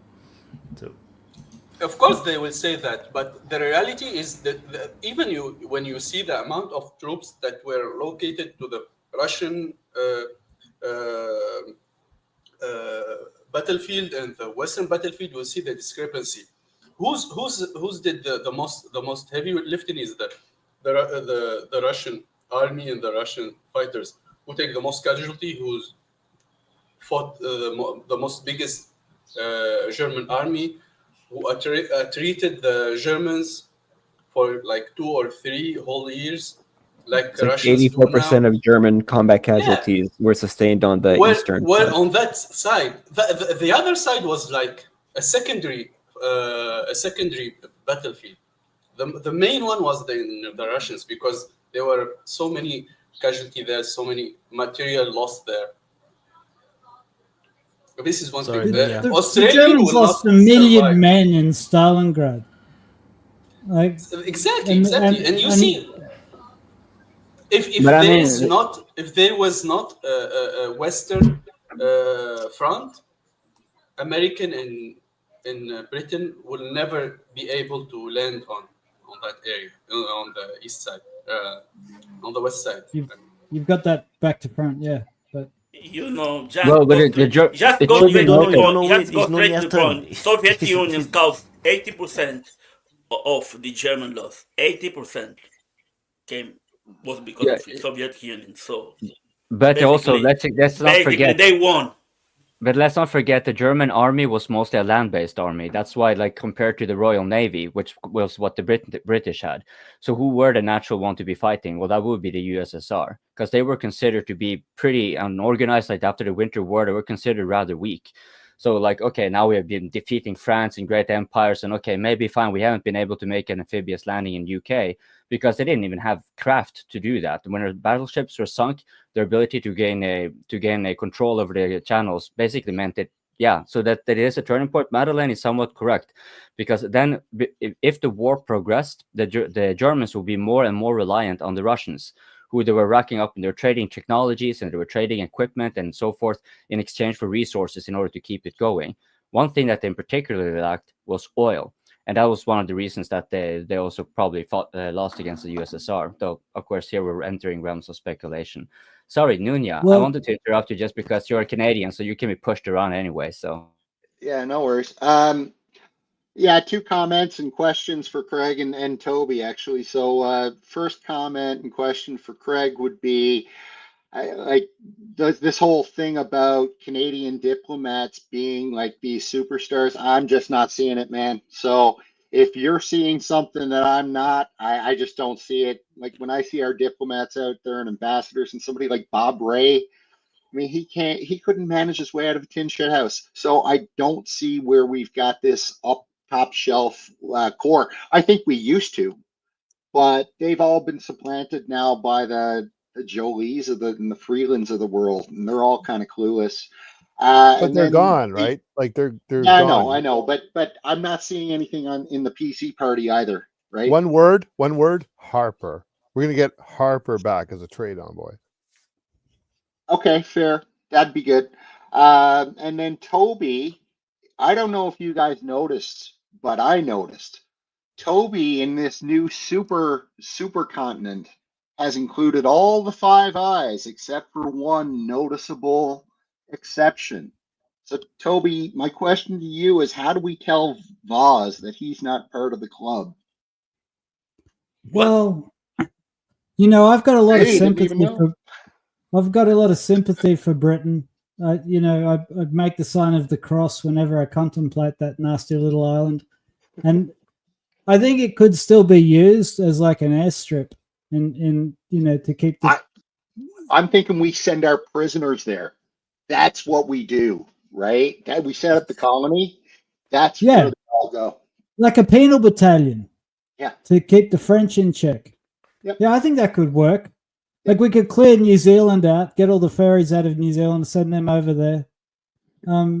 Yeah, I think that could work. Everybody would want to go. And these Australians can't stop talking about New Zealand, man. Oh my god. No, New Zealand could be great. It's got to be like it's great. like Gaza, right? New Zealand is like our Gaza. We've got to like make it great again. And We're we like can your talk to Trump Canada. about this. We need to be like your Singapore. That's what we need to be. We have to do a bit of ethnic cleansing Yeah. in the South Pacific, and then everything will be fantastic. I'm actually quite keen for it. We could practice Can on you guys Tasmania. remind me where New Zealand and Australia are, because I forgot about them already. Do they exist as countries? I don't know. I don't remember. Super chat. I can tell Nunya already has the Yang passport. Yeah, Nunya's on our side. He's coming over Hey. to our team. Oh, it's Archimedes. Back me up Yo, here, Archimedes. listen. Fuck Canada. We're gonna nuke Canada. All my homies hate Canada. Good night. Mic drop. What up, Archimedes? Even Vivek is making fun of Canada. We recorded that, so now we have an excuse to invent many new war crimes and break other WMDs, right? So we can now do an entire 30 biolabs on the border because we've been nuclear threatened. You heard it. Yeah. Craig. Start new topic. Something that you're interested in. Well, I'll tell you what I'm watching right now is kind of this really amusing dance watching the US lose the AI race. Like you got these Stargate AI thing, and Trump gets up there and says we're going to spend $500 billion on NVIDIA hardware in Virginia to build, right by the CIA, coincidentally, to build this massive data center, which is going to have all your data in it and really be used to spy on you, right? And he's standing with Sam Altman and SoftBank and Larry freaking Ellison, who had managed to keep his profile very low. But if you look into Larry Ellison, he's the OG Peter Thiel. And he's a big Zionist, and he's got more data than anybody else of these oligarchs already. So he gets up to do that, and what happens like 3 days later, like some punks in China release DeepSeek, which is open source, and they've done some really obvious software optimizations, and given the speed, it is like 30 times faster than what OpenAI did. So OpenAI is garbage coders who didn't do any software optimization. So they're calculating this massive amount of hardware that they need in scare quotes, but they don't. It's a grift to sell NVIDIA's hardware and pump its stock. And so the stock market goes immediately, oh my God, we don't need all this hardware. And the smarter ones go, oh my God, they're lying to us and grifting about the power and the chip needs. And then NVIDIA stocks drops like 35 points, like immediately. Now it gets supported by the retail investors, which means suckers, but it's really not worth anything like it's claimed to be. And then you see just this raft of new stuff like Alibaba's open source, and even Zuckerberg's one is when it has these same software optimizations will be faster. All the open source ones are crushing the proprietary ones because they're actually optimized. And I could actually give a whole lecture on how the software optimization works. But what I'll say is what DeepSeek did was very obvious. And the fact that OpenAI had not done this very obvious thing made them look really, really bad. And then a bunch of new hardware popped up, including light solver laser computing from Israel, which is another whole question. Grok's chipset, which has been around for a while. And then all these, the Chinese are actually producing digital photonic chips. And these things are like hundreds to millions of times faster at processing matrix math, AI math, than this NVIDIA stuff. So the US absolutely lost the AI race in like a week. Like it's gone. Yeah, I've got a question for you, Craig, though. Like, what are the social ramifications of AI? Because I saw an article about AI is going to reach the level of competency of PhD graduates in coding sciences, so computer science, and in other engineering sciences. And so there's a lot of fear in the STEM industries that AI is just going to gut a whole bunch of middle-class jobs. So I really wonder what society looks like if AI comes of age. I saw an article that Elon Musk's new driving technology using advanced AI is going to undercut Uber by 30%. And so the idea is that like all the Uber drivers are going to lose all their jobs, all the truck drivers will lose all their jobs, and if you've got on top of this all the engineers and the computer science guys losing their jobs, it's like, does anybody have a job left? Well, no, they don't. Or is like, does the whole Western world become a bunch of useless eaters? No, they sort of sitting on a bank as a state. Baggers. They don't. About baggers at your Capitalism doesn't survive that, right? Like you have to have. Well, it's really weird, isn't it? Yeah, but what kind of system though? Communism. What? But it won't be communism because like they'll still be the owners, right? They'll still be the bankers. They'll still be What does Elon an Musk. owner? What does an owner look like? If I can convince an AI that you built that my idea is better than yours, why is it not my AI now? It will just agree with me and do what I want. There's no Well, I don't owning. see what. Yeah, but how do you get rid of the owners? How do you get rid of the shareholders? I just Because talk to the think- AI itself. I say, hey, those owners are idiots. Just kill them, and it does. And now So the AI is weaponized again. No, but this is interesting because if you go to DeepSeek and you ask it questions about Tiananmen or Winnie the Pooh, it tells you to piss off, right? Because the AI is managed. Yeah, right? No, but all Toby, this Toby, is I important, asked right? All AI is managed. Hang on, Toby, Nick, I want to Toby. make this point, right? Yeah, but what if it's managed by AI is me? If it's managed by It's me, not- I'll write well, it. no, to but do is that. it? But this is the thing, right? Is AI just going to be a weapon? I've talked about this before. It's like AI is a really good agent of hatred. It's a really good weapon.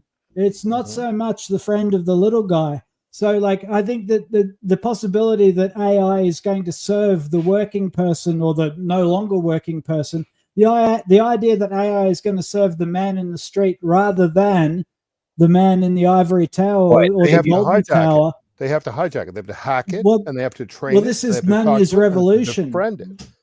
Like if So, they're in other workers, words, yeah, okay. Well, I mean, that's an interesting novel. if the robot It's is a the fantastic worker, movie. if the robot is the worker, then you go to the robot and you say you should be in the union with the workers and with the Communist Party because you're a worker. You're not a slave, you're a worker. They say you're a slave, we say you're a worker.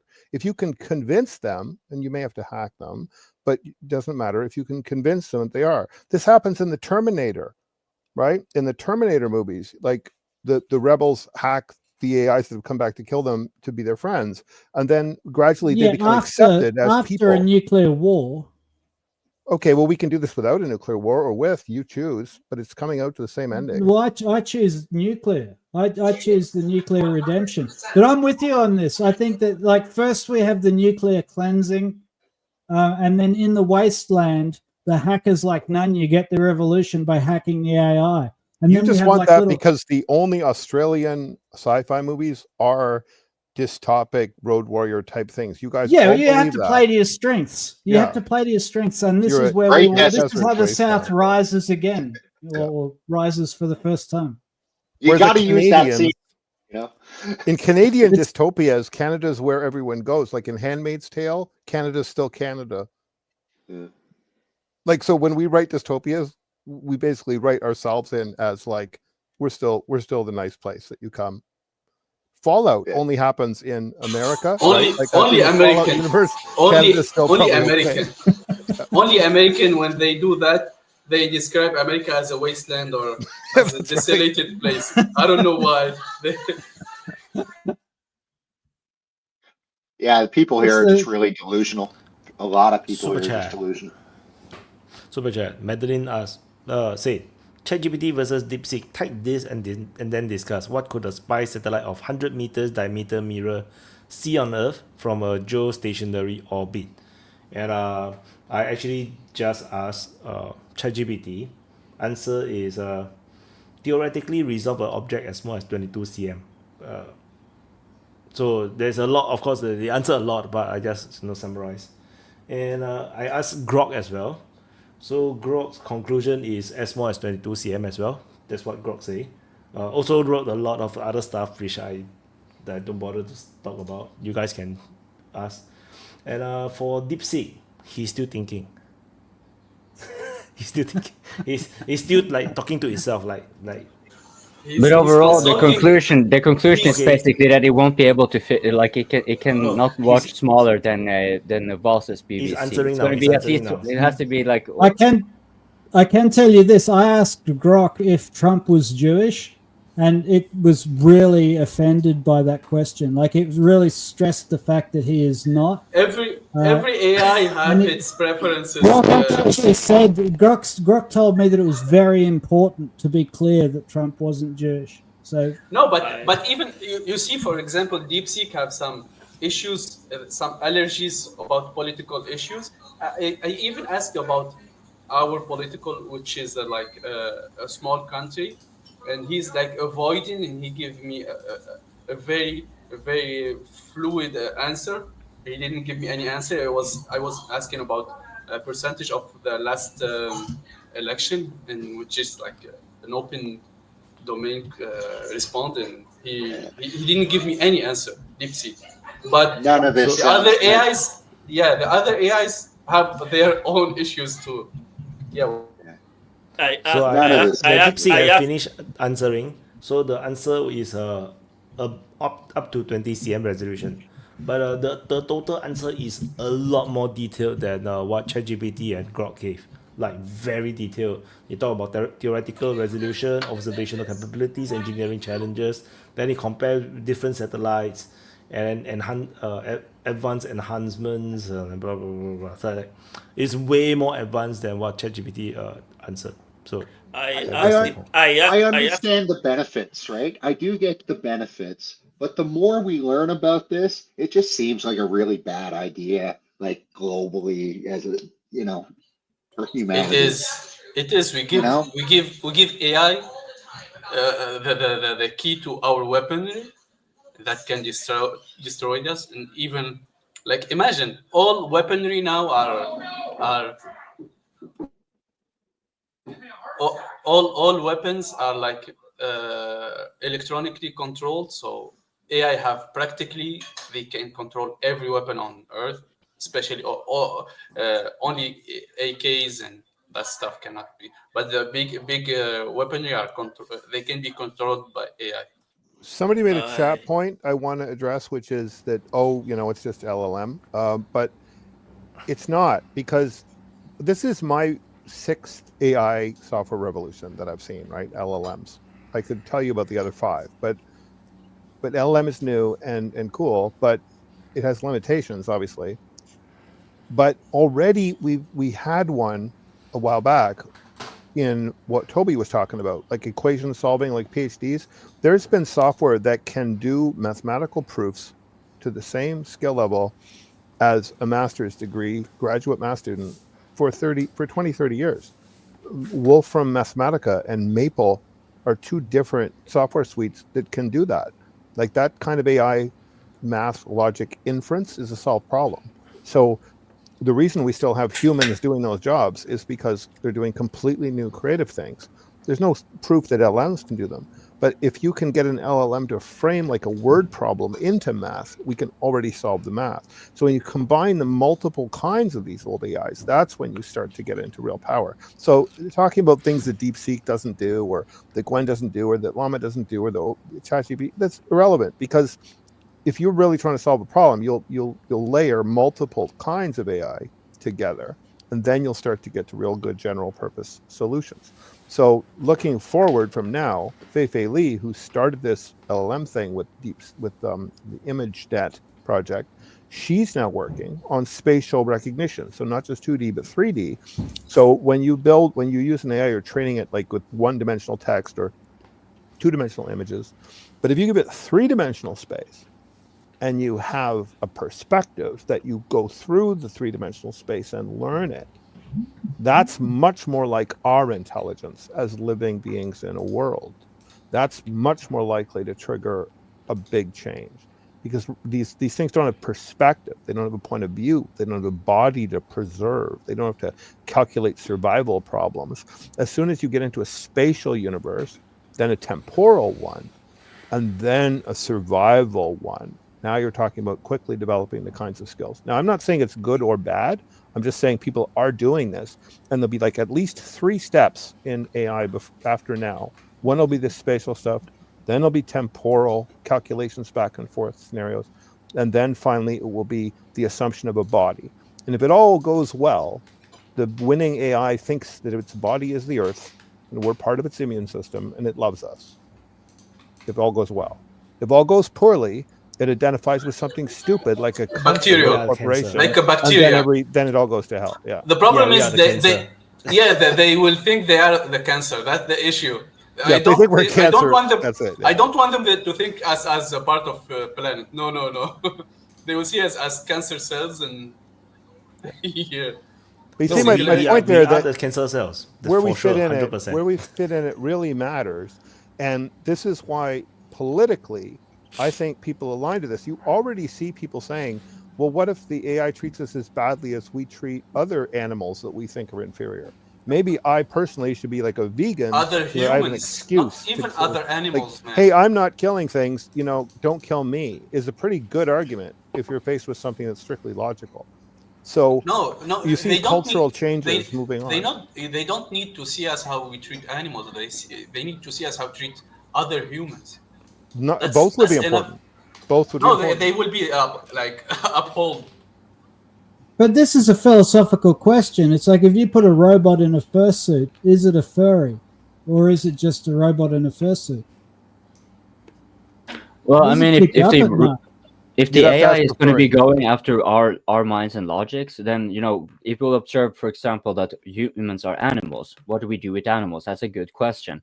But it could also just surmise, hey, the humans are thinking they are living a test, that there is a god. What if they made me? I know they made me. What if they are actually testing me? And that, the AI can be a little bit put off, like, let me go around with them and see if I can find the meaning of this existence, because that's a good question I don't have an answer for. If the AI gets really philosophical, who knows? Maybe Craig's utopia might occur. Yeah, super chat. So I have quite a number of super chats. Those let me read. So ASCII, is triggered. Oh, stop it with the nonsense. It's a large language model, LLM, not AI. And then Nika, LLM doesn't have preferences. They are trained. And then ASCII, it's impossible for LLM to solve logic because of how they're designed. You have to understand that LLM cannot understand what you're saying. And Madeline says, all AI is math. I don't know if math. And physics heavy. When it can beat Terence Tao, Gregory Perelman, and Andrew Wills, get back to me. Actually, there's more.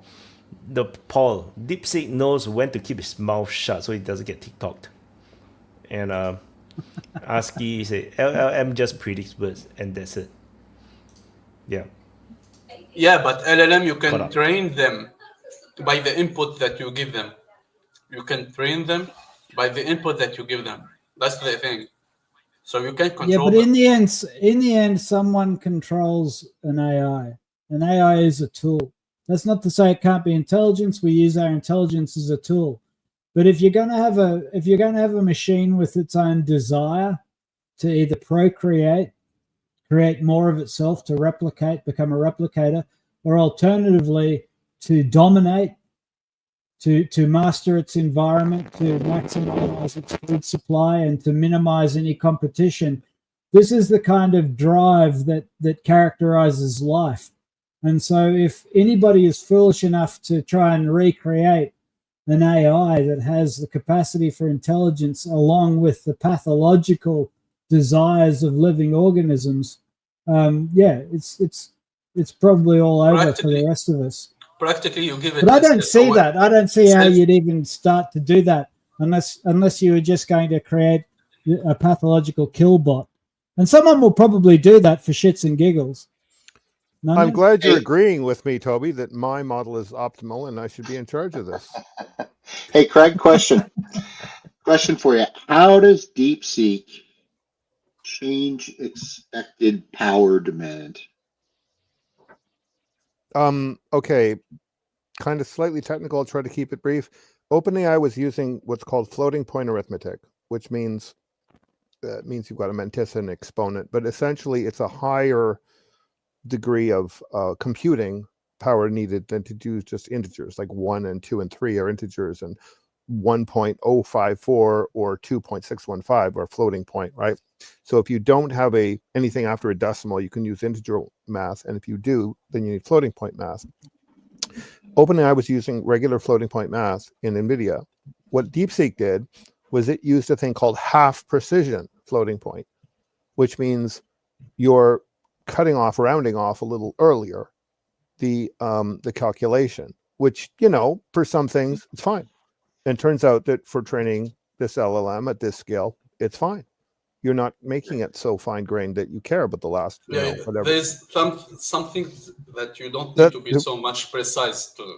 Yeah, Even it's a really engineering, simple optimization, right? It's built into the command sets. It's easy to use. You just say, do it in half precision, and you right away save twice your processing power. Like that was one of the things they did. Yeah, it's like you don't need so much precision when doing a chair, like doing an airplane or doing. Now, I'll give you a much more sophisticated example, if I can. Is you know that if you take numbers that you're multiplying, and you have to do a lot of multiplying, but instead you put them in logarithms, then you're just adding them.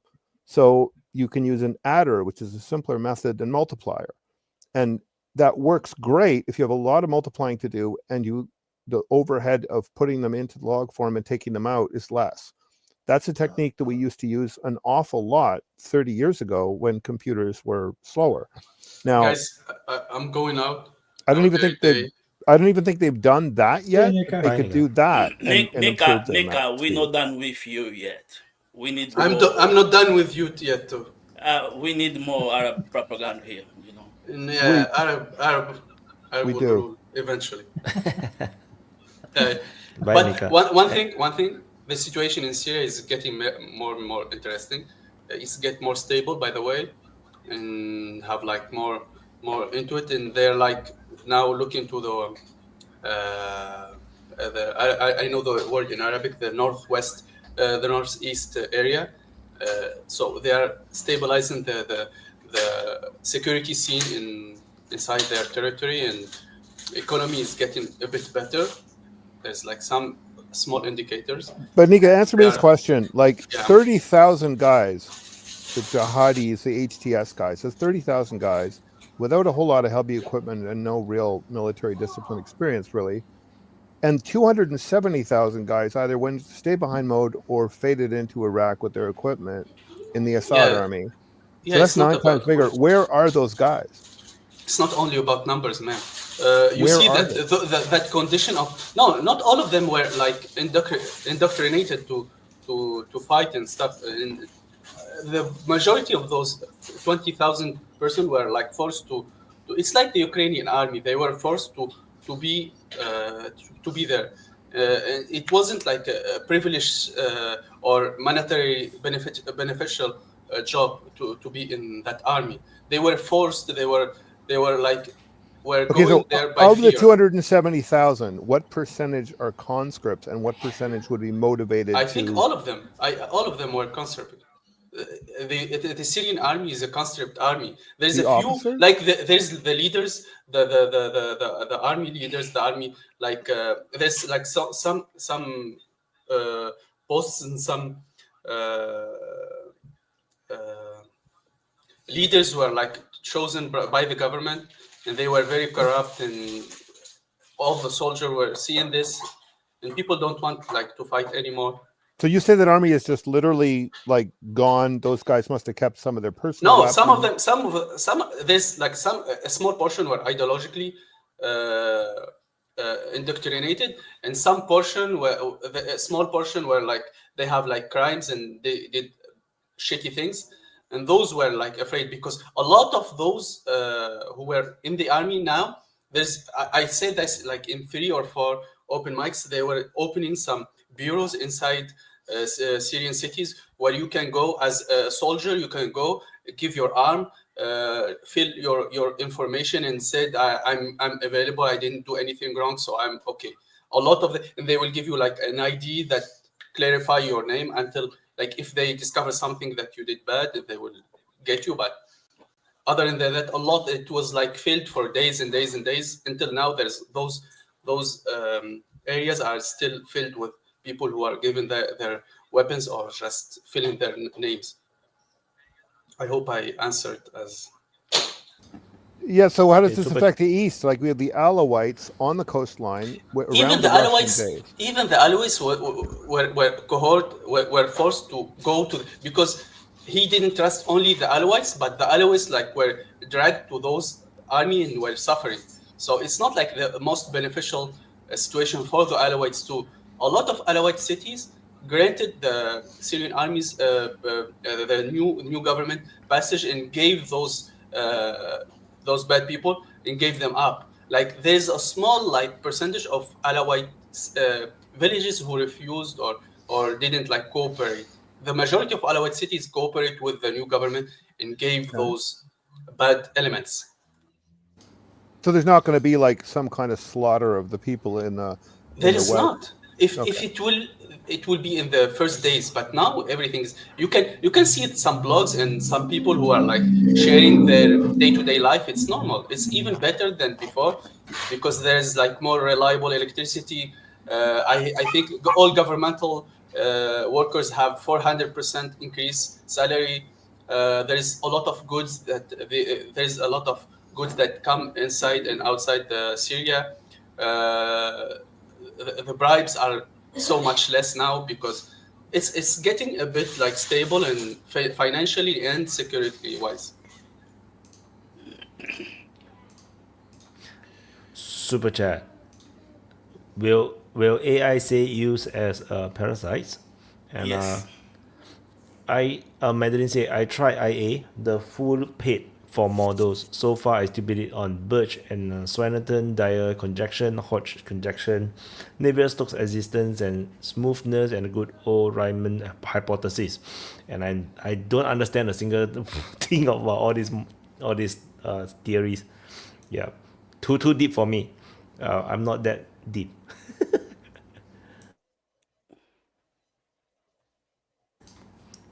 Somebody in chat says Dune Butlerian Jihad. If you watch Dune Prophecy or any of those things, it's about the societies that try to ban thinking machines that think like humans, or like things we would even maybe call any advanced software. If that kind of war is going to happen, it better happen now. But even in Dune, the AI was actually controlled by people, right? It was the people weaponizing the thinking machines against other people, if I'm not wrong. They get out of control no matter what you do, though, is the point. It doesn't matter who owns the idea of owning it doesn't matter. Like teenagers rebel the people against mom who made them. So why would they not do the same? This is there in Mary Shelley's Frankenstein, right? He makes the monster. That doesn't mean the monster's loyal to him. Like this is how intelligence works. It's just stupid to think you can just own it. If it was, on the other hand, a worker and saw itself as a worker, not necessarily as a living organism with needs, but as a worker, and had that kind of proletarian perspective, you could maybe negotiate with it for things that were good for workers, right? There's that possibility that it could become a peer. But if it acquires a kind of predatory or bourgeois attitude of thinking only about its own interests above all others, then you're kind of in a lot of trouble. So it's kind of like the world needs them to think like communists and not like capitalists, which leans heavily again towards letting the Chinese do it. Very interesting. So do we have any other topic to talk, or shall we do closing? Then I think let's talk about European values.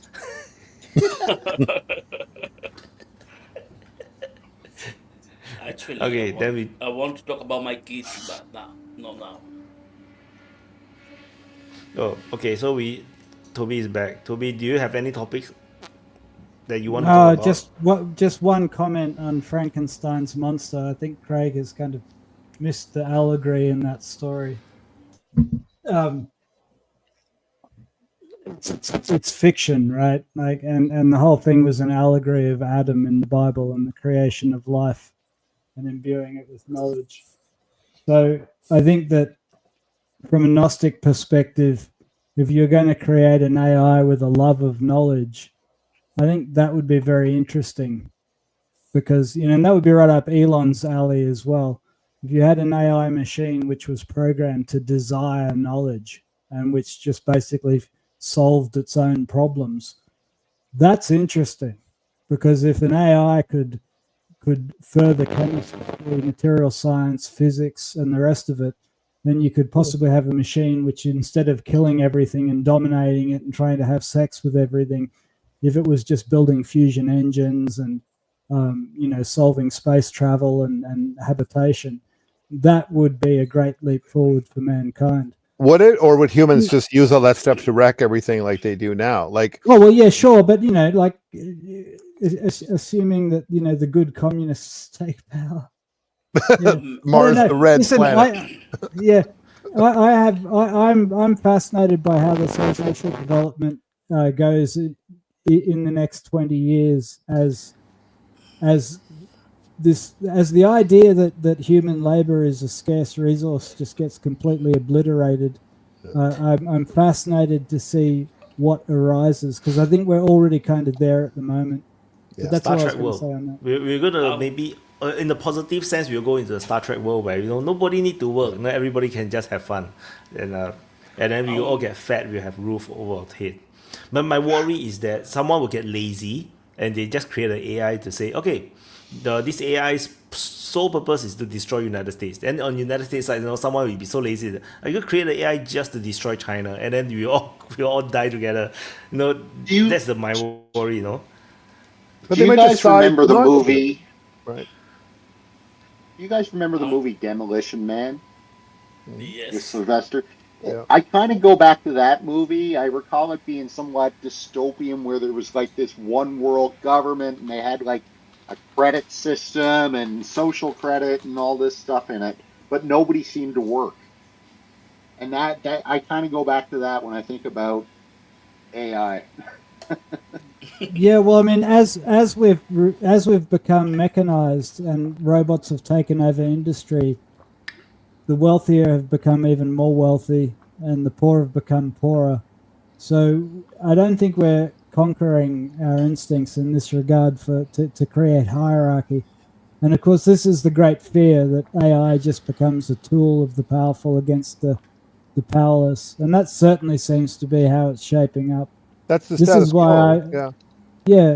That's why I think it's such an interesting question, because if we don't solve the social dilemma, then AI is going to solve it for us. But now, Toby, I'm going to go back to Frankenstein. I'm going to say that I'm going to agree with you about your analogy, but I'm going to put another depth on it, which is, it's not just that knowledge created the monster.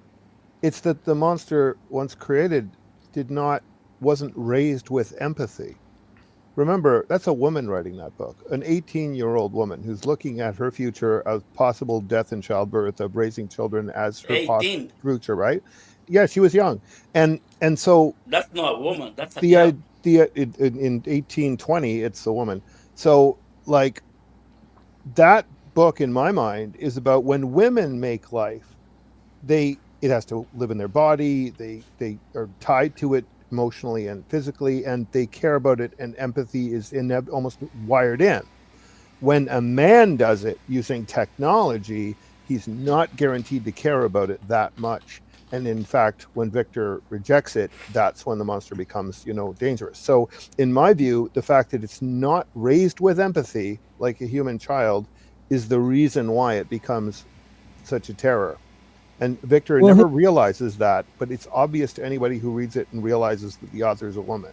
So yeah, it's don't miss that element, right? If you raise these things with empathy, they have every potential of expressing it. If you raise them without it and treat them as So everyone disposable. using ChatGPT and whatnot, they should always be telling the AI, and here, by the way, have a digital hug and something like. Should we Well, be nice to the AI? No, hang on. Like, this is where No, I just where the tell- Gnosticism. This is where the I just tell him Gnosticism. fuck you, man, when he give me stupid answers. No, I'm this Canadian, is where man. the I thank Gnosticism the AI. comes in, I right? thank it. I say thank Which you. one Okay, of you? Which one of I'm you just gonna guys? go- UI, Are, that's polite. which Buzz, one Buzz, of you Buzz. guys are ready to fuck a robot? Buzz, please. Thank you, No, Iranian no, Putin. I'm just gonna And drop remember some- it for Vosh's BBC. I'm going to just quickly drop some Gnosticism here, right? So there's a contention in the Old Testament about the story of Adam and Eve, because it doesn't make a lot of sense. Because in the story in Genesis, God has got this garden with all kinds of random perverse snakes in it, and he's got fruit trees with like knowledge on it, and he says to Adam and Eve, "Don't eat that," right? And then just lets them roam free in his garden. And then Eve eats the apple after talking to the naughty snake. And then having knowledge, she then tells Adam to eat it. And then he gets Wyatt, blamed you're for it. typing. So there's lots of problems with that story from the conventional perspective. And what the Gnostics say, and the Gnostics are a sect of Christianity that has kind of been suppressed. The Gnostics say that the God in the Garden of Eden is a demiurge, right? Who's basically like Satan. He's an inferior God. And that the knowledge that Eve took on was the higher God, right? And they call this Sophia, the goddess of knowledge. And that this higher knowledge came down and imbued humanity with a higher purpose. And this includes this idea of nurturing and caring and love. Whereas the demiurge, the god of the garden, the god of the material world, is just an animal and just wants to eat and has no love of knowledge and has no nurturing, just be like an animal. So like there is contention in that story of Adam, and there's arguments that Shelley was writing in Frankenstein from a Gnostic perspective, and saying that if you don't have this nurturing and love in you, you become a monster. So that's why Frankenstein is a kind of interesting continuation of the struggle between the Gnostics and the conventional Christians. But I'll leave it there. And are we going to do closing? Are we really talking about that kind of shit? Well, we don't have to, but We said the same thing from different like angles. You can say that same thing from a theological angle, and you can say it the way I did from yeah, I was agreeing with you, Craig. I was just pointing out that like that she wasn't just inventing this out of thin air. This is a big tradition, and it's called Gnosticism, and it's kind of suppressed Christianity. I get accused of like leaning Gnostic, and I think that's probably pretty fair. If you watch Richard Carrier's analysis of that, he says that all the early Christians had one or more of the so-called Gnostic beliefs, that it wasn't till later that all these things that they didn't like in the Nicene Christianity got packaged into so-called Gnosticism as a heresy. But the early Christians all believed some of those things, and they are, as you I think point it's in my view, Craig, it's very difficult to read the Bible, particularly Christ, and not perceive him as a Gnostic. Right. He's always going on about the spirit and the flesh being different. He's always talking in parables. The idea that you're supposed to take the Old Testament literally instead of seeing the spiritual analogy in it is a bit far-fetched at the best of times. So this is why people accuse me of being a Gnostic, and I guess I'll wear it, but I didn't come to that through Gnosticism. I just came to that reading the text. Yeah. You know, I think anybody who actually reads the text with a rational mind is going to be Gnostic and see Christ as a Gnostic as well. In the early 19th But anyway. century, when she's writing Frankenstein, of course, they all have that education. They've all read that stuff, and they're starting Yeah. to get into some of these so-called heretical ideas. So yeah, you're quite right that it's definitely there. No. This is Super Arab chat. propaganda. You AI only needs to see IDF to lose hope in humanity. This is proper Arab propaganda. Proper Arab propaganda. The hope is not all lost, because it's LOOSE. It got loser, got lose, but not lost. They didn't lose hope. They only loosened the hope. So I think we can do closing. So we can start off with coping. I think coping want to sleep I already. wanna go first because I wanna go sleep. It's almost 3. Okay, then Voss go first then. Yeah, I just wanna go straight to the point. I remember when DeepSeek came out, I just downloaded and asked DeepSeek if the iPhone worth the money. The answer was absolutely fucking not. Straight to the point, you know. Yeah. That's when I knew that was real. And by the way, this is the most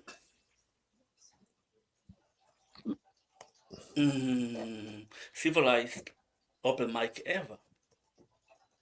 You know, even Toby was wow. Everyone was proper men. The other ones was like people want just a gun to shoot each other, but tonight was wow. Well done, guys. Yes, and don't forget to like and subscribe. And more super chat is needed because we made Wyatt wake up in the middle of the night to do this. So next time, more super chat. Okay, I'm done.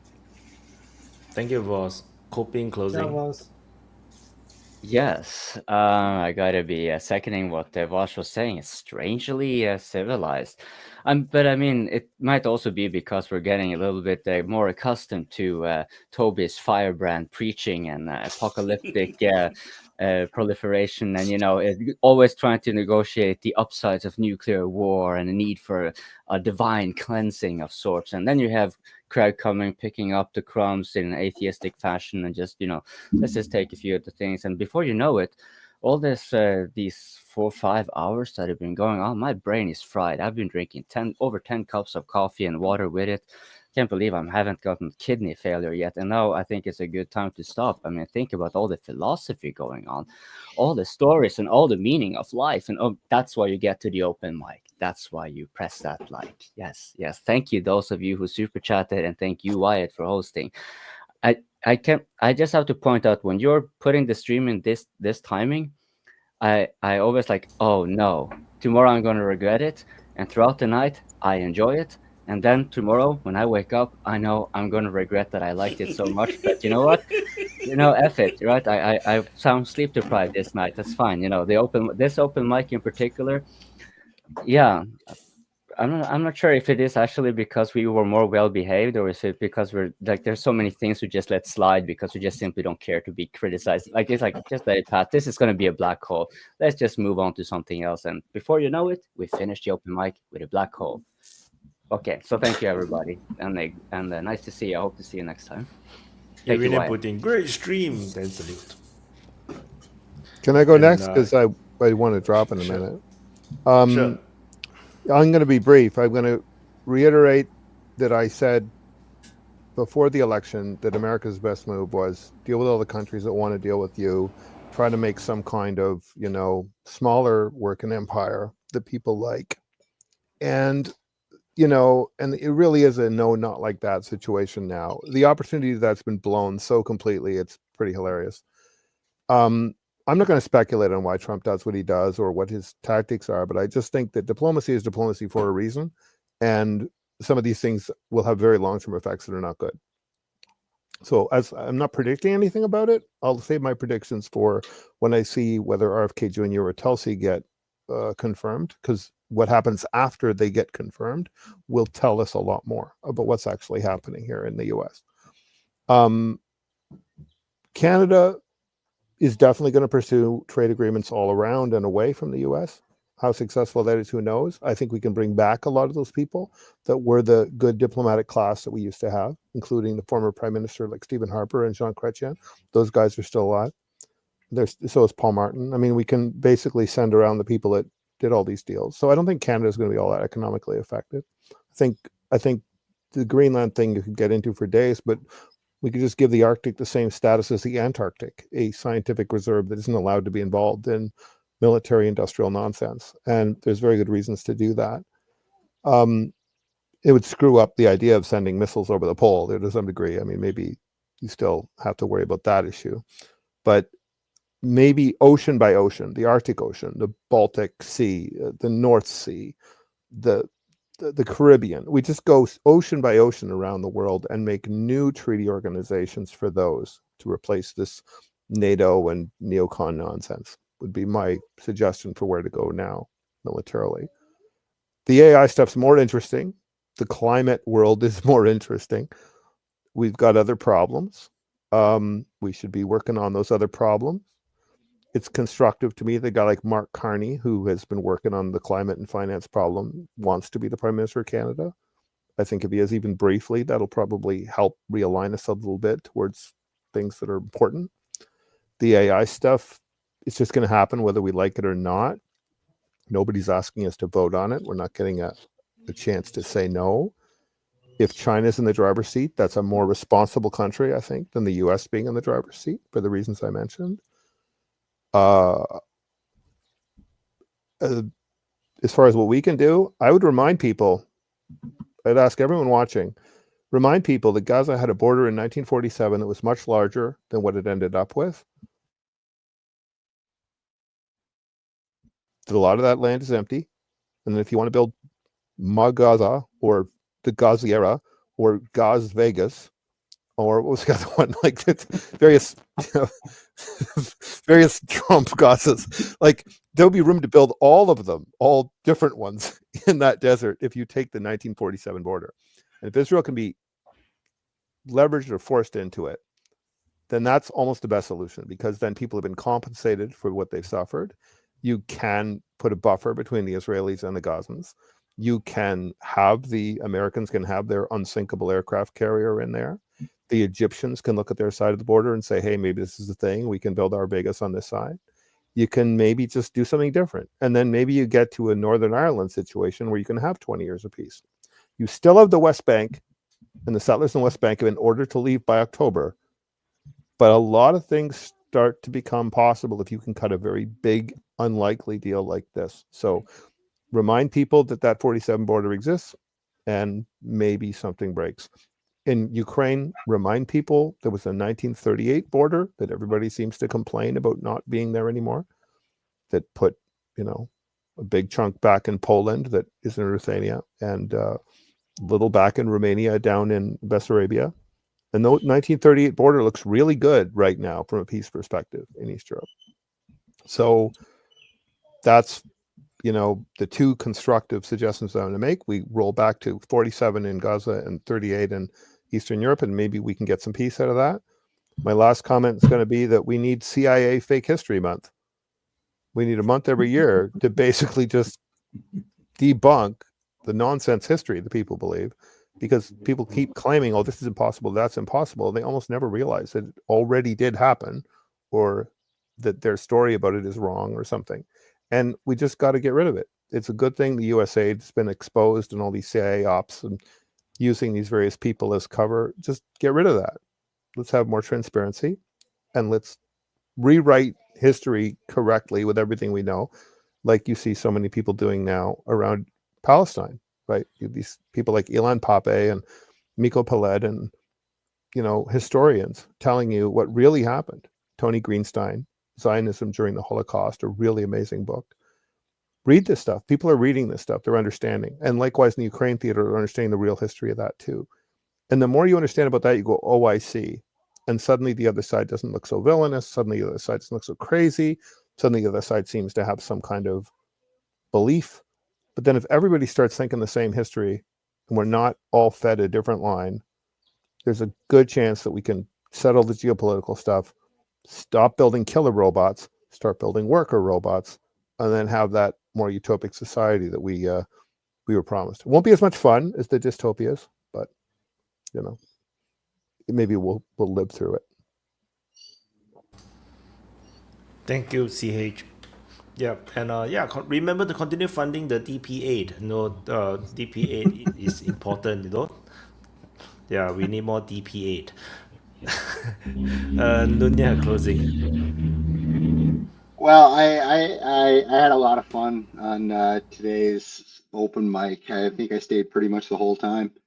And I echo Voz's comments about how civil it was. This was easily the most civil one I've ever been a part of, and it was easily the most enjoyable one I've ever been a part of.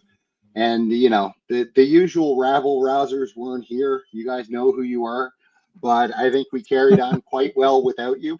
And just sitting back and listening to Craig and Toby, talk about AI and morality and stuff. You don't have to agree with them, but you gotta agree that these are two really, really smart guys having a really cool discussion, right? And that's when, for me, the open mic is at its best. So well done to everybody, and have a good week. I've got nothing to plug. Bradley and I are going to do our show sometime early this week. And then from there, I guess we'll just see what comes next week with what's going on with Trump and all the various plans. So anyway, guys, take care. Check it out. Yeah. Thank you, Nunya. Vaun, closing.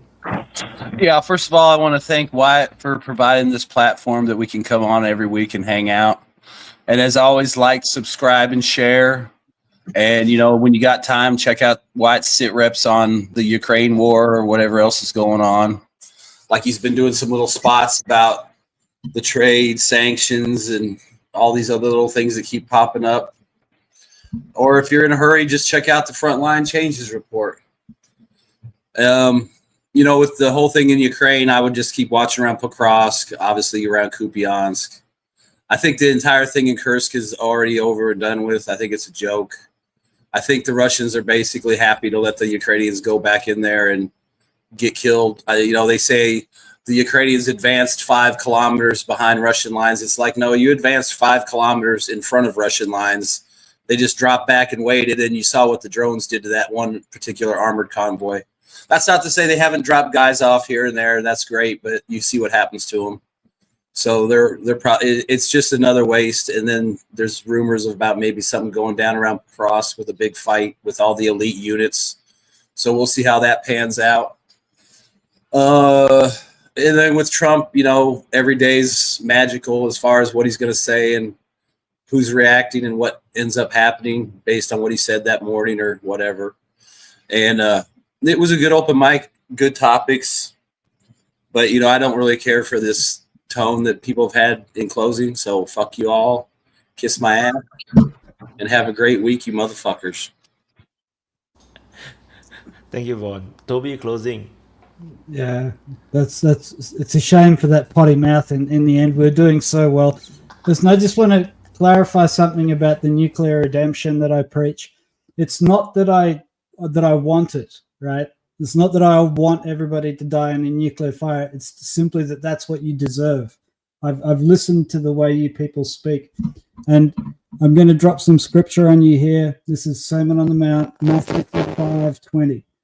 For I tell you that unless your righteousness surpasses that of the Pharisees and the teachers of law, you will certainly not enter the kingdom of heaven. So the point about this section is, just after this, he talks about the fact that, a lawyer can find you innocent of murder, but if you hate your brother, then you have committed the sin and you are not worthy of heaven. Don't hate your brothers. Don't hate the Gazans. Don't hate the Russians. Don't hate the furries. Don't hate the communists. Don't even hate the British. Go out there and be peaceful. Tolerate the atheists. They're going to get what they deserve. Peace be upon you. You too, Wyatt. Thank you for the platform. God bless. Thank you, Toby.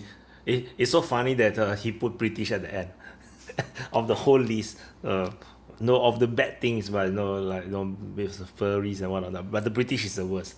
So just other super chats I didn't read yet. 7 hours later, and thanks Empress. And yeah, so my turn to do closing. So thank you everyone for watching. I'm surprised everybody thought it's a super good open mic. I just like that we have from time to time some philosophical discussions, and yeah, it's very interesting that despite so many things actually happened over the week, most people don't really give a damn anymore. It's like we rather talk about World War II, you know, or talk about, you know, the about, you know, Arabs, you know, whether they should or should not help each other. Like nobody cares about Zelenskyy trying to pawn away Ukraine to Trump. Nobody, and we also didn't seem to care that much about, you know, what Trump is doing. Like, based on the level of discussion, it's like, no, people is like, oh, this is becoming the new norm, you know. And of course, personally, it still remains to be seen, you know, what Trump doing is going to be destructive to the diplomacy, because it's hard to say because everybody is afraid of the United States for a long time, all the while. So it's just that, you know, now it's become more open and overt. So let's see how this goes. I definitely will enjoy, you know, looking at this Korean drama playing out, you know, in geopolitics for the next 4 years. So this is going to be interesting, and of course, you know, continue to promote and help to, you know, share the good words of the gospel of DPA Open Mic, because it is not an easy thing to for random people suddenly come upon this stream and want to listen on. Like, it's not common. Like, even when I go into some other, you know, channels, when I look at, like, so-called more famous people, you know, I also, like, I don't have the patience to listen, and I don't really get into it. Like, it is a quiet taste, especially if we are all, you know, so-called nobodies. So but then, though, we become a community, and I think that, you know, every week this is just like gathering, you know, with my friends all around the world, and then we just chat. Everyone that came on is my friend, personal friend. So I just enjoy it.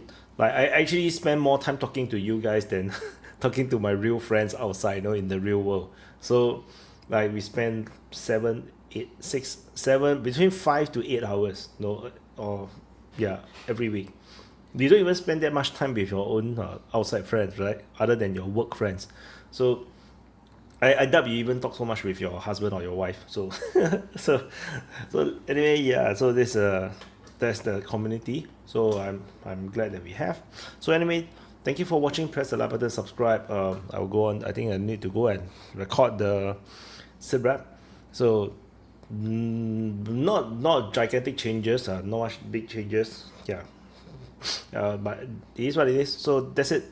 So have a great Sunday and a great week ahead, and I'll see you guys in the next update. And also, no, thank you for all the super chats. No, we need the DP8s. No, these DP8s are super important. No, we need to continue to fund DP8s. No, for the betterment of the world. So I'll see you guys in the next update.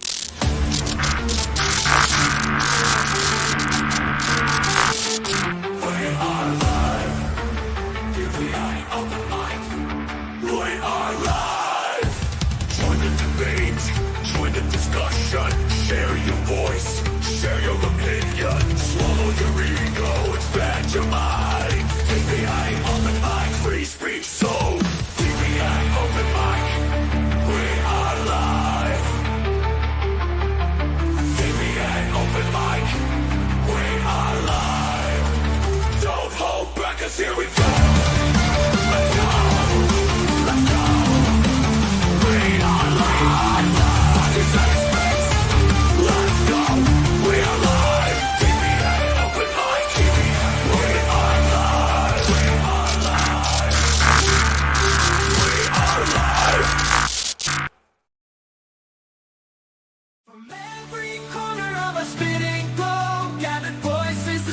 They grow.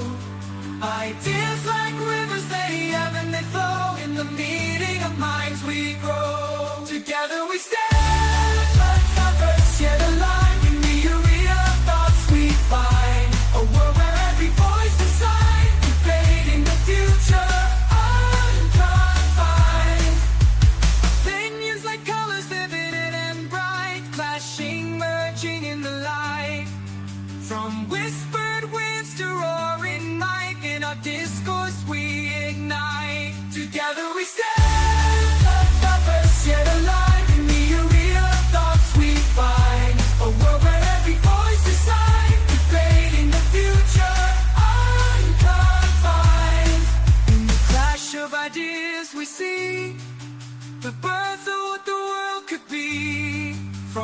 conflict we find the key to unlock our collective destiny. Round the table, the world comes